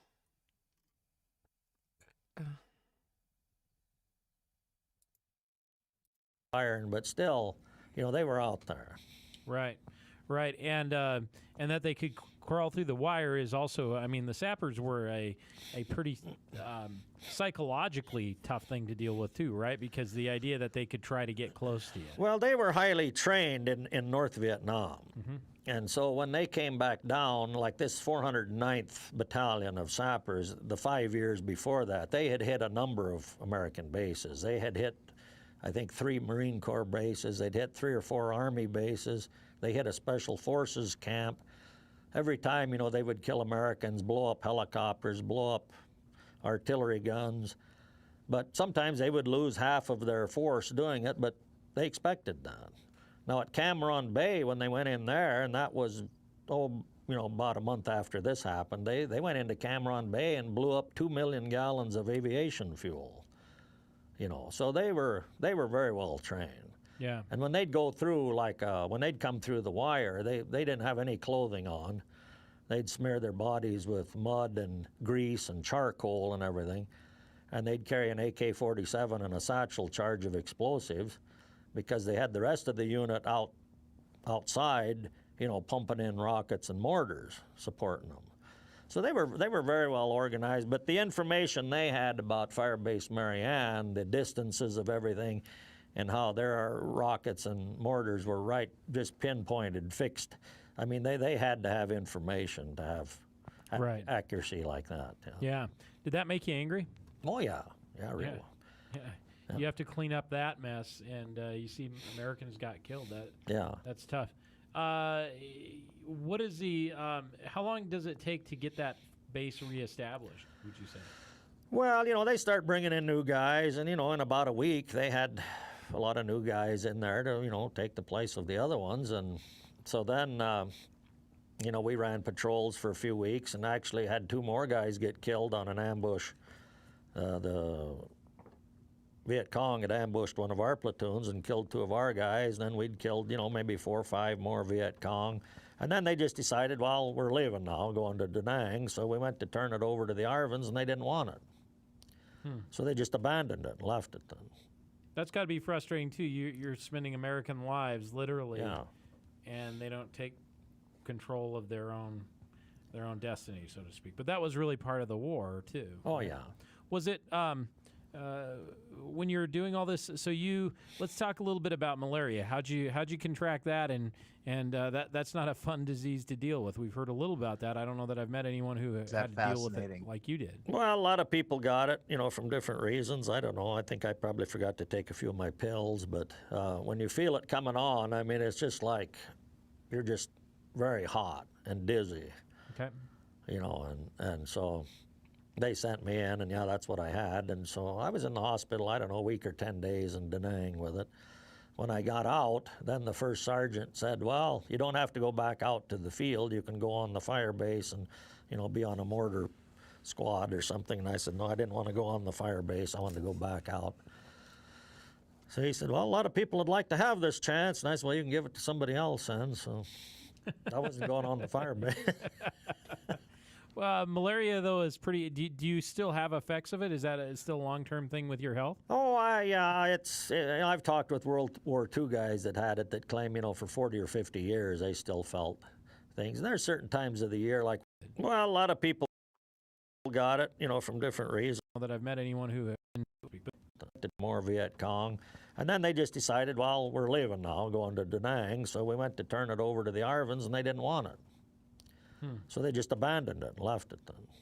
That's got to be frustrating too. You're spending American lives literally, Yeah. and they don't take control of their own destiny, so to speak. But that was really part of the war too. Oh, yeah. Was it? When you're doing all this, so let's talk a little bit about malaria. How'd you contract that, and that's not a fun disease to deal with. We've heard a little about that. I don't know that I've met anyone who had to deal with it like you did. Well, a lot of people got it, from different reasons. I don't know. That let's talk. Just a second. Yeah, next we're gonna go through some. There's more stuff here from American veterans, of course. Like we're gonna watch these 2. Hello, this is Daryl Ehrlich with the Billings Gazette, and I am. But I do want to see some stuff from some like Arvin people, and possibly I don't know. I'm trying to see like obviously it's like the whole idea of like hearing like people's accounts, people who are on the other side, the people who are live, the people who are willing to talk. So you have to really understand that like these people are like coming forward to talk. It's a different kind of person, but honestly, yeah, there's a lot. There's a lot. There's a lot.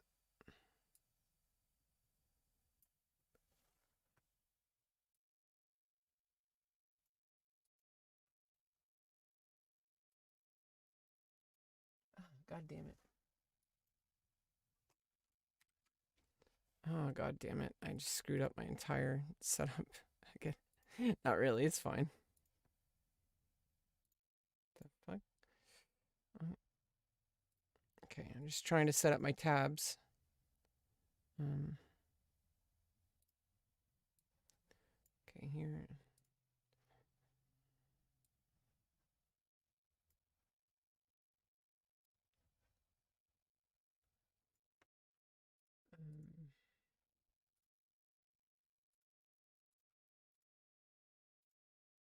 We're probably not going to get to it all today. I'm just lining it all up. This one particularly looks very interesting because it's a mix here. We got yeah, we got like a podcast here, and we got a Arvin veteran, Chiu Lee. Then we got discussion with South Vietnamese veterans. I mean, these guys were supposed to be with us. The Arvin people, they're supposed to be with us, but apparently there was some divisions that weren't that were against us. So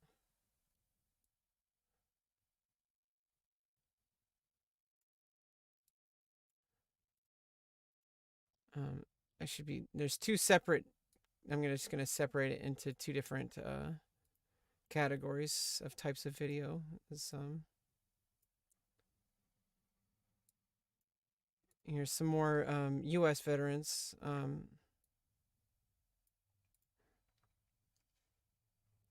Its purpose of this, it's research, and it's listening to things that listening to things outside of our own experience.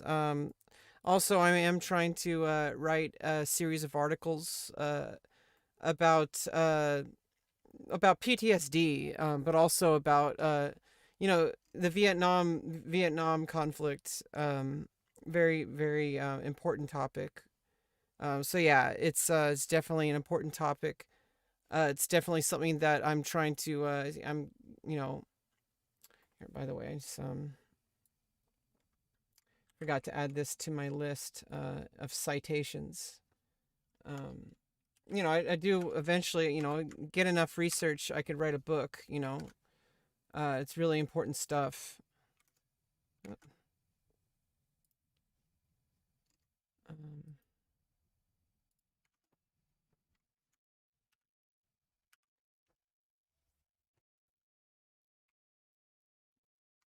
And just understanding other people's perspectives, understanding things of people. We really should, hear stories from veterans.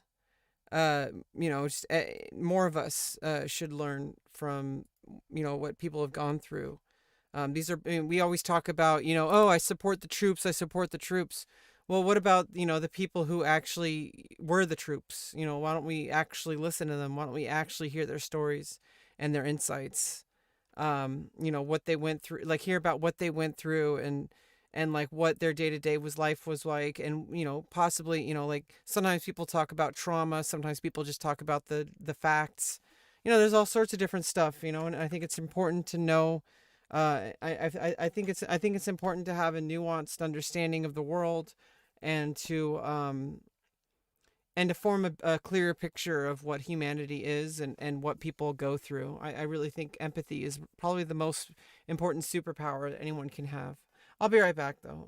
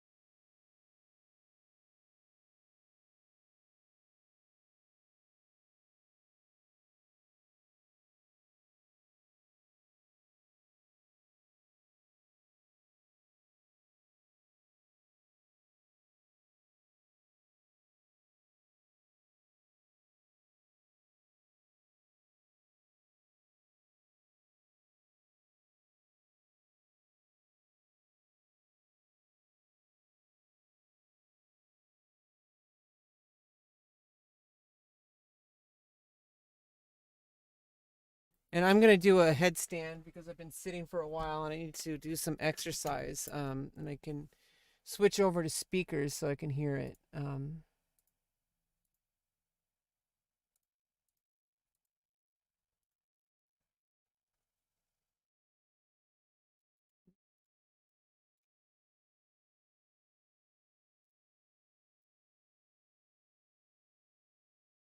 Talk a little bit about malaria. How'd you contract that? And that's not a fun disease to deal with. We've heard a little about that. I don't know that I've met anyone who had to deal with it like you did. Well, a lot of people got it, from different reasons. I don't know. I think I probably forgot to take a few of my pills, but when you feel it coming on, I mean, it's just like you're just very hot and dizzy. Okay. And so they sent me in, and that's what I had. And so I was in the hospital, I don't know, a week or 10 days and denying with it. When I got out, then the first sergeant said, well, you don't have to go back out to the field. You can go on the fire base and, be on a mortar squad or something. And I said, no, I didn't want to go on the fire base. I wanted to go back out. So he said, well, a lot of people would like to have this chance. And I said, well, you can give it to somebody else then. So I wasn't going on the fire base. Malaria, though, is pretty. Do you still have effects of it? Is that still a long-term thing with your health? Oh, I've talked with World War II guys that had it that claim, for 40 or 50 years they still felt things. And there's certain times of the year, like when the weather changes, like going into spring when it starts warming up more, I'll get kind of weak for a few days, and I think that's part of it, Yeah. Yeah, what's the so when you went back out, was it hard coming basically from the rear back out? I mean, because you never knew. Is that what are you going to face? Or are you going to have a whole new platoon of guys? Well, you always knew a few guys, but I think it was actually safer out there than it was in the hospital, because in the hospital at night there was so many people on drugs that they were asleep in the daytime, but at night is when they came to life. And I didn't sleep one night that I was there, just because you didn't know what somebody was going to try and do. So I was glad to leave. Really? Yeah. Did you get any sleep in the field? Well, if you weren't on guard or you weren't on ambush or whatever, you'd get a few hours of sleep at night if the mosquitoes didn't drive you crazy. But let's talk a little bit about the mosquitoes. How crazy was that, and how do you fight off mosquitoes, and what are there other critters you got to fight off? Oh yeah, there was all kinds of different animals. The mosquitoes, they had repellent, and they had the nets. You could put over your bush hat and down, and they even had like a net, like a tent that would make like a two-man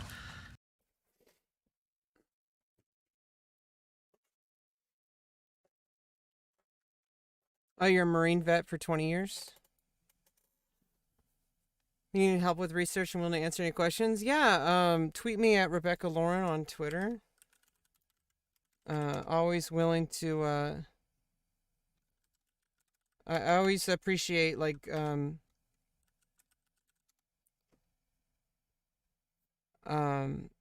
twitter.com/Rebecca Lauren. I always appreciate people's, input. I mean, good faith input. There's always the people who are like trolling and whatever, and you can't really help that. But yeah, anything that you want to share, don't feel obligated. There's plenty of material on YouTube. I mean, just scrolling through here, look at all these interviews. Vietnam Voices, by this channel, just this channel. This channel alone has like a whole bunch of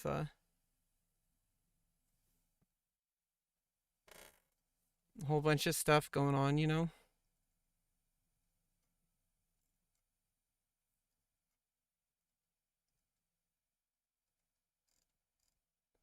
It's I'm like interested in like these deleted Family Guy scenes for later. Can't watch on stream. Yeah, I mean, there's just so many people with stories to tell. It's like I've met a few veterans, especially when I was homeless. There's living through shelters and hearing people's stories and stuff. Hey, last round. I think it's a really important issue and it affects a lot of different people. And a lot of the problems we have today, I think, are results of, of like people of our country mistreating veterans. Deals, but they were just at night. It's good. I'm just doing some research today. I'm gonna make an article, making sense of PTSD. And I'm particularly focusing on Vietnam, because I feel like a lot of PTSD cases result from people in combat situations, and particularly for Vietnam veterans. I think it's a good place to start for PTSD, because I have PTSD, but no, obviously it's a different kind. I wasn't in combat. I wasn't in the military. At least unless I've gone so far off the edge that I literally was in the military, and the past like decade or so has just been me like fucked up. I doubt that's the case. I think that's very disrespectful from people who've actually gone through combat and stuff. So I just try to understand people and what they've been through. I'll be right back and take a short break.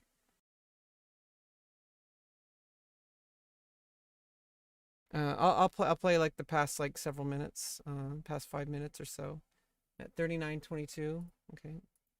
And all of that. That's a heck of a thing to have to clean up. Was that a spooky thing for you? It was very, very spooky at night because you knew that they were still out there. I mean, you just felt it. You could feel them watching you even. Every once in a while, they'd send in a mortar or something just to let us know they were still. There was a lot of Cobra gunships really combing the hillsides and doing a lot of firing, but still, they were out there. Right. And that they could crawl through the wire is also, I mean, the sappers were a pretty psychologically tough thing to deal with too, right? Because the idea that they could try to get close to you. Well, they were highly trained in North Vietnam. Mm-hmm. And so when they came back down, like this 409th Battalion of Sappers, the 5 years before that, they had hit a number of American bases. They had hit, I think, 3 Marine Corps bases. They'd hit 3 or 4 Army bases. They hit a Special Forces camp. Every time, they would kill Americans, blow up helicopters, blow up artillery guns.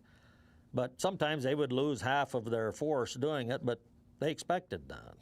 Now at Cameron Bay, when they went in there, and that was, about a month after this happened, they went into Cameron Bay and blew up 2 million gallons of aviation fuel.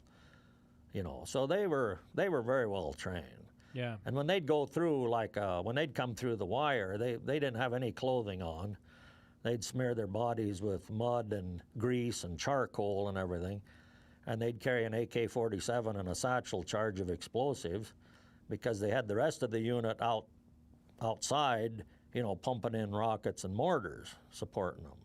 So they were very well organized, but the information they had about Firebase Marianne, the distances of everything, and how their rockets and mortars were just pinpointed, fixed. I mean, they had to have information to have Right. accuracy like that. Yeah. Did that make you angry? Oh, yeah. Yeah, really. Yeah. You have to clean up that mess, and you see Americans got killed. That's tough. What is how long does it take to get that base reestablished, would you say? Well, they start bringing in new guys, and, in about a week, they had a lot of new guys in there to, take the place of the other ones. And so then, we ran patrols for a few weeks and actually had 2 more guys get killed on an ambush. The Viet Cong had ambushed one of our platoons and killed 2 of our guys. And then we'd killed, maybe 4 or 5 more Viet Cong.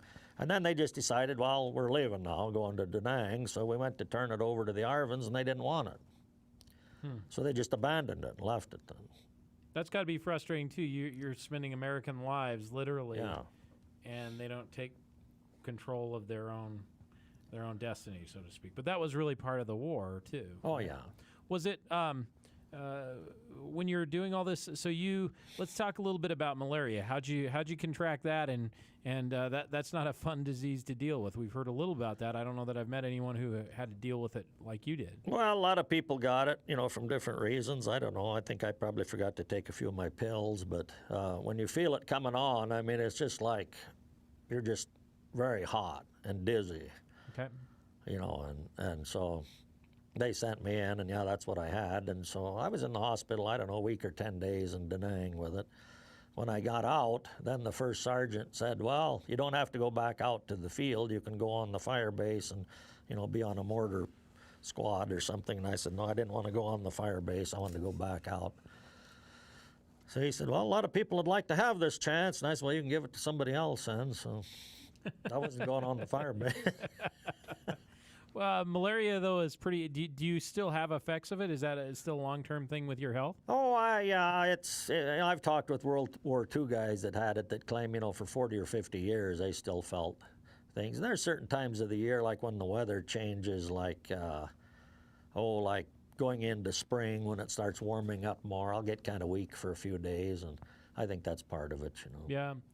Yeah, what's the so when you went back out, was it hard coming basically from the rear back out? I mean, because you never knew. Is that what are you going to face? Or are you going to have a whole new platoon of guys? Well, you always knew a few guys, but I think it was actually safer out there than it was in the hospital, because in the hospital at night there was so many people on drugs that they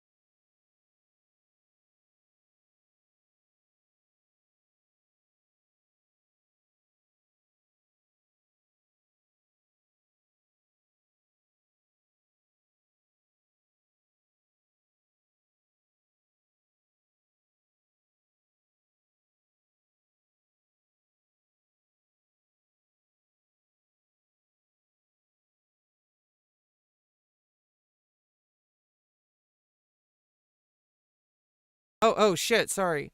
Yeah. Wow. I said a lot.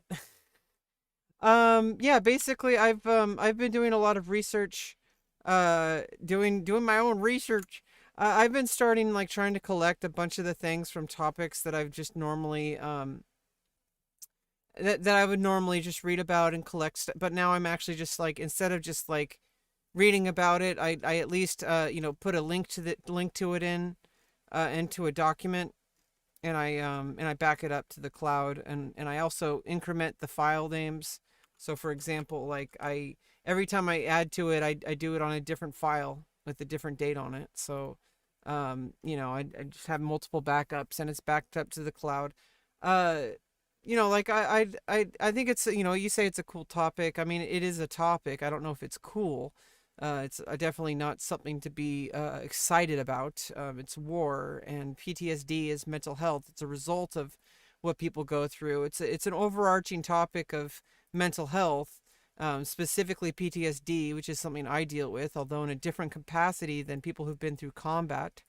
Um, and understanding what people have gone through with combat is very important. Not only does it expose you to the life experience of others, which is a huge part of my overall mission is understanding empathy and learning how to communicate to people and help people become more empathetic. That's my huge overarching mission, and one of the reasons why I'm online. But like just collecting, links to stuff that I watch or read, like articles and all sorts of different stuff. You know, it's just it's really important to me to just like at least collect the research. And even though I'm not particularly successful at finishing articles just yet, I'm working on it. I'm working like I collect. I've been collecting stuff for the misogyny, like Andrew Tate stuff, to do an article about. I haven't actually done any of the writing yet, but I also should respect the process, and that's also part of my notes is to don't rush, particularly, don't rush. The tendency to feel as if whatever you're working on has to be completed as quickly as possible, but resist the urge. Not everything has to be finished on the first go. Take your time and continue to come back to the writing. You can have all the time in the world to make sure the writing is polished before publishing it, and it's worth the effort. The thing is though, I have this tendency to just keep preparing for things and never actually doing it. It's something I've been trying to work on because it's been holding me back for a very long time.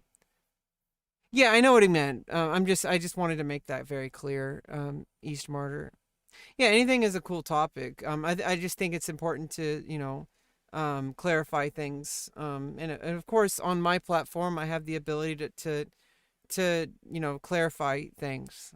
Um, yeah, and Last Round's been here before, so I think Last Round knows what's up. It's not his first time here. Yeah, so it's like basically I'm trying to capture everything that I already do into a bottle and then try to put it into a more focused thing, because a lot of the time I think the huge issue I have with a lot of things is that I just don't really have anything of like focused researched content. I do plenty of research, but like I think collecting it into a document and putting more intent behind it, I think it allows me an environment where I'm more likely to produce results. And I think this is a good project for my blog, and potentially for even a book. Like any one of these topics could have a whole book written on them.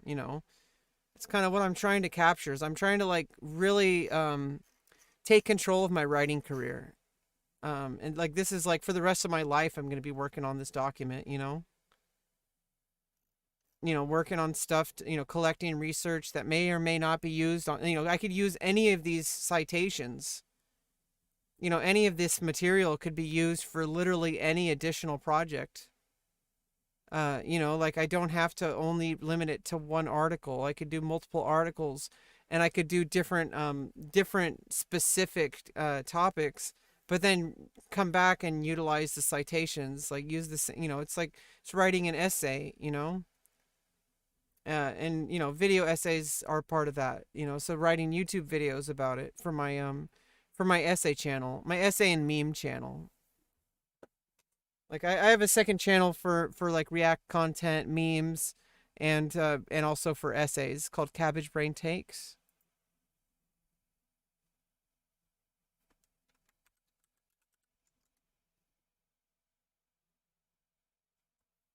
I don't know if it copies over to YouTube.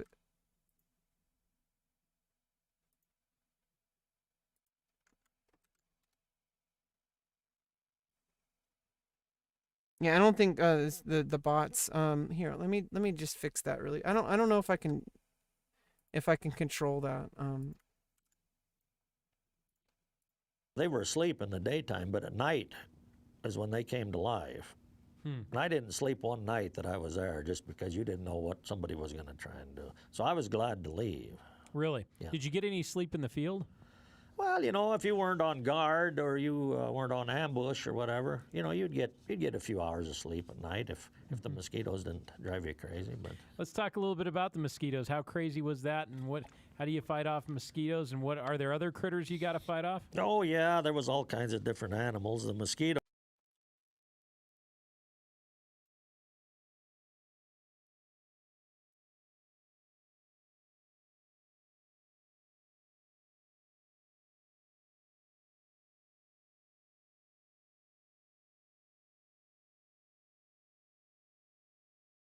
You know, they had repellent and they had the nets, you know, you could put over your bush hat and down, and they even had like a net, like a tent that would make like a two-man deal, you know. But they were just at night. The air was just black with them. Sometimes they were that thick, you know.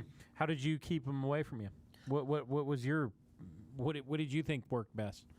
Well, you just I don't know. If you had some of those things, you know, you could use those and keep some of them. But you know, they were always biting you somewhere. But it was just they were you know, some areas were thicker than others. This is why you know, it was a lot tougher going in the mountains, but you were higher elevation, you had less mosquitoes, and the lowlands is where they were really thick, you know. Right. Right. So you liked actually being up higher. Yeah. Was it when it was rainy? I've heard in the highlands it got really actually cold. The temperature may not have been cold, but it was so wet. Is that true? Yeah, you could get chilled at night, and then we were in a couple of typhoons that came through. What was that like? Well, yeah, that was wild. About I don't know how 100-mile-an-hour wind or whatever, and just rain pouring for like 10, 12 hours. I mean, and it didn't make no difference what kind of a structure you put up. It was probably going to get tore down from the wind.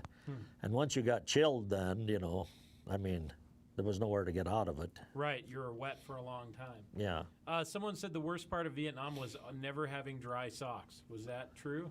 Well, usually on resupply day, which was every 3 or 4 days, you know, they'd bring out socks, but sometimes you had to wear them that long at least. But Wow. Well, what's the a lot of the guys at least that we've talked about, you know, they if when they're eating or when they're talking, they talk about what are they going to do when they get back to the real world, as if gunfire in Vietnam was not real. They had plans. What were your plans when you got back to the real world? oh, I was just going to come back and ranch and stuff, and you know, that was my plan to do pretty much what I did. So. All right, so you followed that. Yeah. That's good. Was there any good beer in Vietnam? Oh, I'm trying to think. There was Pabst Blue Ribbon was the main one. Huh. And it seemed to me like if you really got some good stuff, it was like Schlitz. Okay, so pretty blue collar over Yeah, there. yeah. Was there any good food? I know some guys said, well, when they'd give us steaks, it wasn't bad. Well, if we came in for a stand down, like, you know, into a big area, which about every 30 days, you know, you might get 3 days to do that. But yeah, they'd cook up steaks and chicken, and it tasted good, you know, because you'd. Right, you hadn't had that. No, and I'd never liked potato salad when I grew up, But over there, one time I came in and that's all you had with the steak and chicken was potato salad, and I ate some of it, and I've loved it ever since. So. Let's talk about. Was there any time that you thought that you might not make it out of Vietnam? Oh, there was a few times that you knew where you were going the next morning, Yeah. the mission, and Yeah. Yeah. What was the scariest moment that you had over in Vietnam? oh, I don't know, probably the one where I talked with God the most was one night we were going to have to go down and cross this little river and kind of assault this mountainside. We knew they were dug in over there, even though the Cobras and the jets and everything had worked out on it for all day. And so we thought, well, geez, there couldn't be nobody left alive over there. And so the next morning at daylight, when we were getting ready to go, why the patrol that was out there, the recon, they radio in and said there was movement down along the river. There was people getting water, so we knew that there were still people alive over there, still dug in. So That's pretty nerve-wracking. they could take a lot of pounding from the air, you know. So your feeling is that ARVN may not have been great soldiers, but the NVA were pretty decent as soldiers. I mean, you're a soldier, they're a soldier. Yeah. Tell me, I want the story on your Russian SKS. How did you get that? Well, that was interesting. We had a big mission. It was supposed to be secret. Usually nothing over there was, but I think this time it actually was, because they'd taken us to Da Nang, and it was going to be a battalion-sized mission, which was unheard of, like 400 guys, 5 companies on a mission. But the thing about this mission was they took us all to these big airplane hangars and locked us in there so that nobody could talk to anybody. And then they lined up all these helicopters, just rows of them. And this mission was going to be that the NVA had a radio that they were broadcasting with, and in this valley, and they knew that it was underground. And so it was going to be a battalion-sized sweep of this valley in one day. And so we had 2 or 3 trial runs where we thought we were going. They'd rev up the helicopters, and they'd say, it's time to go, and we'd run out and jump on them. They'd sit on the pad for a minute or two and start shutting them down. So they did this a couple of times until about the second day, when we thought, well, it's just another trial run. We run out and jump on them, and they take off. So we're heading out for Happy Valley, and that was a pretty big valley. It was like a tributary of the Ashaw Valley. And there was always a lot of activity in that area. And so we're going out there, and that's where most of our missions were. And so we get out there, and of course we were all landing kind of in different parts of the valley. And so me and my squad were on one Huey, and they set us down almost right on top of this village. And of course everywhere where we were going was considered enemy ground, yeah. So they set us in right on top of this village, and right when we're landing, I mean, you can see the fires, the smoke going, they were cooking stuff and everything. And of course, they'd heard the Hueys coming and started taking off, you know. So they set us right there, right on the edge of it, and we surround it and start searching it real careful, because we figured it, you know, probably was booby-trapped or something. So everybody had kind of fanned out a little, and I poked my head around the side of this hooch, this grass hut, and there's this old guy. He looked like Ho Chi Minh sitting there on a log, and he had this SKS that I have leaning next to him a few feet away. So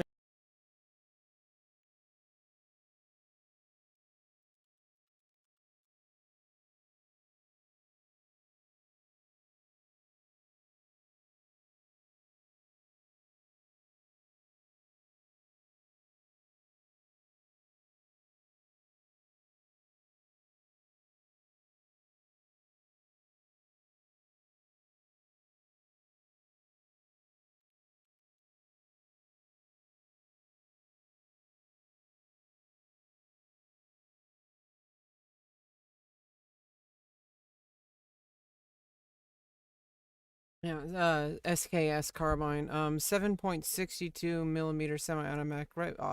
SKS Seminole self-loading carbine, developed by the Soviet Union in 1945 and featured a top-loaded, non-removable 10-round magazine.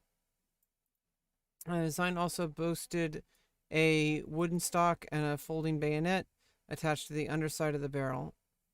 though it was quickly replaced as a frontline weapon by the AK-47. The SKS design was exported to other communist countries during the Cold War. Rifle pictured was captured by U.S. Marine following a battle with North Vietnamese soldier.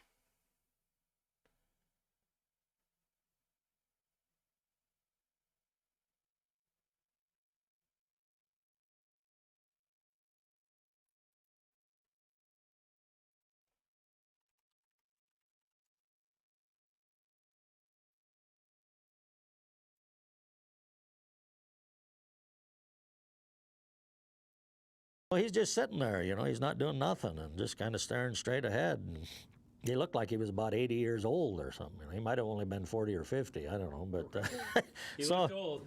So I yelled at him, you know, I took aim on him and I yelled at him to Chu Hoi, which means surrender. And so he just put his arms up. He never reached for the weapon at all. So, I mean, I didn't shoot or anything. And I go over there to him and, you know, have him guarded. And about that time, a couple more guys come around the corner. And one of them was the translator, the South Vietnamese scout. So we asked him how come he was there and nobody else. And he said, well, everybody else had run when they heard the helicopters coming. But he was too old to run or fight anymore. And so Oh, wow. he said if we wanted to kill him, go ahead, because he'd had no reason to live no more. But Damn. Holy shit. That's fucked up. Like, just like 80-year-old guy. Part of. well, we did, and we tied him up, his hands and feet, and then we put him on a Huey and sent him in as a prisoner. So I don't know what happened after that, but that's how I acquired the weapon. But he then, was just sitting here with an SKS, which is a semi-automatic. semi-automatic. you Right. know. Oh, was that the picture? Like, was that literally the picture?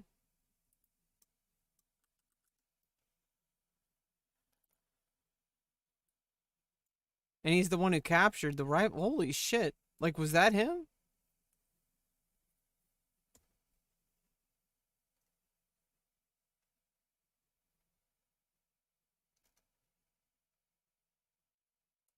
I don't think so.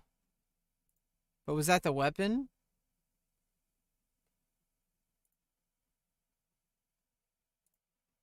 Oh, There's probably multiple. that must have been kind of a bizarre thing to walk up on that. Just a guy sitting there. Well, it was, you know, I was precautious because you didn't know what they might try to do. I mean, they would, They're gonna, if he's a trap. well, yeah, they might have even had him booby trapped. I mean, because they, you know, the Viet Cong would even booby trap little kids. And when a Damn. GI would see one and pick him up, I mean, they'd detonate it. I mean, they would do anything to kill an American.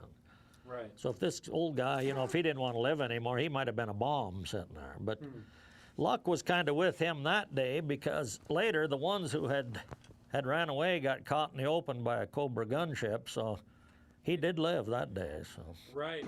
Right. Is it when you're searching those villages? You've got to be very careful, very methodical, right? Because Yeah. you don't know who, and they're underground. You just don't know where to look. That must be. You have to be pretty in. You must be very heightened awareness when you're. well, and you know, there's so many things that can happen that I don't see how you would ever find all of them. But you know, you get lucky sometimes, and sometimes you got a good dog or two with you that Right. help a lot, or you know. But there was just so many things that could be booby trapped that there was no way to find them all. You know. And so you had to fill out paperwork on that. The Oh, yeah. rifle- And as a captured war, something Yeah. war, was that difficult? No, not really. There was guys. A friend of mine, you know, we'd been on a night ambush and killed some NVA, and an officer had a 9mm. I think might have been Chinese made, because it had I don't know if I remember if it was Chinese or Russian, but it had the red stars on the pistol grips, and so he picked that up and he registered it and brought it home. So. Let's talk a little bit about the death of Private First Class Harry Brack. Tell me about that, because that was in Happy Valley too. Yeah, well, that was the most personal thing for me that happened. Okay, tell me about that. Well, when I had came back out and became squad leader, he was one of the new guys in the squad. But we just kind of instantly liked each other. He was a farm boy from Kansas, and I was from Montana, kind of the same thing. So we visited a lot about the. This must be what he mentioned earlier when he was he was talking about how like he was the new guy at one point, and then they would bring in new guys, uh and eventually it was just all new guys, and he was the leader. So this must have been it. The country life and our families, and I knew a lot about his family and his life. And so, the new squad kind of looked up to me because I was the old guy, and so I felt responsible. How old were you at that time? 19. Yeah. And so actually, he was older than me. Yeah. I didn't know this until recently, but anyway, so, I got to know him pretty well, and so we every morning, about daylight when we'd be having coffee and kind of getting ready to move out, that's when we did most of our visiting. And he'd always get packages from home every week. His sister would send him Skoal tobacco, chewing tobacco, so he'd give me a chew every morning. And so this is kind of how we got to know each other, and so that went along that way. And well, one night we were on a night defensive perimeter set up, and we'd cut in on a trail. Of course, like I said earlier, we always mined the back trail to safeguard it. And so anyway, him and another new guy were on a position there, and for some reason, nobody ever knew. I've never figured out why exactly about daylight. He must have thought he was on the perimeter trail and was going to come around the perimeter to where we were, and he got on the back trail. Oh no. And so, we hear And the back trail's usually where they added the mines. we hear an explosion, and we thought it was incoming to start with, but that's all we heard, nothing else. And so then we started asking the other positions, who they saw, and well, they said Harry's not here. So we checked the back trail, and he was mortally wounded. He was still alive, but there wasn't much we could do. The medic, was trying, but so we'd called a medevac then, but it was rainy and foggy, and they were slow getting there. But I'm not sure that it probably would have made the difference if they had got there earlier. Yeah. But so anyway, he died about the time the medevac got there. So it was listed, as non-hostile because of, one of our own, like a friendly fire. So I don't know, it bothered me a lot because of how it happened and why, And another thing that bothered me was a few weeks later, his dad wrote to the company commander, the captain, wanting to know the details about it. So at that point, I knew that the family wanted to know something. Well, I didn't really know what they had ever been told, So it just bothered me a lot because he was my friend and, in my squad, and I thought I should at least contact his family. But when I got home then, like a month or two later, the whole attitude towards the war here, including your own family and friends, nobody wanted to know about it. Nobody wanted to talk about it. Not one person asked you how you were. Really? You came back. You're back now. As if you just appeared there. Yeah. So at that point, you realize that not to talk about anything about it. So for years, I thought about him and his family. I knew he had 2 sisters, And so finally, just in about the last year, I started, taking care of some things that I always wanted to do because, everybody's getting older by the day. Yeah. And so I had my brother look up on the internet the family name, and I knew the name of the town. And so we found out then that both of his parents had passed away. And so in the obituary of the mother, who was on the internet, my brother got the names of some people. So I just picked one of the sisters, and I didn't want to call to start with because, I didn't know what they felt. Mm-hmm. Yep. So I just wrote a letter, addressed her name to a letter, and I didn't even have any mailing address other than the town, and sent it. And I put my phone number in there, and so, about a week or 10 days later, she calls and couldn't believe. Because for years she had wanted to talk with somebody who had known him, Right. And she just couldn't believe that this had happened. And so we started visiting, and, I had a lot of things that I wanted answered, and she did too. And, she told me that up until I started talking with her, she had never talked about Vietnam with anybody. So now we have opened up, and we've become friends, and we visit a lot about it and other things too. And it's just been a real good thing that's happened, for both of us. Yeah, yeah. I don't think. I'm guessing your experience not finding people who tracking people down is different, but just not talking about it. So you came home, let's. I don't mean to kind of. I'm jumping ahead a little bit. So you came home and there was no. You were just expected to get on as you had been, as if this didn't happen. Is that right? Well, I think, even your parents and everybody, they wanted you back safe and everything. But when you got back, for them, it was over. Mm-hmm. And they just thought, it's over for you too. But, inside you, it wasn't over. Yeah. Yeah, because you saw a lot of things. And just to not one day, but be over there and a month or however long later you're back here, it's hard to just turn it off like a light switch. But I think that people need to talk about it. Some people, I guess, it's a lot harder than others too. But what was the hardest part about getting back to life for you? Oh, I don't know. Back then, I just kind of fell back into. I had a chance to re-up when I got out. They offered me like a staff sergeant, E6, if I'd re-up, and I had no more interest in the military after being over there, so I passed that up. I just came back and, kind of started ranching again with my dad before I went out on my own, and so I had kind of something to life to fall back into where a lot of people didn't. Sure.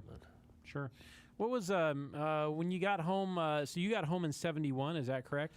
I got home 15th of December, '71. Okay. What was the attitude there like? Not only of your family and friends, but had people? I mean, it's almost like by then Vietnam is beginning to wind down. Yeah. Was it an afterthought, or what was the attitude when you came back? Describe that for me. Well, most people didn't say anything. A few of the older people would, act like they were glad you were back. But actually, there was some people your own age who had been to college and everything that were kind of insulting to you. In what way? Tell me about that. Oh, they'd say things, Okay. that. Yeah. What when you came back? What did you? So you got to pick up with ranching, and that's what you did. Did anybody ever? Have you ever before you talked with Harry's sister? Was it something that you talked about at all, or not at all? Vietnam. No, the only people you could talk just a little bit with would be other veterans, Vietnam veterans, but a lot of times they had their own problems, and you could tell that you didn't want to talk about too much with them because, if they were drinking or something, it was just going to make it worse for them. And really, yourself, all you did was go in circles with it. You never found an answer. But the only answer I've ever found is talking with his sister, because we both found some answers and really talk just a little. You talked with what you did. What did you? So you got to pick up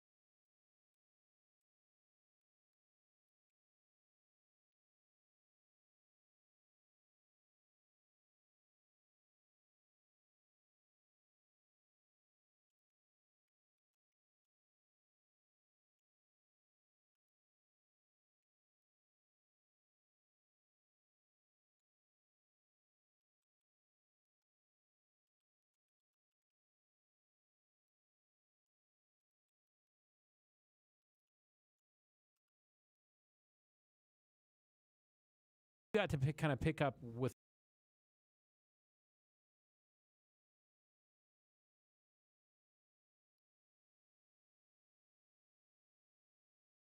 Pick up with ranching, and that's what you did. Did anybody ever? Have you ever before you talked with Harry's sister? Was it something that you talked about at all, or not at all? Vietnam. No, the only people you could talk just a little bit with would be other veterans, Vietnam veterans, but a lot of times they had their own problems, and you could tell that you didn't want to talk about too much with them because, if they were drinking or something, it was just going to make it worse for them. And really, yourself, all you did was go in circles with it. You never found an answer. But the only answer I've ever found is talking with his sister, because we both found some answers and realized that for most of it, there is no answer. you know. Yeah. But, you know, if you're talking with someone else like yourself, you know, and maybe they have problems drinking or something, really isn't going to do any good to try and talk about it in that way. You know, the VA now has some real good people to talk with. I mean, they'll really help you, you know, if you give them a chance. Right. Yeah, and that's kind of the issue. Is like a lot of people just aren't ready. And that's kind of like what I want to focus on is like how, you know, basically answering the question like how do you help somebody who's not ready to be helped?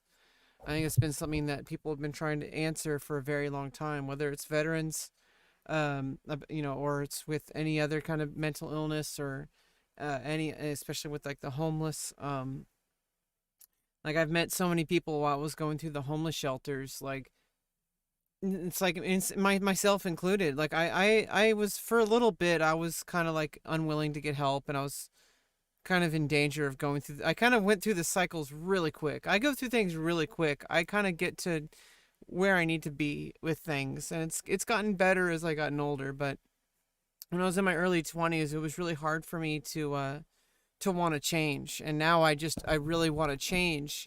I really want to fix my life, but there's only so many resources. So it's like, even when you're 100% willing, there's still only so many resources. So you may as well take the help that's offered, you know, because it's hard enough even when you're like, you know, nuts to butts.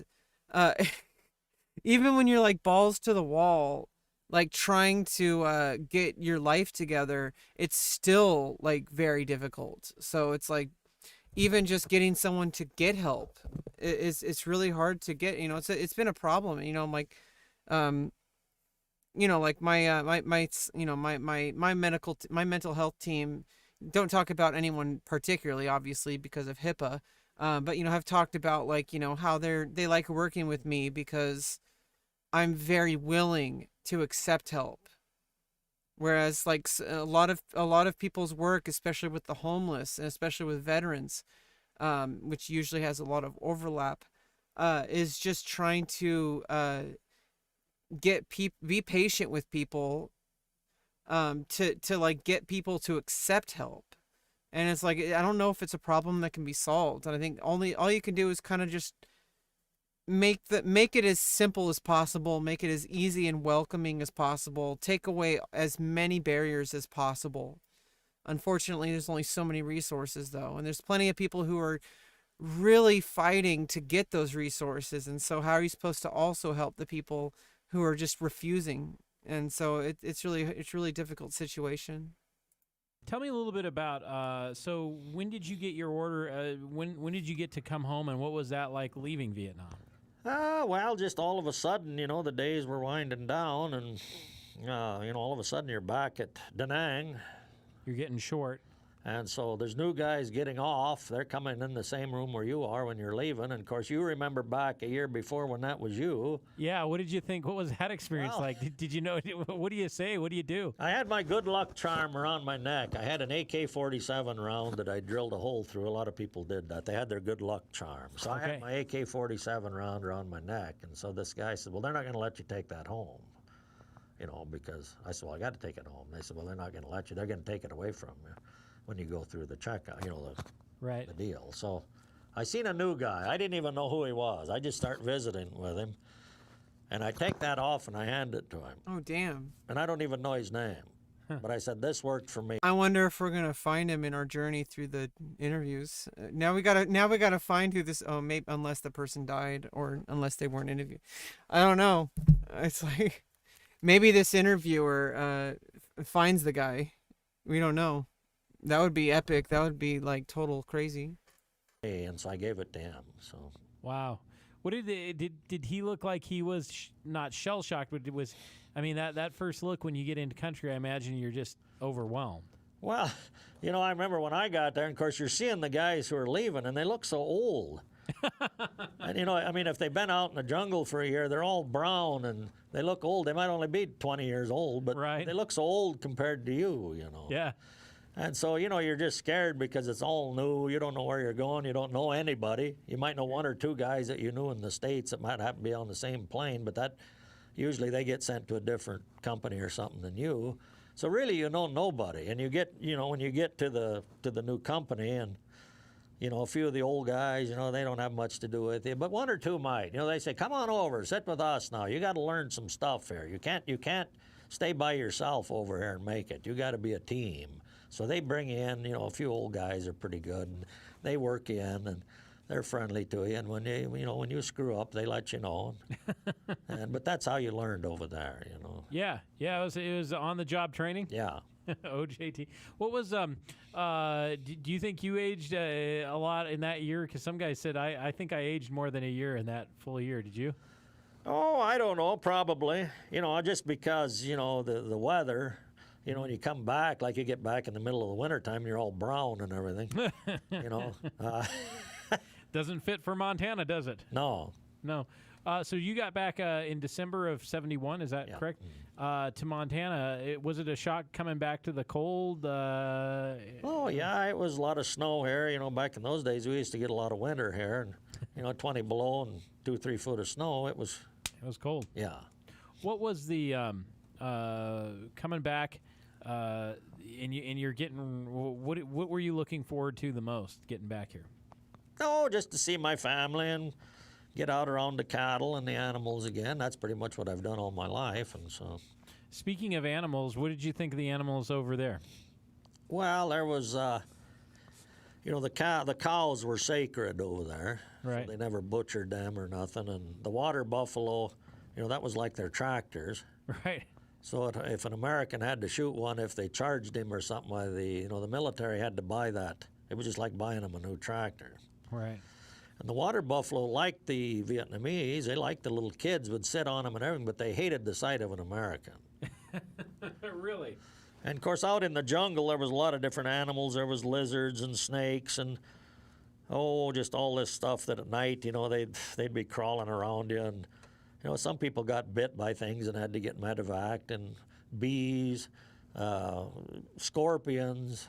A lot of people got medevaced for those kind of bites. Right, you didn't have any problems with the critters? I didn't. But, I would not have liked the snakes. I've said that several times. But yeah. Other stuff. What we talk about there's some really hard times over there, but there's also were there good times? Oh, happy memories? There was funny things. I have one friend of mine that I'm still in contact with in North Carolina, and I talk with him several times a year. And of course, he had quite a sense of humor, and he had that accent that was funny, and so we had a lot of good conversations over there. And the funniest thing that we still talk about was when he'd get a letter from his girlfriend. Mm-hmm. Well, he wanted me to read it to him because that way he could concentrate on what it said. So I'd be reading real slow, and I'd get to a part. Now stop there and back up. Now read that one part again. So I don't know how many hours it would take to read this letter, but we still talk about that, That is a great story. So you wanted to savor it. I've heard a lot of stories. That's one of my favorites. Yeah. So it wasn't all bad. There were some good times over there. Oh yeah, him and I, we were together for about 9 months, I guess. Or no, not about 9 months. He came home about 3 months before I did. But one time in one of those typhoons, another funny story. We had us a kind of a little hooch built out of some ponchos, and of course the wind tore it down in the middle of the night, and we just got soaked with rain, and so didn't know how we were going to keep warm. And he's, well, there's only one way we're going to keep warm. And I said, how's that? He says, we got to hug each other all night. But he says, don't ever tell nobody that we ever kept warm this way. Right. No, you got to, hey, listen, it's war. Yeah. What's the, tell me a little bit about when you came home and have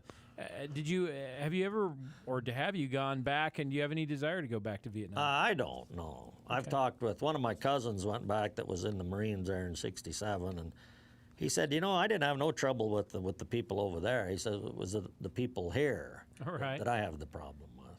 But he went back. He showed me a lot of pictures of it. But now his brother, who was there in '68, he offered to take him with him, and he didn't want to go. He wouldn't go. Mm-hmm. I wouldn't go because to me, everywhere you would look, you would think that someone, had died there, been wounded there. Mm-hmm. Because he showed me a lot of pictures. Yeah.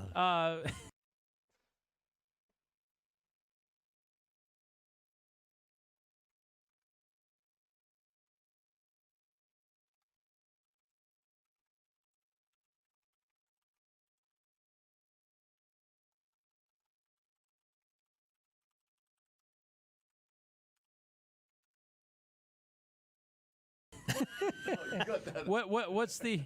Tell me a little bit about when you came home and did you have you ever have you gone back, and do you have any desire to go back to Vietnam? I don't know. I've talked with one of my cousins went back that was in the Marines there in '67, and he said, I didn't have no trouble with the people over there. He said it was the people here All right. that I have the problem with. But he went back. He showed me a lot of pictures of it. But now his brother, who was there in '68, he offered to take him with him, and he didn't want to go. He wouldn't go. I wouldn't go because to me, everywhere you Mm-hmm. Mm-hmm. would look, you would think that someone, had died there, been wounded there. Because there's a lot of blood on the soil wherever there's a war that's went on. So. That's true. What's tell me a little bit about have you been to the Vietnam Memorial in Washington, D.C., the wall? I haven't been to that one. I've been to the traveling one. Actually, Okay. It came through Billings Yep. in the 80s at the Metro, and I went there and saw it. That's the only... Hey, what's up, Lucky? We're doing some heavy research. Trying to work on an article or series of articles. This one specifically, like it's a series I'm making, and might be a book one day. Who knows? But I'm making a book. Our series of articles started today. I started a series of articles and collecting citations from watching video, doing research. From firsthand accounts and stuff like that. And collecting citations and just kind of responding. We're basically drafting right now, like rough draft. That's the kind of the power of streaming is I can like literally pause and just, speak about something. And I'm collecting the links with the timestamps and doing the whole like professional essayist thing, I guess. But I have to actually work on the writing at some point. But, I've been trying to at least form better habits, better work habits of trying to work on actual projects, and I think this is a really I think this is going to be a good series of articles making sense of PTSD, and then I think Vietnam's a good starting point. I think it's a good insight into how PTSD works. And there's a lot to learn. I'm looking up, as I'm watching these, I'm also like looking up, like actual, like, factual data. There's some manuals here, which kind of interesting. Like there's some PSYOP stuff that might be interesting. Like there's, different gear, different photos and, timeline stuff. I gotta be careful what I load here because I don't know if they contain anything that's against TOS. Here's some more stories and articles. So, I could use this VietnamGear.com. It's probably, it's a one-stop shop basically for information on Vietnam. And as a writer, this is useful as a nonfiction writer and a fiction writer because honestly, fiction is really just performative nonfiction most of the time, even sci-fi. It's really just based on the human experience. And so if you want to write good fiction, you have to understand reality first. And I feel like it's really important. People will talk about, like you'll look like George R. not like J.R.R. Tolkien. He was like in the war. I forget what happened with him. Let's see, Tolkien. War. Yeah, he was in the British Army for World War One.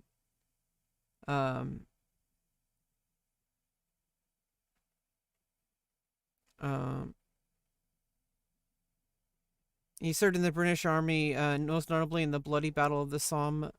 The earliest works of the legendarium, collected in the Book of Lost Tales,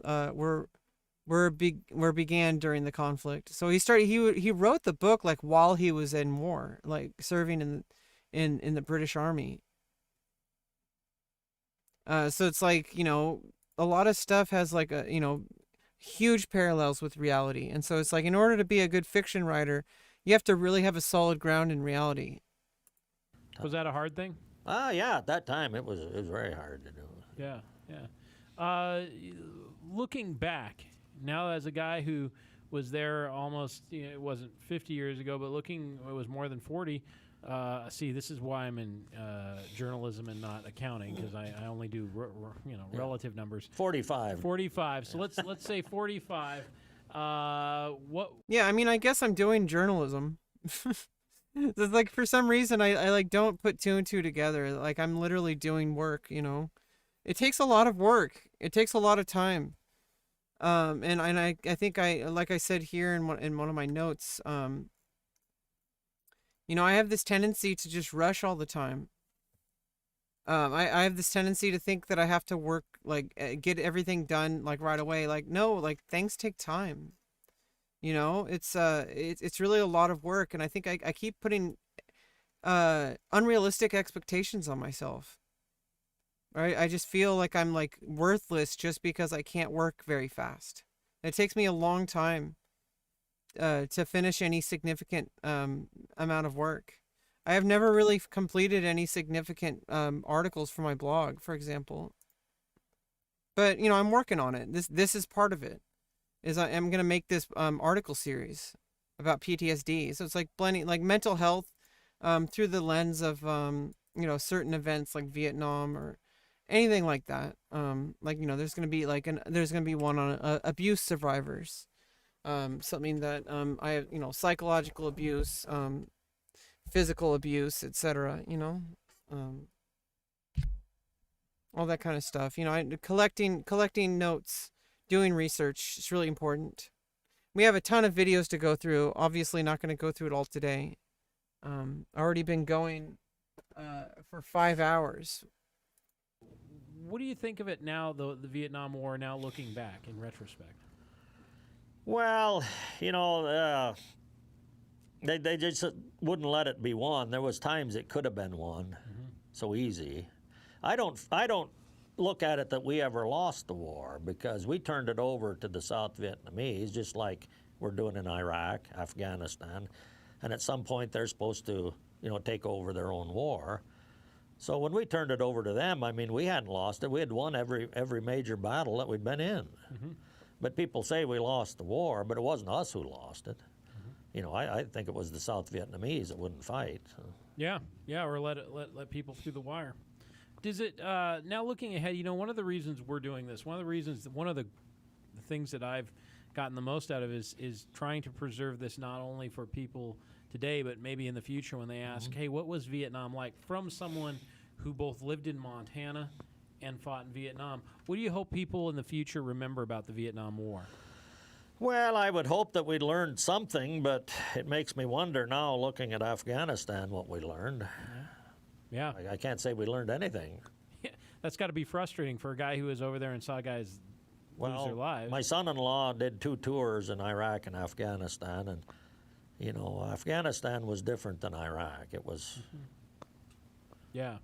Does your family, do people ask you a lot about Vietnam?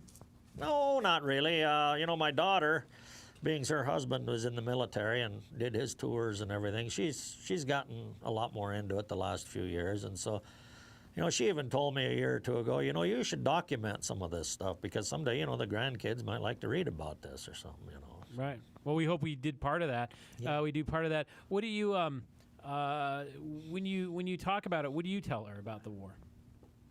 Mostly what we've talked about, or would you tell her? Yeah, pretty much all that. Right. Has your perspective on Vietnam changed? Yeah, it's changed a lot, because now, you know, I mean, I don't hate the Vietnamese people anymore. You know, you're trained to hate the people you're fighting. Mm-hmm. But now that I have studied it for all these years, read a lot about it, watched all the documentaries, you know, we were in their country, and they were fighting for their country, and you know, they did a good job for what they had to work with. I mean, they had no air support. Yep. If we wouldn't have had the air support we had, the aircraft and artillery, we would have ended up like the French at Dien Bien Phu, as far as I'm concerned, because on the ground, you know, the Vietnamese were dedicated, and they were they were the masters on the ground. Yeah. So you have respect for the fighting that went over there. It Yeah. was not. Yeah. Especially, I know the North Vietnamese were tough. Yeah. Tell me about the from a lot of the. It's really been interesting interviewing a lot of the vets, because it seems like many of you have become good students of the war. And I know that sounds weird, but I also interviewed some of the World War II vets, and I got to hand it to the Vietnam class of vets. They've done more studying on their war than anyone. What things, when you either hear things in movies, television, music, books, what are things that you think have got it right?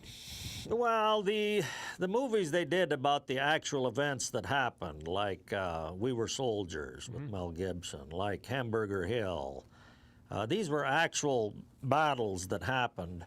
And of course, some of it was probably, made to fit the screen a little.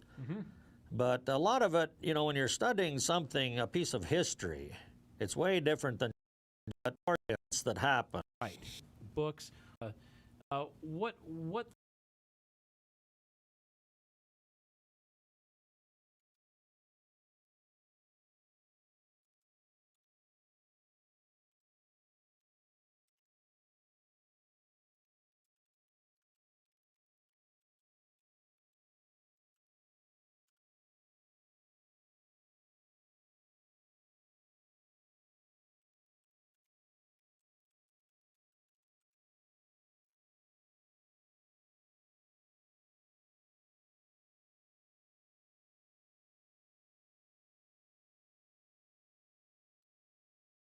things, when you either hear things in movies, television, music, books, what are things that you think have got it right? Well, the movies they did about the actual events that happened, like We Were Soldiers with Mel Gibson, like Hamburger Hill, these were actual battles that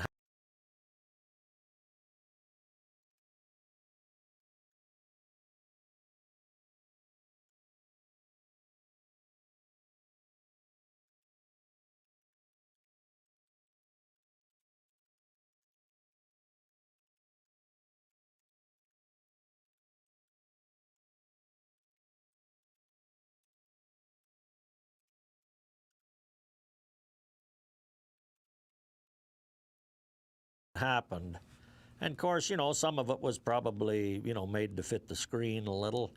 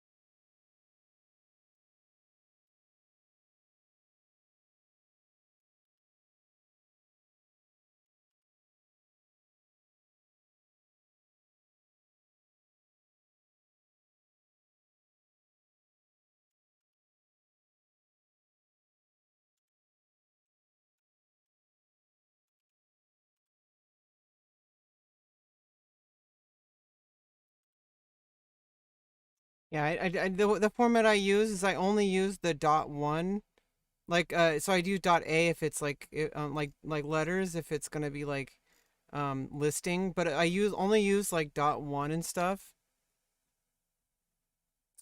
if it's like something I add later on. So for example, I do 1A, 1B, 1, and then 1B dot 1 is if I add this in later, so that I know that this was in an edit.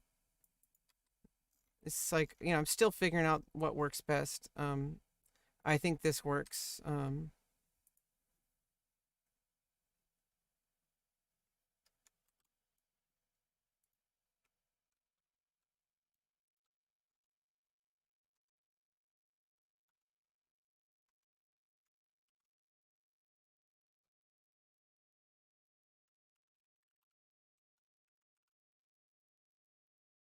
Probably some movies I'm gonna see over the course of the next month or two or whatever that I'm researching and writing. Mm-hmm. But a lot of it, you know, when you're studying something, a piece of history, it's way different than just some fiction that somebody made up. Yeah. Yeah.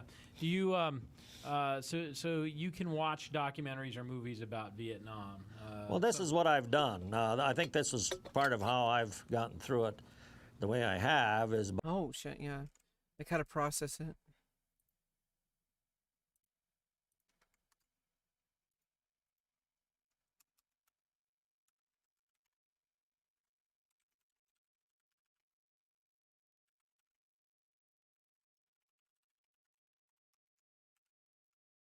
Oop. done. I think this is part of how I've gotten through it the way I have is by studying, reading a lot about it, the whole history of Vietnam, clear back even before World War II. Right. Has that helped in kind of understanding It where has you me. were? Yeah. The, Yeah. the whole thing about the country itself. Right. He doesn't even watch TV. Yeah. Yeah. I think so many of them have tried to understand and maybe kind of why were we there and what were we doing? Those were Well, are those and, were you know, those the way your it- questions? Yeah, I think the way that it ended probably left so many people with so many questions. Yeah. Do you remember when Saigon fell? I mean, that was Oh, 3 yeah. years later. And what did you think at the time? Oh, I couldn't believe it watching it on TV. You know? Yeah. So I've covered a lot of ground here, and I really appreciate it. What have I missed about your story that I need to preserve? What haven't we talked about that you'd like to share? I think that, you know, probably the topics I wanted to talk about we have. I guess right now at this point, I would like to thank one person that made this happen for me, a Marine Corps veteran, Dennis Guy from Custer, Montana, that actually called you. And he's sitting here. Yep. Yeah, and yep. he's here with us. And so I thought I could at least bring him along, being he made it happen. Yeah, I appreciate Dennis, and you know what? It's a good point. I mean, I'll take that opportunity to say, a lot of the folks who've come in have been at the suggestion of so many people who have helped with this project. I couldn't have done it without people like Dennis. I couldn't do it without people like you, Russ. I mean, this is a story that needs to be told. That's why we're telling it.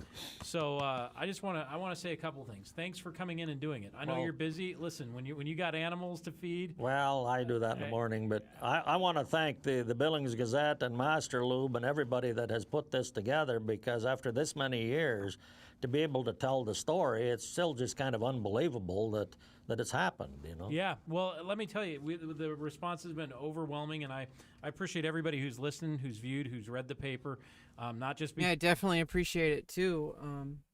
For what he's been doing, all these interviews, very invaluable, huge part of history, and it'll help me with writing my articles and my books. because they're reading the paper, but because they're experiencing history. And I think one of the things that has been said to me most often is we thought we knew the war, but we didn't. And it's only because of people like you who have come in and done that. So thank you so much. I want to first of all say thank you for sharing your story today. Thank you for your service. Thank you for going over there. I couldn't be more proud to do this project. So for Daryl Ehrlich and the Billings Gazette, this has been Vietnam Voices. Thanks for tuning in. Thanks for watching. I do appreciate it.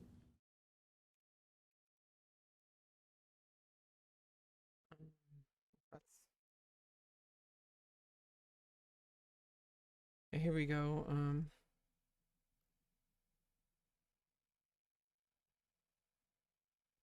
We got this unedited. Uh-oh. I don't know if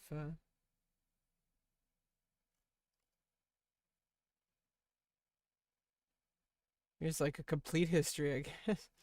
Let me just kind of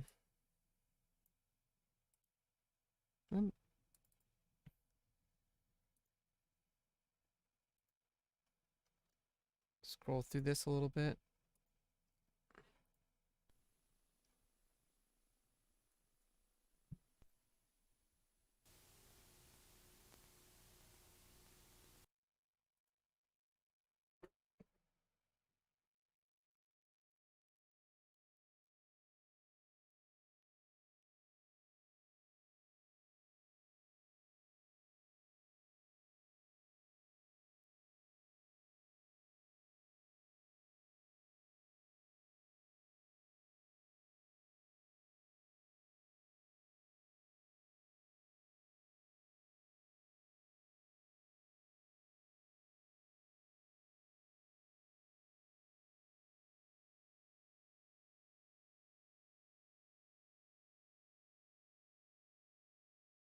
Yeah, I don't think there's any imagery that would be against TOS from what I'm seeing.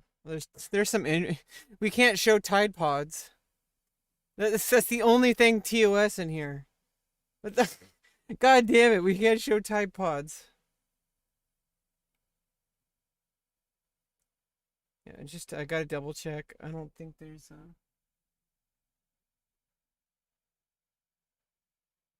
yeah, there's a guy without a shirt. I think that's I don't think there's any like brutal imagery or anything. It was on PBS.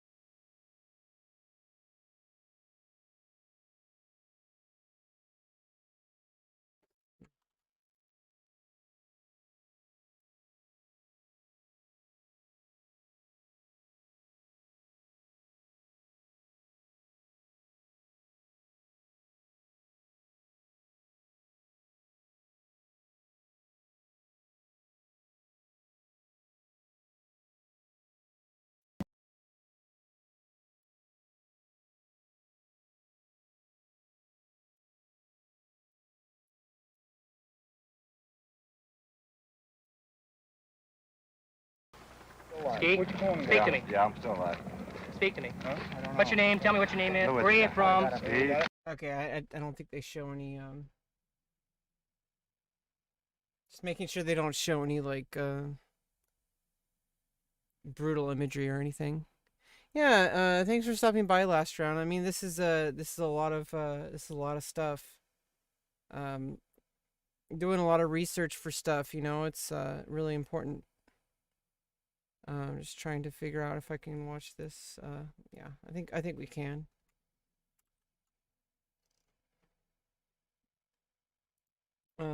Might take. I'm gonna take a bit of a break before we continue, because I mean, you can't do too much at once. You know, it's like you got to take time to uh process stuff and all that. Yeah. Anybody who's still here, uh, hope you're enjoying the historical research I'm doing, and any insight I may have, I try to share to the best of my ability. Um, I think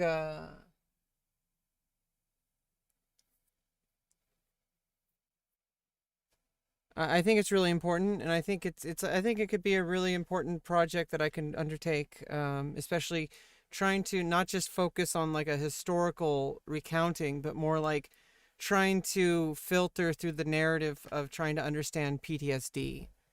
Because in order to understand this, I have to also understand like the geopolitical stuff. I have to understand, a lot of the stuff about the history, and all that kind of stuff, because there's a lot more to it than just understanding like people's stories about the war. But there's the war. There's a lot more to it than just stuff about the war. There's the history, the geopolitics of it. I think I can. I don't know if I can play this one either.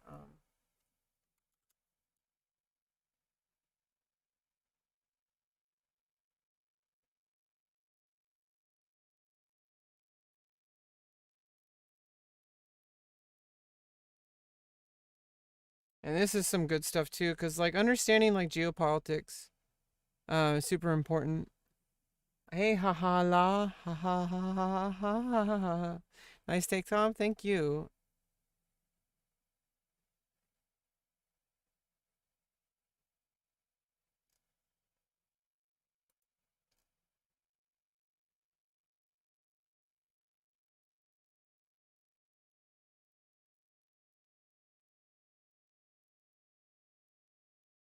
Wait, is this the same exact documentary on repeat a few times? Because I'm scrolling through and it keeps showing the same things. Or maybe it's History just of Vietnam can be traced oh, it's an audiobook. back to I around see. 20. Although their tribe was a former Qin general, Vietnamese waged war against the southern kingdom of Champa, What color socks? I'm not wearing any socks. continuing the strategic expansion south. The Yeah, history of Vietnam. we're gonna go through the history of Vietnam entirely at some point. But I think it was also important to go through Vietnam more from the North Vietnamese perspective, animated Hi. history. Here's a lecture series. This is also some, it's really, I mean, understanding like geopolitics is good to just like focus on like one specific place. Especially when it comes to like stuff, a lot of the stuff that's happened in the past is still happening today. You know,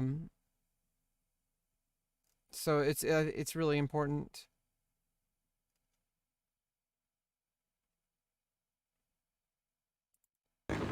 But then we have like, but I mean, this is more about the history. We might watch this some other time.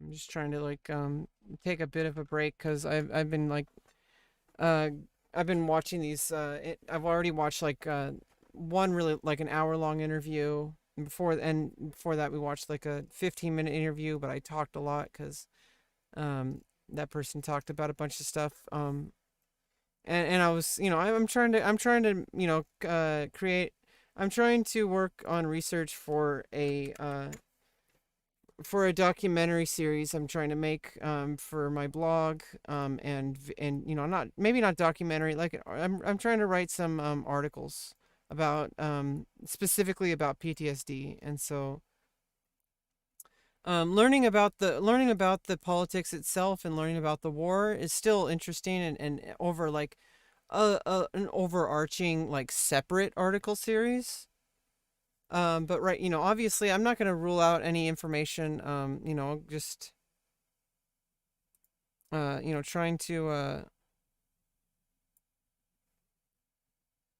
trying to get this stuff together,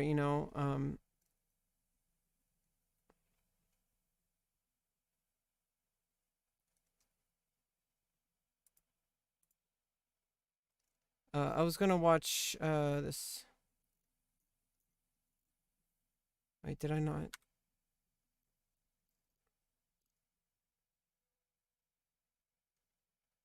Yeah, here we go. There's this one where, Is that fascinating? where we have a discussion with an Arvin veteran. Um,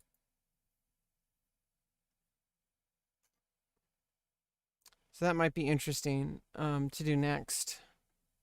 I'm trying to figure out, I'm just kind of in a, I need to take some rest. So I might even just end the stream here. Uh, yeah, I don't know. I don't think it's, uh, I don't think it's super important, to do too much at once. I have been live for 5 hours. I think that's enough for one day. Uh, we didn't get to any music. If I do come back for the stream, probably gonna do some music later. But maybe not. I think I need to just take some time and call it a night. Anyway, see you guys next time.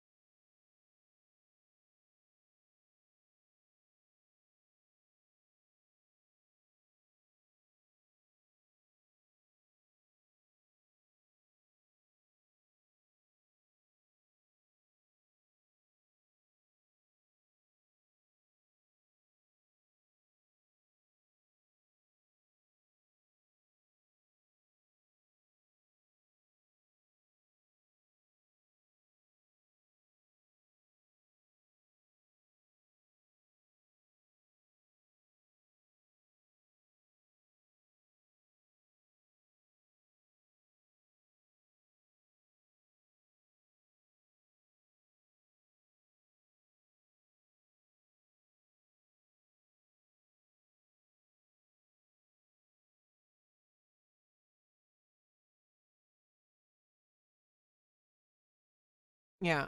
So yeah, I'm just like trying to like slow down and not really focus so much on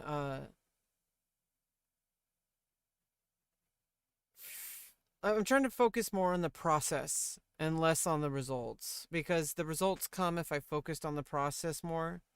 And I think especially with my writing projects, um like particularly this writing project that I literally just started today. I've already started watching some interviews, and I'm going to be watching some more, and we're going to be working through this and trying to understand, like, not just how PTSD works, and not just like specific things like the Vietnam War. And we're combining those two things together. And I think it's when you combine things together and have a very focused and narrow topic that you want to talk about and work through, I think that's when you get the best kind of writing. So I'm going to slow down. We're in a research stage, so it's going to take some time. And I literally just started this project today. So stop blaming myself. Stop like expecting myself to be like this magical like writer who can just write everything all at once, okay? Just slow the fuck down. I can do this. And we're going to continue to come back to this. I'm not going to just stop today. Like, this isn't the last stream, okay? We're going to watch through these videos.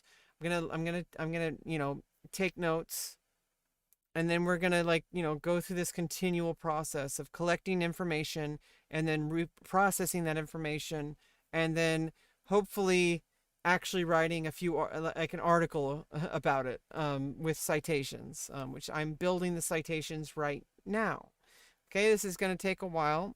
It's going to be a lot of effort, and it's going to be good, okay? And then if I write a good enough article, maybe I can get some Twitter followers or two.